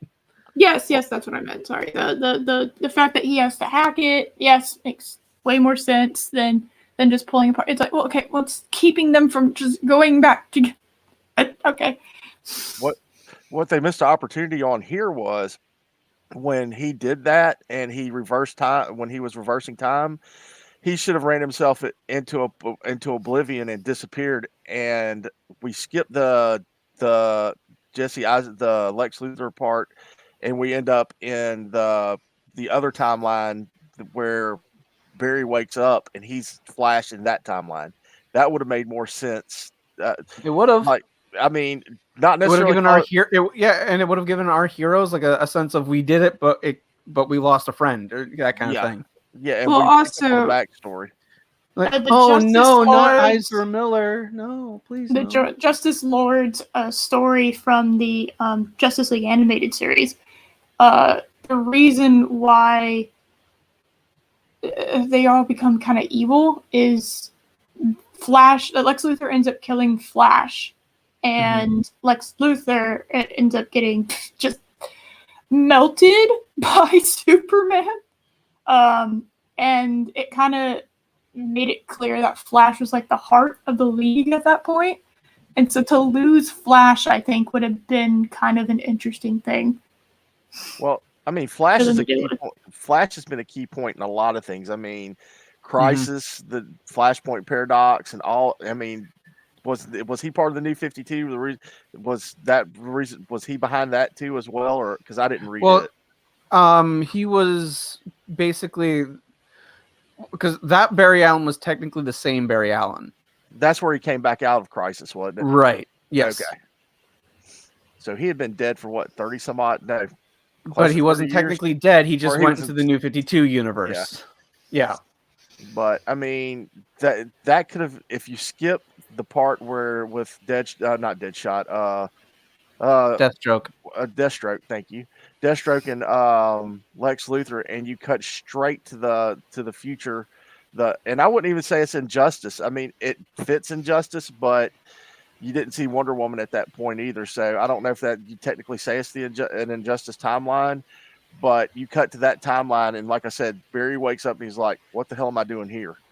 And he's confused for a minute. And that would have been a good lead into your next to your next little series there, and that could have been the plot for your Flash movie. Mm-hmm. You know, Barry helps out the problem here before he's able to figure out how to get back home. Mm-hmm. And you could do you could almost pull off I think you could do it. I think you could pull off a Flashpoint with that in mind. I mean, that could be the after effects of the battle between Themyscira and Atlantis. Can we recast the Flash before we do that? Oh yeah, we can put Grant in that place because that'd be better. Yeah. Or we go back in time. And get that guy just looks so awkward when he's running. Yeah, or get a young John Wesley Shipp to come. We go back in time and get a young John Wesley Shipp to play the part. One of the two. That was the muscular buffs Flash from the 90s show, right? Right? Yeah, the 90s Flash, yeah. Yep. But the one who played his dad in the CW Flash and played, I forgot, what's the original Flash's name? Jay Garrick. Yeah, he played Jay Garrick as well. But Jay Garrick's gay now, so yay. Oh, God. It's like Captain America is too. But that's different. We're not allowed to give gay people their own original heroes. We have to take straight heroes, make them gay in order to make that a thing. We need to build their popularity off them being, they were straight, and then and only then can we make them gay. Because apparently, according to Hollywood, you can't possibly make a character that's popular and gay. Just an original. You can't do that. It's not possible. I'm gonna break that theory for you there, Eris. North Star, and I'll leave it at that. There you go.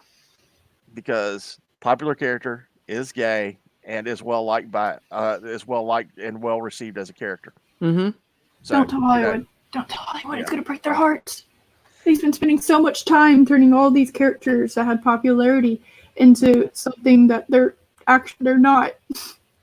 No, we'll just ignore that. Like Jay Garrick in his very first issue saved his girlfriend. But, okay, whatever. Nope, gay the whole time. I hate rewrites. I hate redos. Yeah, I know. Just stick to a story and go with it. Let's see. Like the ending, for the most part. You've got me for another couple of minutes, and I've got to go. I just realized it's 6:23. Yes.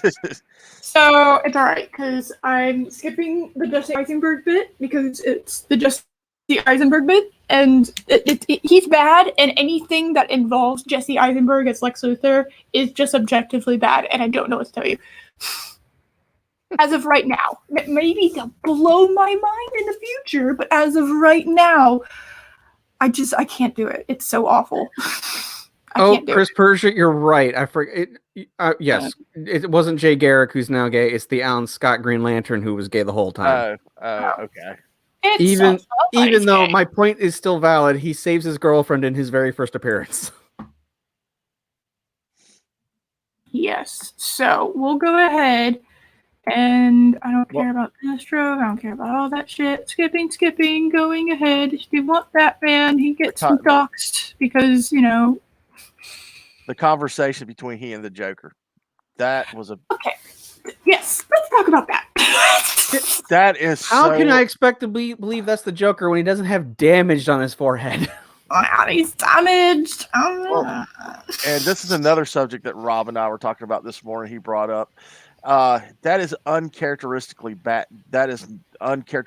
Batman to say what he said and did what he did. I understand being pissed that he lost Robin the way he did and what happened with the death in the family, but Batman would not use that type of language.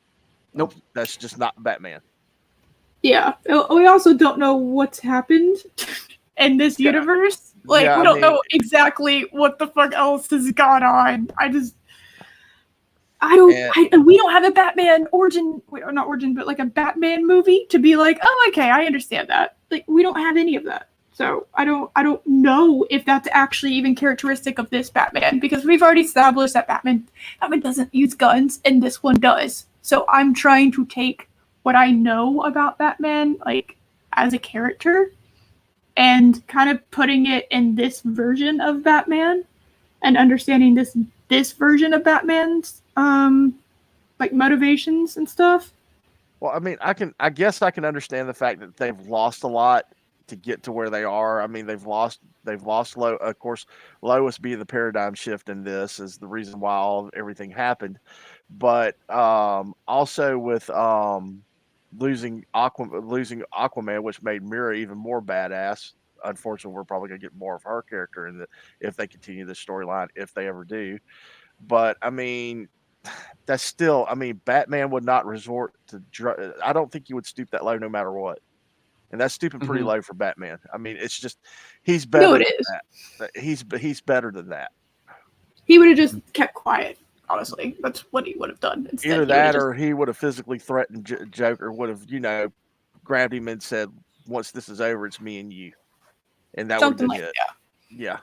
Yeah, but him just being like, "I promise you, I will kill you." Like, oh. I promised Harley I will kill you slowly. Like, oh yes, yeah. That was like, oh, hard rip to Harley. Oh my god. So, it was an introduction to. I hopefully if it ever gets done, which I doubt it will, I hope they stick to that timeline and they explain that timeline, because that could lead to that could get very interesting, and it could be unique. Yes. Exactly. Hollywood doing something unique and interesting. Well, I mean, we as fans finally got our way, whether it wasn't quite perfection, but it was close enough to make everybody happy. I mean, that's a little nod to the fans, but the end result of everything that happened afterwards, which I won't talk about, is kind of shitty. Mm-hmm. But yeah, I mean, that's not for me to talk about because I'm not part of that. But I mean, that was kind of a shitty way to handle things. But in the same respect, we as fans finally got something that we wanted. And it's something that everybody deserved to see. So, Mark, but while we still have you, what would you rank this movie? On a 1 to 10 scale or an A to F scale? We're doing subjective scores too, because I haven't watched this movie enough to give an objective score. I've watched it once and I paid attention to it really close. I would say 8.2, somewhere in that area. Okay. just because Out of 100 or what? No, out of 10, out of 1 to 10 Okay. scale. Okay. 1 to 10 scale. 1 to 10 scale. Out of 100, it would be an 82%. If we did 1 to 100, 82. I would say an 82. But I mean, getting a little bit of explanation about Steppenwolf. I mean, getting a better explanation about Steppenwolf. The whole reason why he was after the mother boxes, a better explanation about that helped out a lot. It made his character a lot better. Mm-hmm. And what would your opinion be? Well, yesterday on Loki's show, I gave it a 7 out of 10. My opinion has, because the movie is so big, I haven't had that much time to process it. So now that I'm like a day removed from watching it, it's gone down a little bit. I would say it's now close to a 5. Wow. Well, see, I haven't had that much time. Really? I haven't had as much time to process as you did. I mean, I'm sorry I'm taking up your time talking, Eris and Josh, but go, I mean, we're long men. We're fine. It's just I'm not even 12 hours. Well, yeah, I'm 12 hours out of watching it because I quit. It was 3 a.m. when I finished it this morning, but it's still fresh to me. I guess that's why I gave it such a high score. But I'm under the opinion that other characters should have been in the movie besides Cyborg. I'm sorry, Cyborg's Teen Titans. He's not. I agree. Yep. Same. He's not Justice League, Martian Manhunter, or even. And I don't know why the hate with the Green Lantern. I guess because of how shitty the movie was. But at the same time, you still have to give that credit. You have to give those characters a nod. Wow. Wow, somebody's racing up. that was loud. Small Sorry. Individual has entered the chat.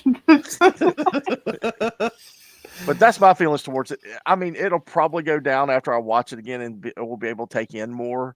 But fresh off of it and having some of the opinions of it, I could see why you would say it would drop, Josh. I really could. And you, Miss Harris? I liked it. I really liked it.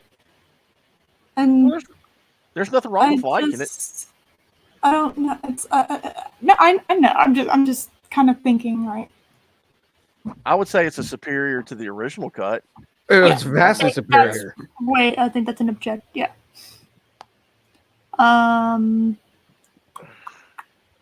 Right now, in my feelings, I am giving it an 8, but I can see it possibly going down. I know for a fact it's not going to go up, but I could see it going down because I gave WandaVision, I think, like a couple weeks ago, like a 7, and I'm giving it like a 4.5 now. Well, WandaVision, I was giving it damn near a 10 until after episode 5.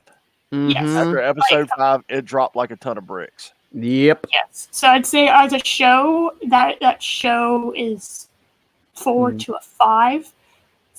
But when I first saw it, when I was first getting off the high of it, it was a 7 to me. So it has been. It's at Thursday nights when I watch this, but I really haven't thought about it. So now. Go ahead. I'm sorry. I want you to give me I want to hear a score. You said 7. Is what you're saying? I give it an 8 at the moment. 8. Now it possibly will go down. I know for a fact it won't go up, but it will possibly go down. We're going to be talking about this the roundtable on my channel this week. We'll be talking about the Snyder Cut, and so maybe if I sit with it a little longer, it is 4 hours long.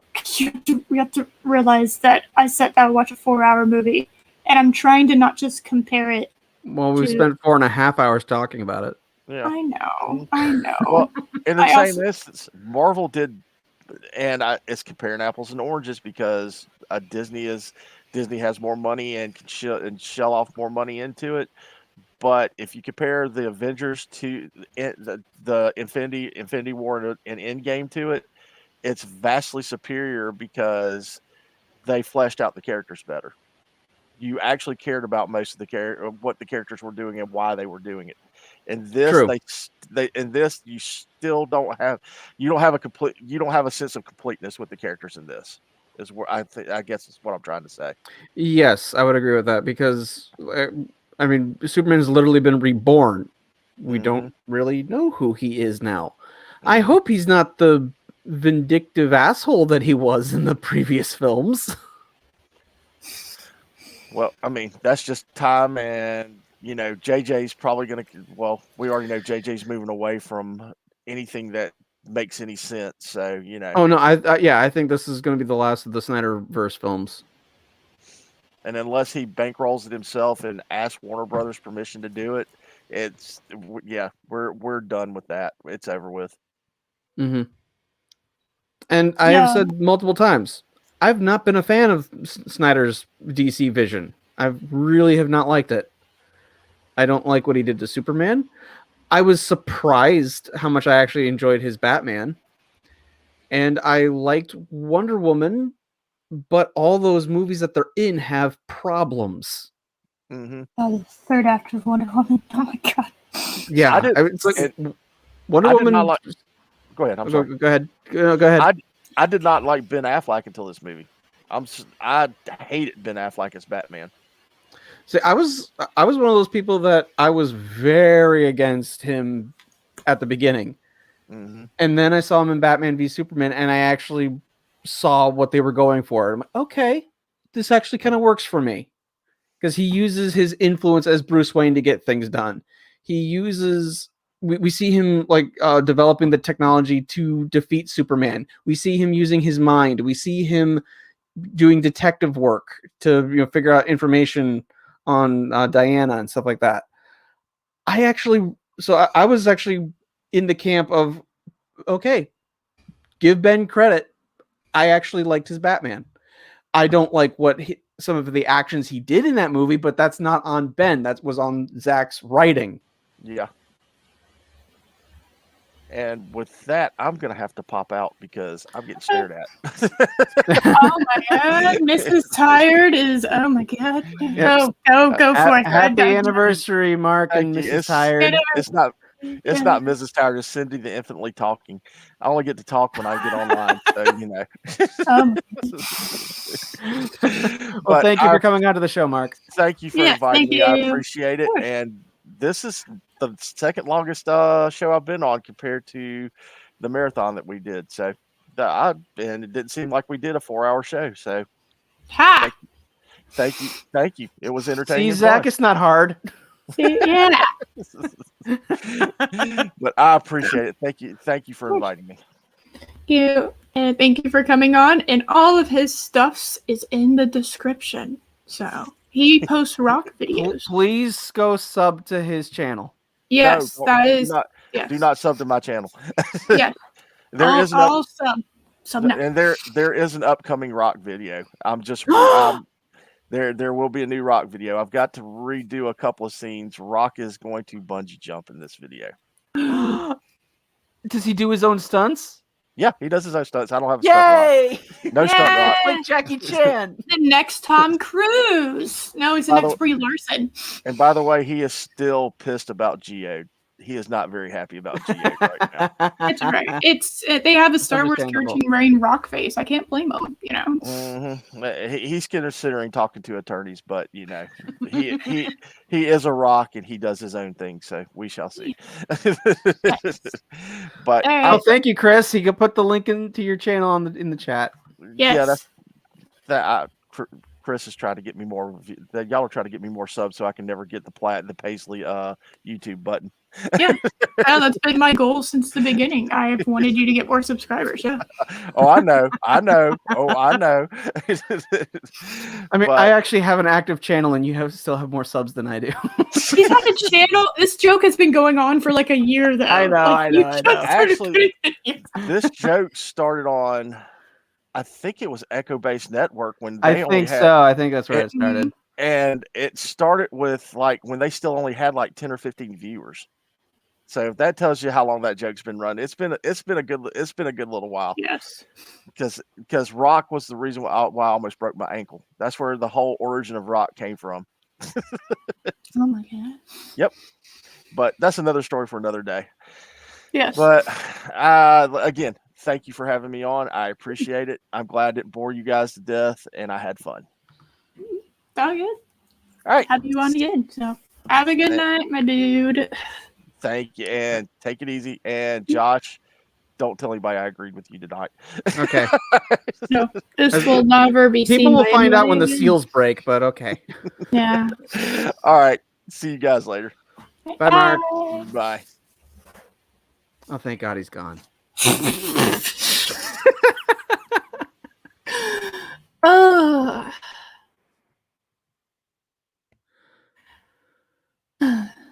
So, we didn't really talk about the whole ending dream sequence. We kind of dabbled in it, but Yeah. it goes on for a little. It does go on forever. It seems to go on for too long, and I think it really does. But give me 1 second. I will be right back. Actually. Oh no. I'm gonna unplug my head. I will know everything. I will know everything. Oh no. Oh no. Ah. Okay. So what do you guys in the chat feel about this movie? All 6 of you who are watching.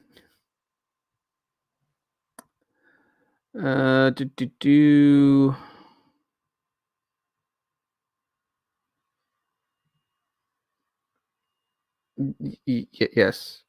We're trying to get you subs. Only I shall receive negative subs. Okay. You have there's a goal in mind for you, Chris. All right.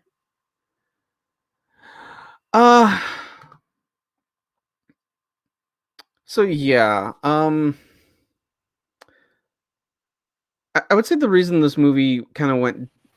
Oh, you're back. Okay. Yay. Yeah, the reason this movie. Well, I was just gonna to kind of talk about like why the movie has gone down. Oh yeah, in my opinion. Yeah. Okay. Because I didn't care about the Snyder cut. I was not in that movement. I'm glad it happened. I didn't quite understand why it was such a huge issue because we've had director's cuts before, so I don't understand why journalists were having their panties in a bunch about it. But that's weird to me. Yeah, it's like it's a director's cut. What's the problem? We've seen several of those over the years. Yeah. But so why was this one a huge problem? Because the fans have been vocal about wanting it? Okay. I don't get it.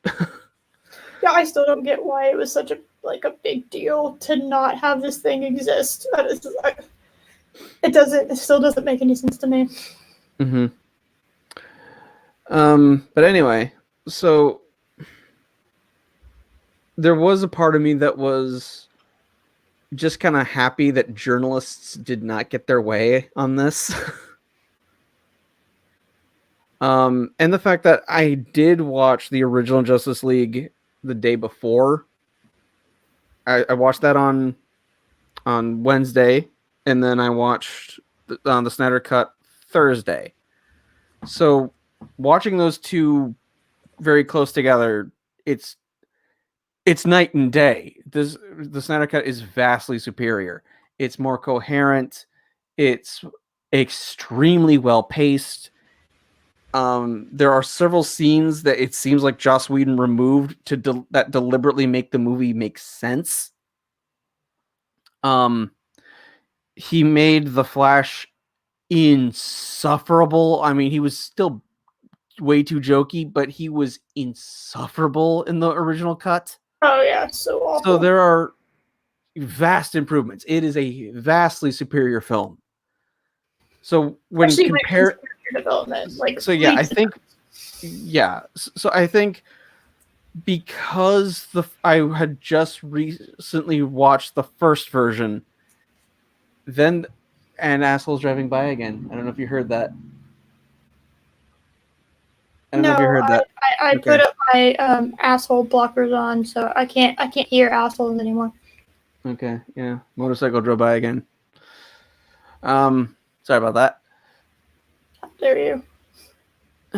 I know. I have my window currently open because it's way too hot and stuffy in this office. It's alright. I turned on my fan a while ago, so I don't even know if if there's any background noise from it. But yeah. That's true. So I'm not gonna sit here and sweat my ass off. But so seeing the movies like back to back like that and seeing the vast improvements, I think artificially inflated how good the movie is. But now that I've had time to kind of process it, because it's a lot to digest. Yes. I'm now more cognizant of the flaws. Yeah, I'm real about doing it. Yeah. Mm-hmm. So I think because there are still several issues. You like like I mean, we mentioned, Batman still just knows where to go find Aquaman. Yeah, it's really difficult to. Mm-hmm. Yeah, I mean, why not have the scene? Why not have Aquaman in Atlantis?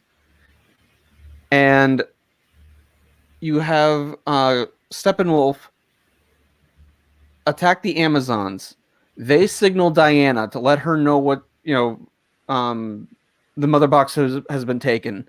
She then seeks out Bruce Wayne, and then because she knows the legend, she knows the Atlanteans have one, so that's when they go to try to recruit Aquaman. Yeah, and then when that comes true, he kind of brushes it off, and then when that comes true, right?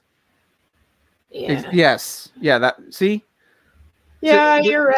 There's problems. There's still problems with this film, with how it's structured. Yeah, you're right. But it's still vastly superior. Like, to a laughable point, it's vastly superior. Okay, it's not even. If we're just judging it on the fact of Whedon versus Snyder, mm-hmm. It's not even close. Right. They cut out, and I can't stress this enough, they cut out almost entirely Cyborg's character from what, because you have to also remember this was the original for the most part. There are reshoot portions, but most of this is, I'd say, like 90%. Would you say 90% is the original movie? Probably. 90 to 80%. It's like, okay, they cut out pretty much all of Cyborg's character and Joss's portion. Oh yeah. His story arc is basically eliminated. And the reason they don't even have his dad die. He survives in the Whedon cut. Yeah, I don't even remember what happened to his dad because I didn't care. They made me care. Taken by he's one of the scientists that was taken. I know that, but what happens after that? Exactly. They go to kill them, and Cyborg just saves them. Yeah, but what happens after that? They get him out. No. Somehow. What happens after that whole sequence? His character's just gone for the rest of the movie. It vanishes. Yes. Yeah, that's what I'm talking about. That's not good when you just have a character vanish. That's really bad because you want in your movie for all the characters, all the characters that have been either they need to have a reason to not be on screen ever again. If it's just like an extra, okay, whatever. That's not what I'm talking about. I'm talking about like actual like characters. His dad is an important person in this movie because his dad literally created him, brought him back to life, and he stole the box to create him to bring him back, right? Right. And so, the mother box is a very important portion of this movie, making him a very valuable character, and to suggest erase him from the movie. You don't even realize he's gone because his scenes have been cut so much that you just don't. You don't even remember that he's just gone for the rest of the movie until you watch this movie, and then you're like, oh, he was gone for like the rest of the movie, just magically disappearing like that. Okay, that's not good. Mm-hmm. It's not a good thing for your characters to just poof. You know, you have Flash that actually does shit and isn't just whining and complaining and making really awful jokes that aren't even really jokes, I would say. Yeah.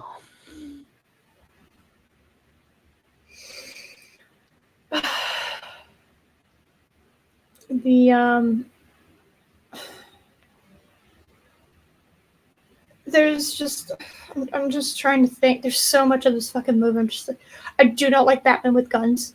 That kind of annoys me. I try to just ignore it, but it's against the core of his character, and it's very difficult to ignore. Because it's like it's one of those character building blocks.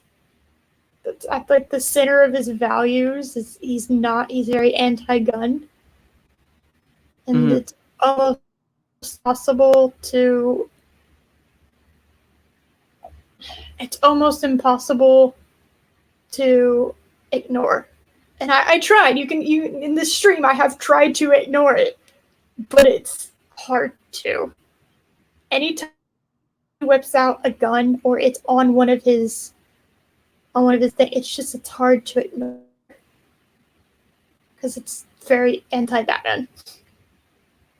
It would be like it's almost like if Wonder Woman just ignored all of her heritage, just stopped, praying to Hera, stopped, just ignored the fact that she was an Amazon, just didn't care anymore. Or it'd be like if Superman ignored just not giving a shit that he's from Krypton, Mm-hmm.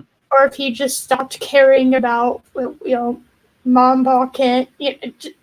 These are things that are very core to the characters that if you take it away or replace it with something, that's not the character anymore.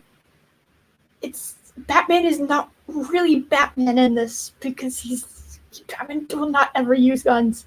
And that's been something that has, for the most part, been across years and decades of that character existing, been a consistent thing. He will not use guns ever, at all. And actually that limits him because he's so rich. He has to, if he used guns, it would be kind of easy for him to make equipment, wouldn't it? But he doesn't use guns. And so that actually shows another portion of his character, which is his intellect and his creativity and his ability to improvise. Like, I will not use guns, but I want to fight crime. How do I fight crime with criminals that are using guns and be able to go not just toe-to-toe with them, but whoop their ass? How do I do that?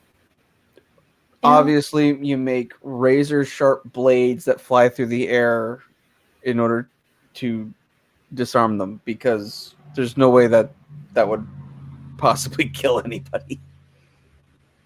No, but that makes it so that his character he's very good at what he does. You know what I mean? I know. I always thought it was weird that the batarangs have always been depicted as being like razor sharp. Like, how is that any different than having a gun? Because you're using a long range weapon that can possibly kill people.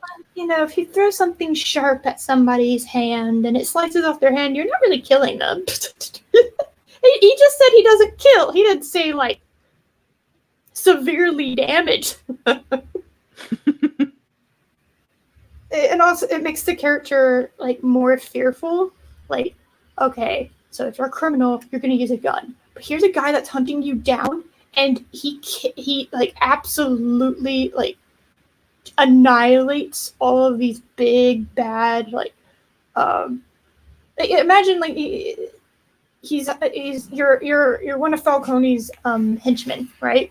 Mhm. If he gets taken out with a guy that doesn't even need to use guns, what do you you're just like like how useful is this gun that I'm wielding at the moment? Like how am I about to stand up against him? You know, like he doesn't even need guns in order to absolutely just annihilate all these people. And Chris Berger brings up a good point. Batman has technically Nolan's Batman has a body count. It is a guy, but okay. Yes, I know. Yes, yeah. Yeah. You're I'm not denying that there aren't problems with Nolan's Batman too, but this is Snyder's Batman. Yeah, I'm talking about Snyder's Batman. And at least Nolan didn't use that. I love The Dark Knight. There are problems in The Dark Knight. Okay, I've never denied that. Just because I love that movie to death doesn't mean there's issues. Mm-hmm. I've said this countless times before, but the fairy scene is very... It does not work with the movie. The fairy scene is so... It feels like it was directed by someone else, or it was just... It just doesn't work. The rest of the movie kind of has this pacing and this flow, and the fairy scene doesn't work at all. It feels like it's from a different movie. I've never really liked the fairy scene. It just doesn't work for me. Anyway, it's been a while since I've seen. It's been a while since I've seen it, so I'd have to check it out again before I can say anything. Technically, he kills Harvey Dent at the end of the movie. So. Yeah, he does. But it wasn't with a gun, so it makes it better. Batman killing people is it really he won't. That being said, like it's not perfect. I don't think there's any movie that is perfect though. And subjectively, I mean, I have my own personal reasons. Yes, The Room is perfection. Yes, the finest film ever made. Yes, the best movie ever. Let's see. Other things. I guess I'll still. I know this movie's 4 hours, but it's not that it's too long, and it didn't do as bad of a job as Batman versus Superman did, but it does kind of feel like they're trying to do too much with it in a way. You know, was it? Yes, objectively, it's better than Whedon's. Like it's just not arguable. I've never been like one of these. I've never been like a Snyder Cut fanatic. I don't even really give that much of a shit about Zack Snyder, as a director. But then again, I'm really not one of those people that fangirls over directors. So I don't know. I look at them as kind of directors, literally directors of not directors, but like if I don't like a piece of music, I don't really. That's just me subjectively thinking it's not good. But it could still be objectively good. You know what I mean? Mm-hmm. This movie, I would say, is objectively okay. There you go. Yes. It is objectively okay. It is better than what we got in the theatrical cut, but way better. It is yes, way better. Because the Justice League we got, especially with the fact that you have this to compare it to, because it wasn't good by itself, and then you have this to compare it to, and it's not even close. You can't. It's not even close. Because honestly, you could cut Cyborg out of the movie entirely in Whedon's cut, and it wouldn't make a difference. Pretty much. And you can also kind of cut Flash out because he doesn't do anything integral, really. He pushes a truck. That's it. That's really the only thing he does. So if I can cut you can't push a truck at super speed. So he is integral. Because he pushes a truck. Don't really the family that's like the only family for some fucking reason in this nuclear wasteland and somehow is not dead. Like at all. I don't know if y'all have seen anything in regards to what happened to the people after Chernobyl, but it's not pretty. So I don't know why. Yeah, I don't know why this family was living near this nuclear reactor and seemed to be the only people. I don't know if there was a scene showing anybody else, but it's like Superman does remove an entire apartment building.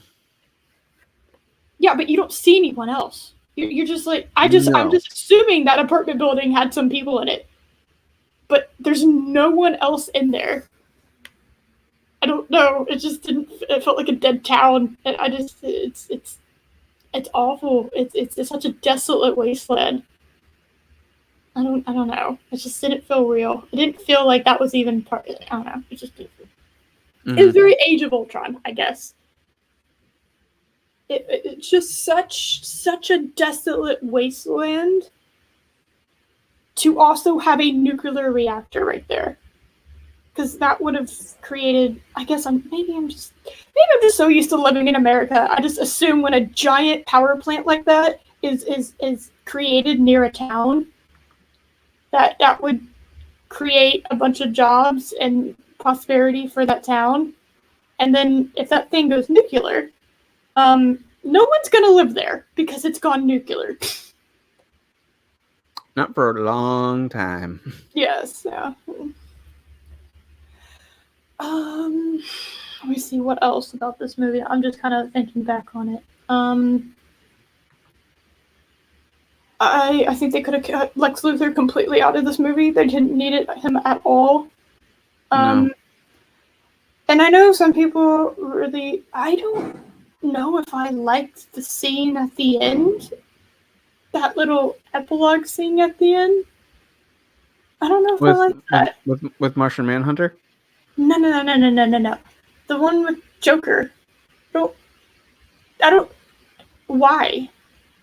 Why was that there? Like, what purpose did that serve at all? I don't know. If this was, and the main problem it was sequel bait. That's the problem. It was all sequel baiting. Yes, but Zack Snyder himself has come out and said this is not canon. Why did you put that there? Because they filmed it. And it was going to be in his film because he was going to sequel bait. Okay, but I'll rephrase this. So that I guess that's one issue. Another issue with that is like, how would you do that? Like, how would you set that up? Because once you start entering multiverse territory, something Doctor Strange is going to have. And then whenever it comes out, once you start entering multiverse territory, it's almost impossible to go back. Oh, I know. Like, you can't really go to the point that you can't go back. That it's you can't. I'm sorry. I'm getting really distracted by this fucking. There's somebody either, I guess, right beneath my apartment or somewhere near my apartment who has the bass of their music turned up all the way, and it keeps vibrating my floor because it's so powerful. And it's very much distracting me because I can feel it with my feet, and I can hear it. So I keep one of those. Yes, like I can feel it through my floor. And I can hear it, and it's not consistent in any way, shape, or form. So, like, there it is again, and I keep getting distracted. Oh, I actually heard that one. Yes, that's what it's been happening since this morning. I don't know what's going on. So.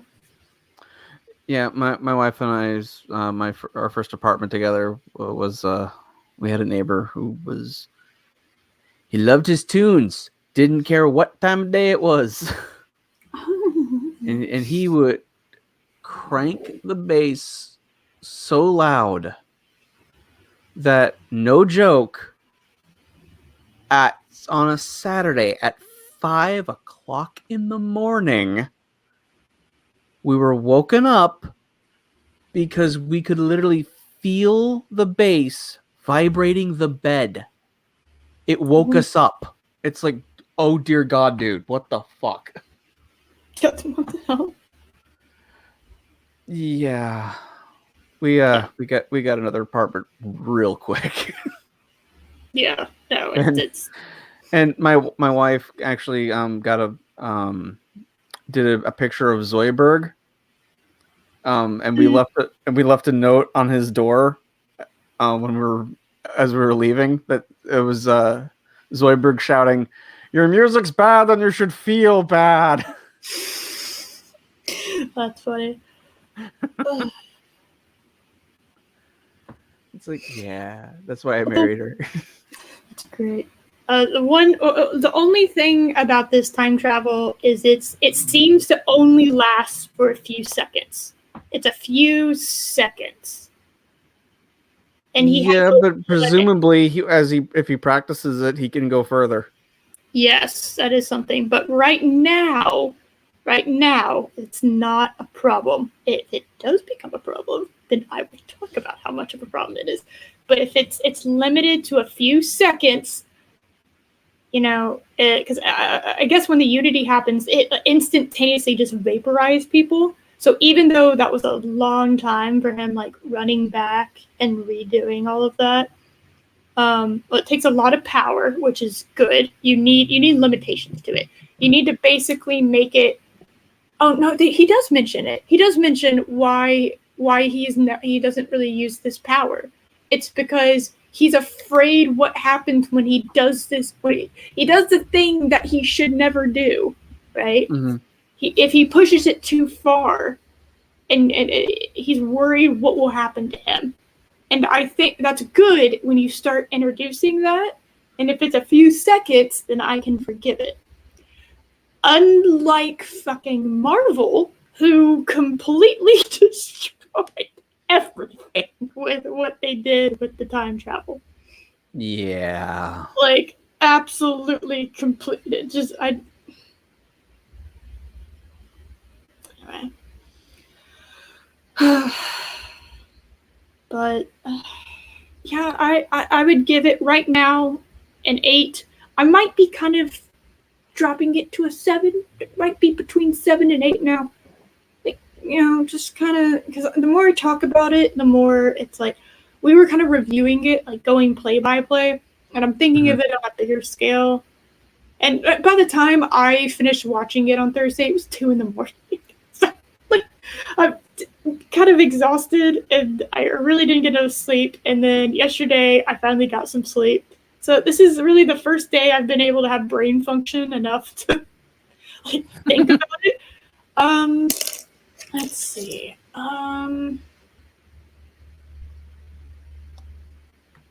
But yeah, after that whole sequence is when you get the Martian Manhunter cameo. Yeah, I don't like the Martian Manhunter cameo at the end. Fine. Okay, cool. We can keep that. Mm-hmm. Him being Martha, I'm fine with that. Him being Martha is not good. I don't. That's weird. That's weird.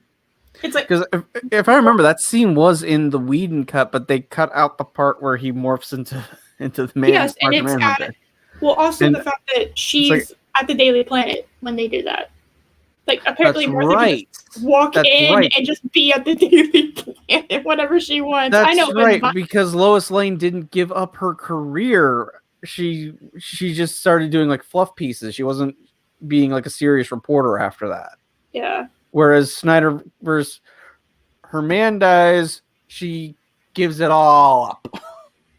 Well, it's because it's because they work together. I think is really actually that I'm a bit more forgiving, because it's like, okay, they work together. If they didn't work together, then I would be like, oh, guys, That's not how that works. But what was she doing for and- income? OnlyFans. Oh, okay.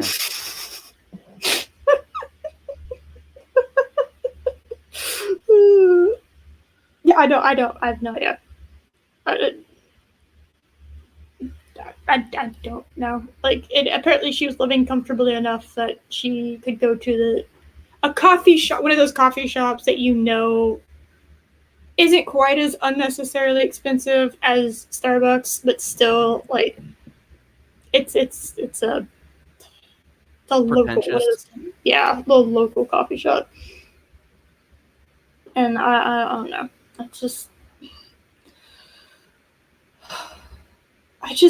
don't see her as Lois Lane. It's No. a big problem I have with it. Oh my God, dude, stop. And Oh, what was that? Was that? That's a little kid outside yelling.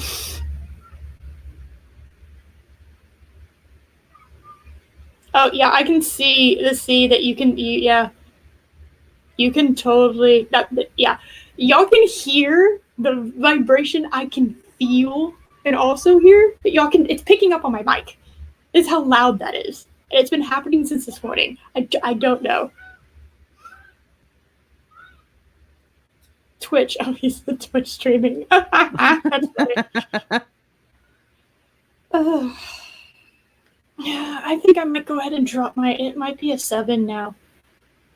You know what? No. I'll make it back. It's an 8 because Wonder Woman and Batman stuff's happened, and that makes me a very happy shipper. I did collectively lose my shit a few times when watching the movie. So, but soundtrack. I think the soundtrack might drop it again. I don't know. I mean, didn't you love the vibrato of the singer who did Hallelujah? I don't even remember that, to be perfectly honest. It was during the credits. Oh, I skipped through the credits and went straight to the after credits scene. That's funny. No, I didn't even listen to that. And I don't trust this movie at this point. Giving me any good music. Well, I mean, it started out fine because it was just an instrumental with the piano. Yeah, no. And then a singer comes in, and it's one of those. It's not that she can't sing. They hired the wrong singer because she is singing Leonard Cohen's Hallelujah, but she's doing it with a very strong vibrato, and she's like hitting several different notes and everything. It's like, no, this is a song that needs to be sung with passion. I don't like that. I do.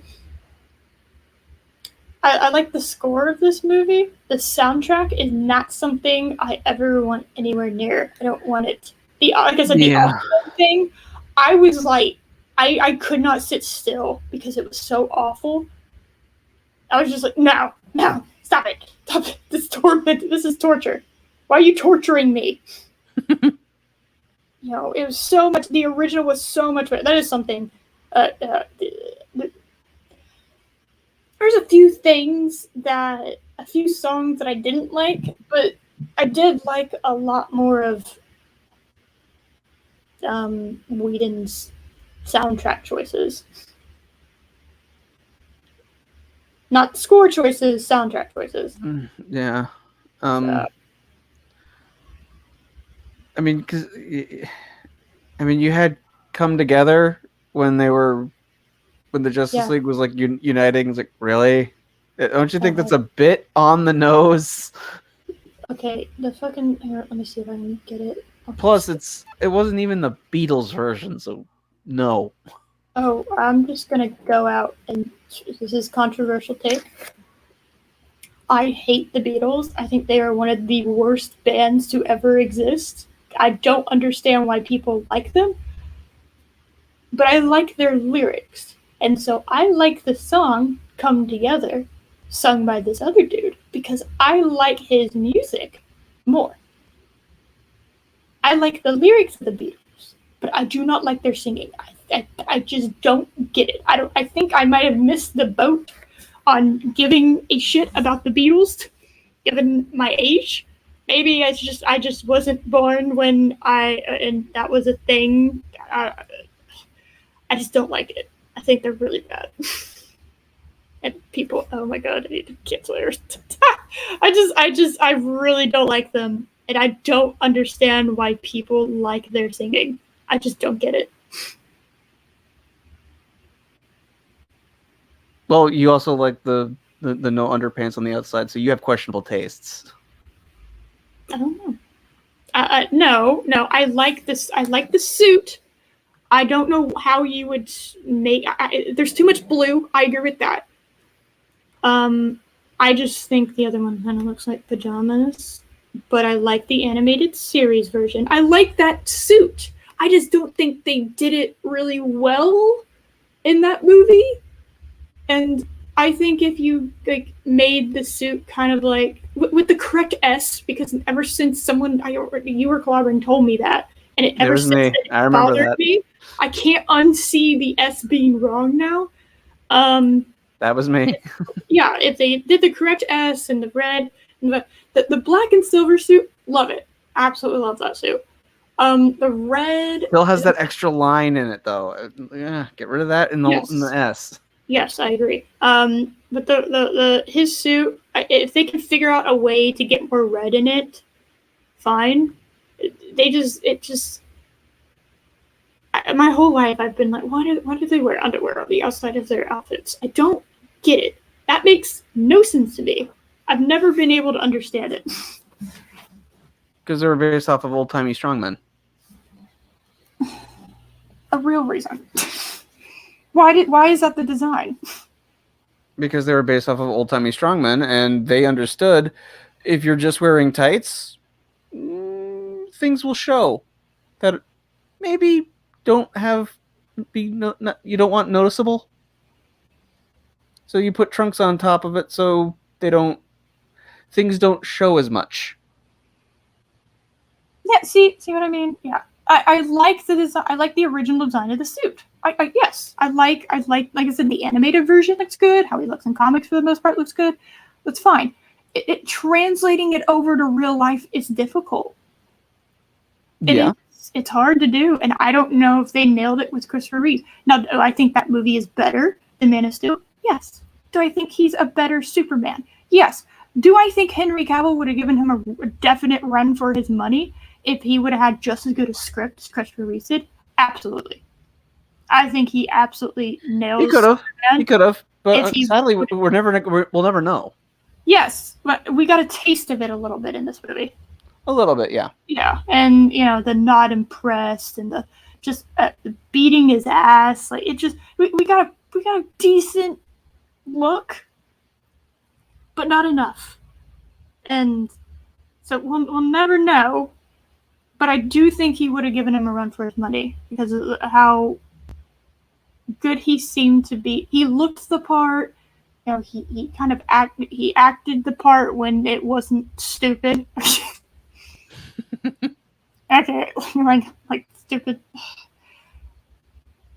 If they could put more red on the suit, I think it would be fine and correct the S. It would almost be like you needed to have like a fade of the red, not just like a stark red there. And I can see the costume designers try to figure out how to put red on this suit around the crotch and it not look like underwear on the outside. I can see the costume designers trying to figure that out because I can't figure it out either. I don't know how they would have done it, but they definitely needed to. They should have because there is too much blue. And unless you can see the cape, it's just pure blue with a little bit of red. Mm-hmm. Yeah. So. You gotta break up. You gotta, depending on how the outfit is designed, you need to break up the colors. Yeah, and also the blue is too dark. I think it needed to be a lighter blue. So.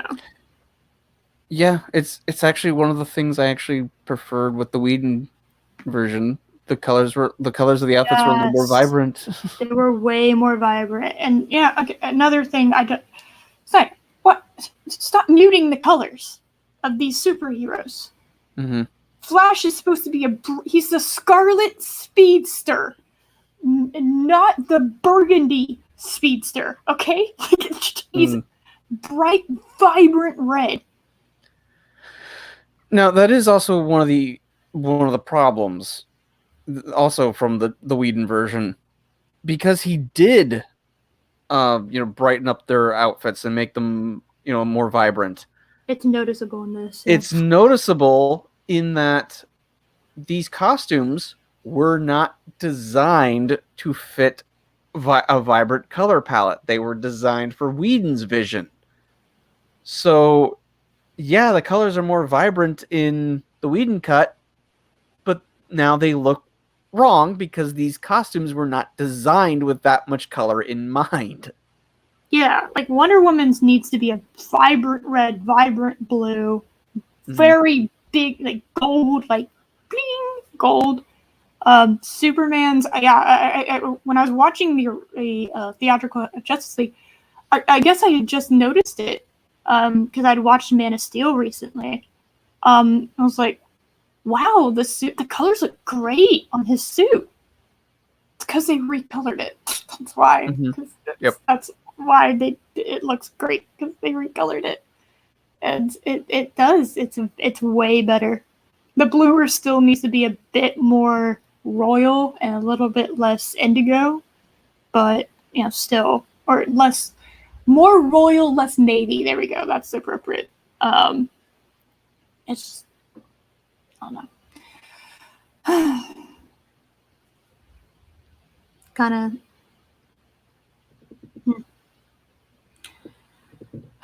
Let's see. Anything else about this movie?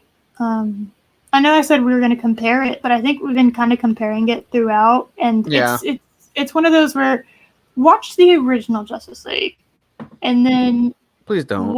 Actually, just don't. No. I'm just saying, like, watch the original. If you want to compare it for yourself, watch the original. Don't just do it by memory. Just kind of watch the original and then watch the Snyder Cut. You'll see what we mean by it's not even close. Like I said, when you can cut characters out of your movie because they don't really play an integral part, then that's not good. They had to have Cyborg there because Cyborg is the reason the cubes, not the Allspark, the whatever, the mother boxes. That thing, the mother boxes were able to stay apart. Because if they would have just yanked them apart like they do in Whedon, they would have just gone back together. He had to hack into them and basically make them behave themselves. And they had a whole scene to make sure you knew that he was hacking into them because it tried to fuck with him. Flash was very integral. Without him, it would not have been able to pull that off at all. You can't cut him out of the movie because he is the reason he's one of the reasons they were able to pull this off. Everyone, they beat him as a team. Yes. They forget Batman. You kind of forget about Batman towards the end of the movie. I don't know how you would have written him in, but I would have brought somebody on who really knows Batman, really, really knows him, and kind of given more ideas. It's you're at 4 hours. What do you think? 10 more minutes is going to matter when you're at the 4-hour mark of a movie? Mm-hmm. No, it's not. Yeah, and I mean, look, I mean, just off the top of my head, I came up with the idea of just, have just a ring of snipers, up top, that's taking pot shots at our heroes, and so Batman's taking care of them. Yeah, he's on the outside because he can't fight Steppenwolf because he's going to get absolutely annihilated. Mm-hmm.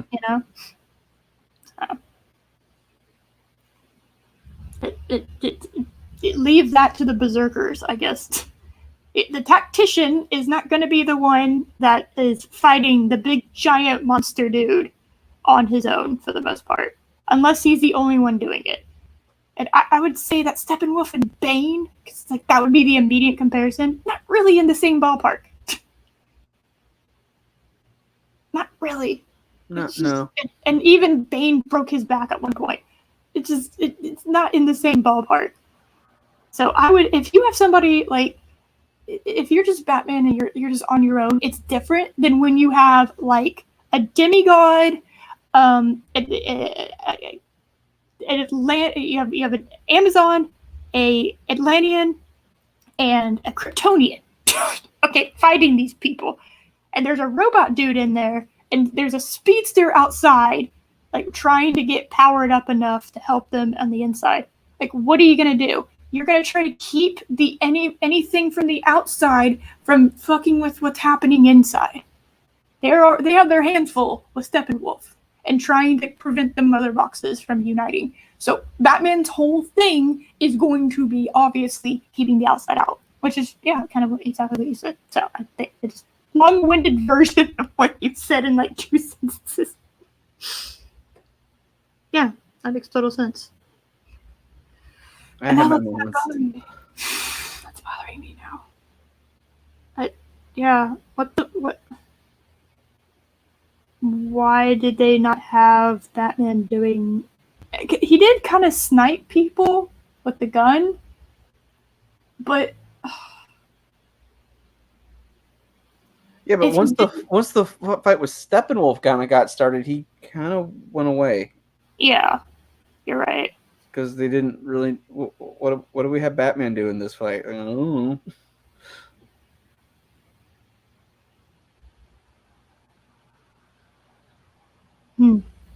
I don't know. I can't.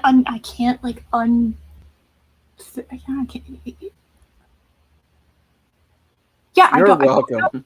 I've actually kind of bothering me. What the fuck was Batman doing at the end of the movie for the most part? Because he just disappears, and obviously you're gonna want to focus in on the internal fight, and you have Superman fighting, and like a proper fight. Mm-hmm.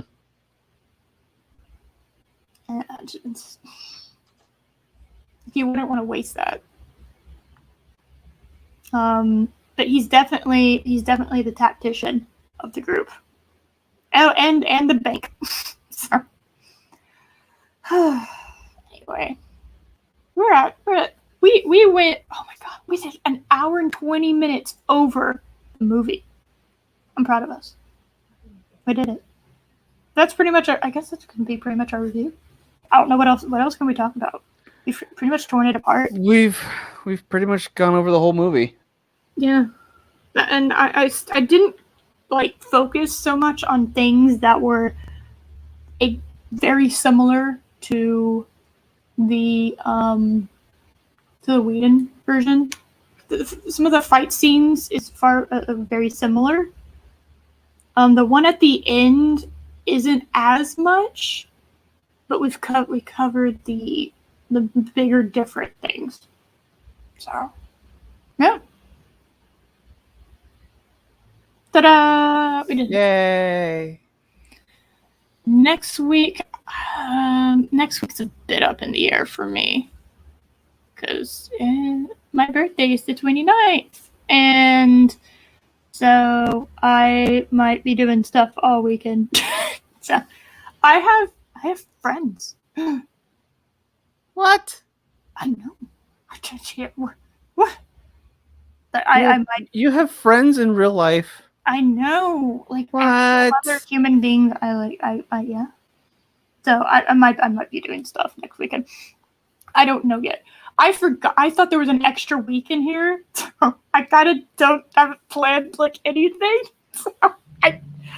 So we took 1 week off, came back for one show, and now you need another break. I might be. What we might end up doing is doing like a shorter stream covering the Whisper Network, if that's cool. Maybe? Oh yeah, we could do that. Yeah, and maybe that one is a pretty short article too. Yeah, so that should be fine. Like it for an hour or two. We cover that. So that might be happening. If I do a stream, that's what's gonna happen. So and there's like a 50% chance I do it, 50% chance I won't. So anyway. Having friends. I know. What is this? I have friends again. So Friends yes. is all you need. Yes. I think I'm gonna give this a 7. I think my definitive score right at this moment is subjectively a 7. Because the more I think about it, nah. I could see me maybe slipping down to a 6, but I don't think I'll go lower than that. That soundtrack really sucks. It's so bad. Like if somebody downloads this movie and then like just cut the sound out, because there's in those moments where the songs are playing, it's not like there's any like dialogue. So if you just cut out the song, you should be able to overlay it with something better. Anyway. Oh, that's gonna. I know. Real life friends, meh. I know. So. Anyway. Well, we're back at 5.5 hours. I'm very proud of us. We've rediscovered the long woman and fox. So. What is the record for longest stream we have? Let me look. Actually, give me 1 second.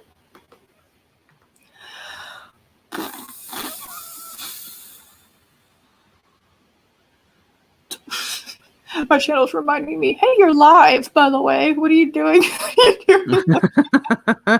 5:14 is the longest I see right now. 5:37.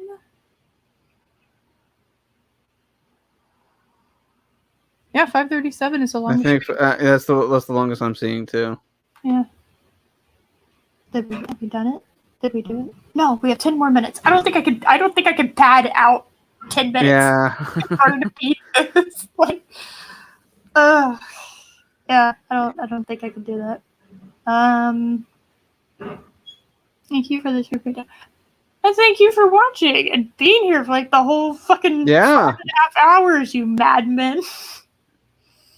Thank you. Yeah, I think Chris is the only one that's been with us like the whole time. Unless there's people, which I know definitely there are people that lurk and don't think I know that they lurk, and they definitely lurk and watch my streams. But how dare they? I know. Show yourself. How dare you lurk and not participate and have us be the full focus of your lives? Yeah, it's not like for the majority of my life watching YouTube, I lurked. Lady Mist! Yeah, Lady Mist! Oh, yeah. If I had a Conan thing, I would give you a Conan thing. I do not have Conan thing. Yeah. Lady Miss, one of the. She lurks a little bit. How's this, Lady Miss? If you're wondering, I have no idea what this is from. I don't know what you're doing. And I don't know. Is lurking? Because I do this occasionally. Well, I'll lurk and then go back in to the chat and then lurk again. I don't know. Is that lurking? Yeah, I've done that. Unless people tell me that they're leaving, I just assume they're there. But I know people who don't show up in the chat at all. You still haven't watched the movie. It's 4 hours. Yeah. I completely people saying that they haven't watched it. It's like, no, I get why. If you don't have any desire to watch it, it's cool. I don't. It's totally up to you. It's 4 hours. That's a sixth of your day. That's insane. And that's assuming you're sitting down and watching that whole thing in one sitting. You're not getting up and going to the bathroom or getting food or doing something. Like it's a long. perfect for the long run. It's a long movie. Yeah. They did it. But, Yeah, I mean, 4 hours, no problem. Oh, look, trooper. Lady Mist is a trooper. yeah. I did not. There was at least 3 or 4 times I stopped watching and had to go do something or get something or whatever. Yeah, I didn't sit down for 4 hours. So, you are stronger than I am, Lady Mist. If it's not free, I have to wait. If you have what is it, HBO Max, Yeah, it's on HBO Max. or if you have other things that you can use to watch.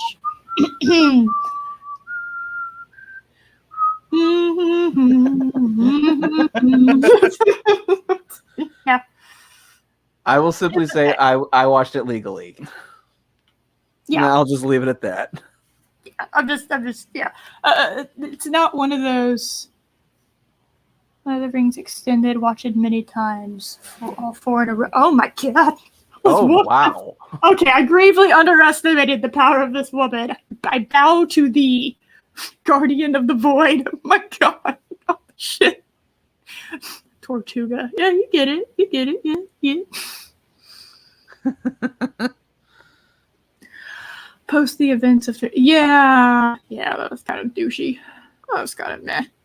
I had said when this was announced to happen that I was gonna watch it, and I just was like, there's so little that's going on in pop culture that we can review for a long time.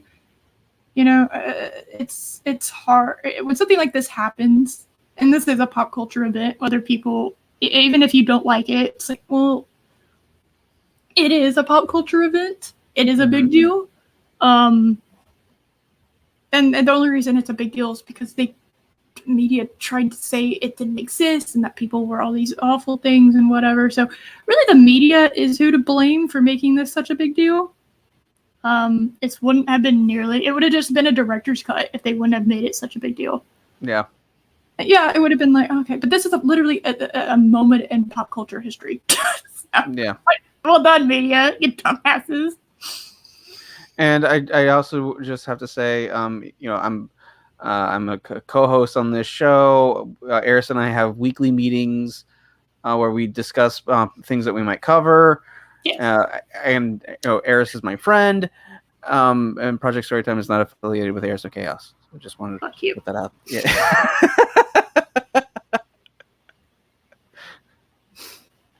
Fuck you.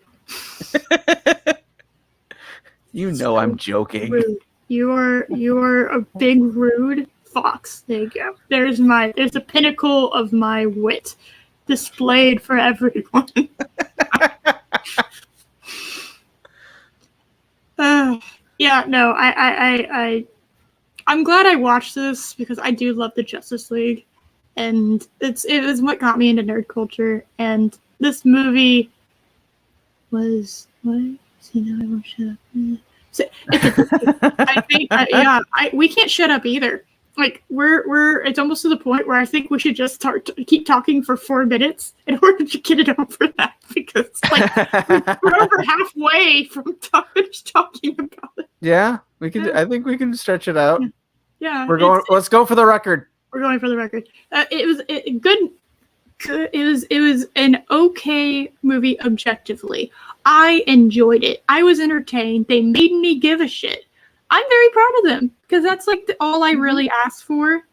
Make me care about your movie. Make me care about your show. Make me care about your IP. And yes, that's something it did well. I mean, I don't know if we actually talked about it, but the movie is extremely well paced. Yes, it's 4 hours, and it does not feel like 4 hours.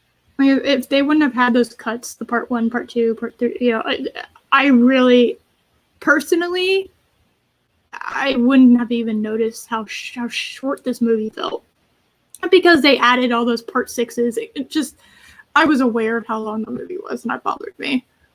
If you take that out, though, the pacing is perfect. It gives you time to breathe. It's not dead serious all the time. It's very, it's entertaining, and I did care, and I understand why people were angry. But like Ray Fisher, for instance, I think I've said this like 3 times now, but totally get why. Him being angry is so justified now. Like, I almost want to see the director's cut of Suicide Squad, because Jared Leto was just as angry. No, out of curiosity. I really don't. Because they took a movie that was bad and made it okay. That's a pretty big jump. It's not easy to do that. It really isn't. That's fair. So I'm saying, like, he was angry. Jared Leto was the same angry, same type of angry, same amount, and said the same things Ray Fisher did about his cyborg scenes.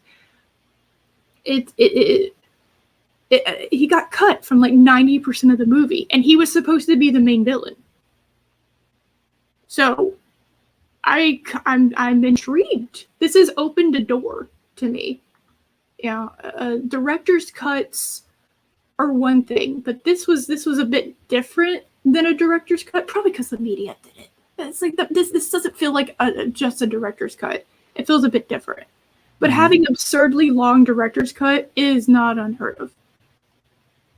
So it's like, if your story takes 4 hours to tell, I'm gonna tell it in 4 hours. I know why the studios cut this down. They cut it down because they pay the same amount in theaters to get it running. So the movie is about 2 hours long. They actually make more money because they can show more of that movie in a day. Yep. So that's why. But I just think that if you're going to watch a movie and it's going to be longer, then you just make it a little bit more expensive to watch it. Like, I don't know if that's your problem. I don't know. But that's not an issue at the moment because of the pandemic. So right. No, I don't think this would have gotten a theatrical release anyway. So maybe it's kind of a non-point. And we are inside of a minute to the record. We did. Me babbling about, just random stuff. I did. I did it good. Let me see. Where is it? Okay. Yeah.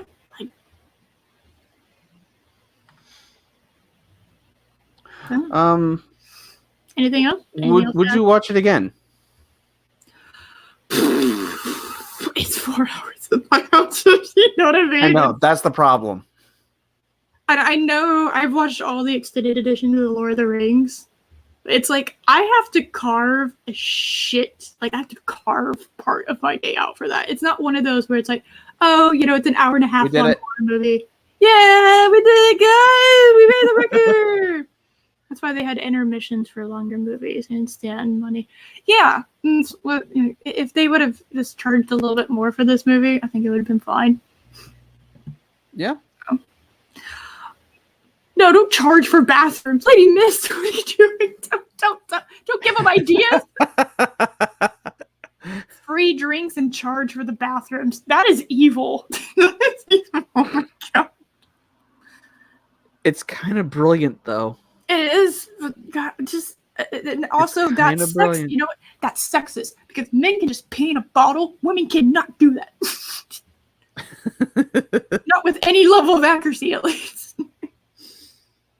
So, anyway, we did it. We have done a new record. It's a new day. Yay! All right. I think my throat's actually starting to hurt, so I'm done talking. I think about this. Yeah, my throat's been kind of hurting for the last half hour or so.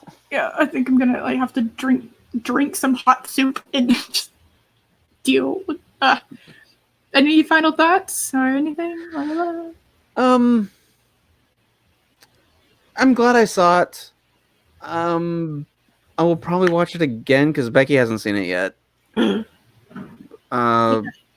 But I'm not really in a rush to go see it after that. I think I'll be done. Yeah, I like at the moment I'm not in any hurry. Like I'm just gonna kind of rewatch it for this and.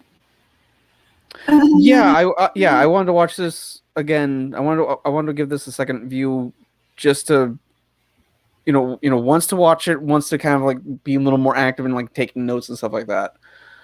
I did not get a chance to watch it a second time.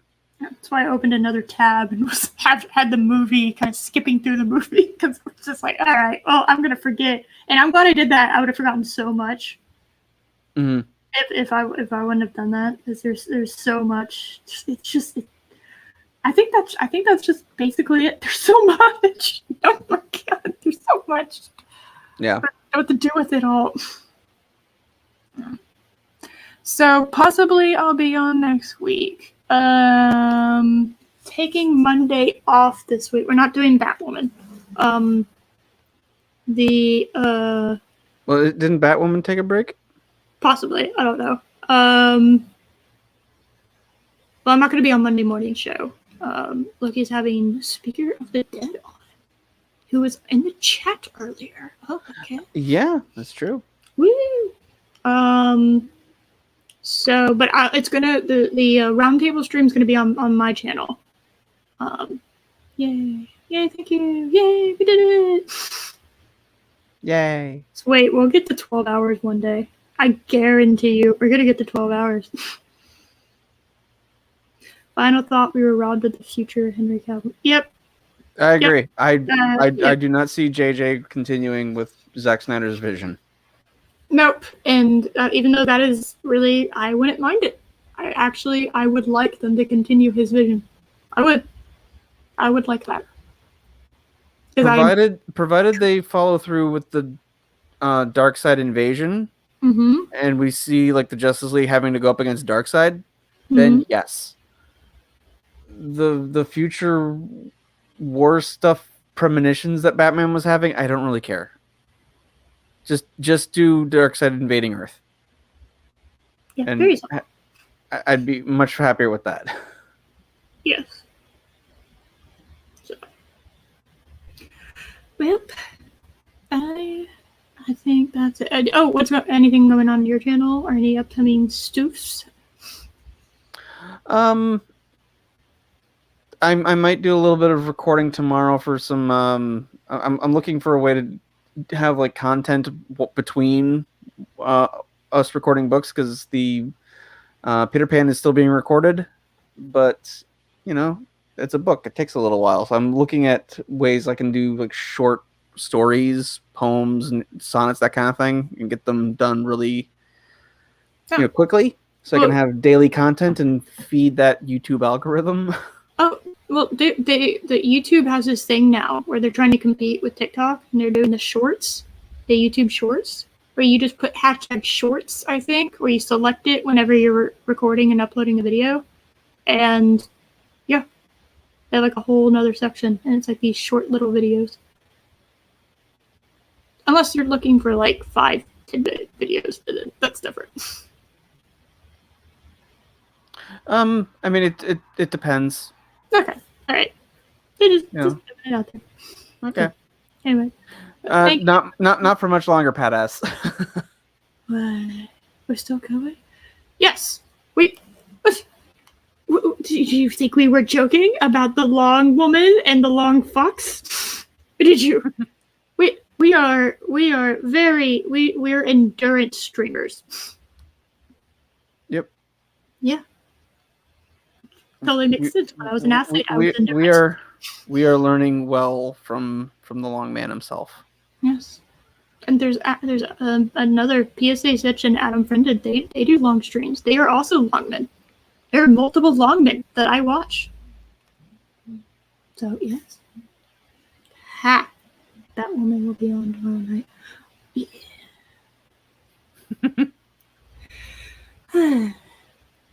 It's a comedy show. You can't convince me otherwise. All right.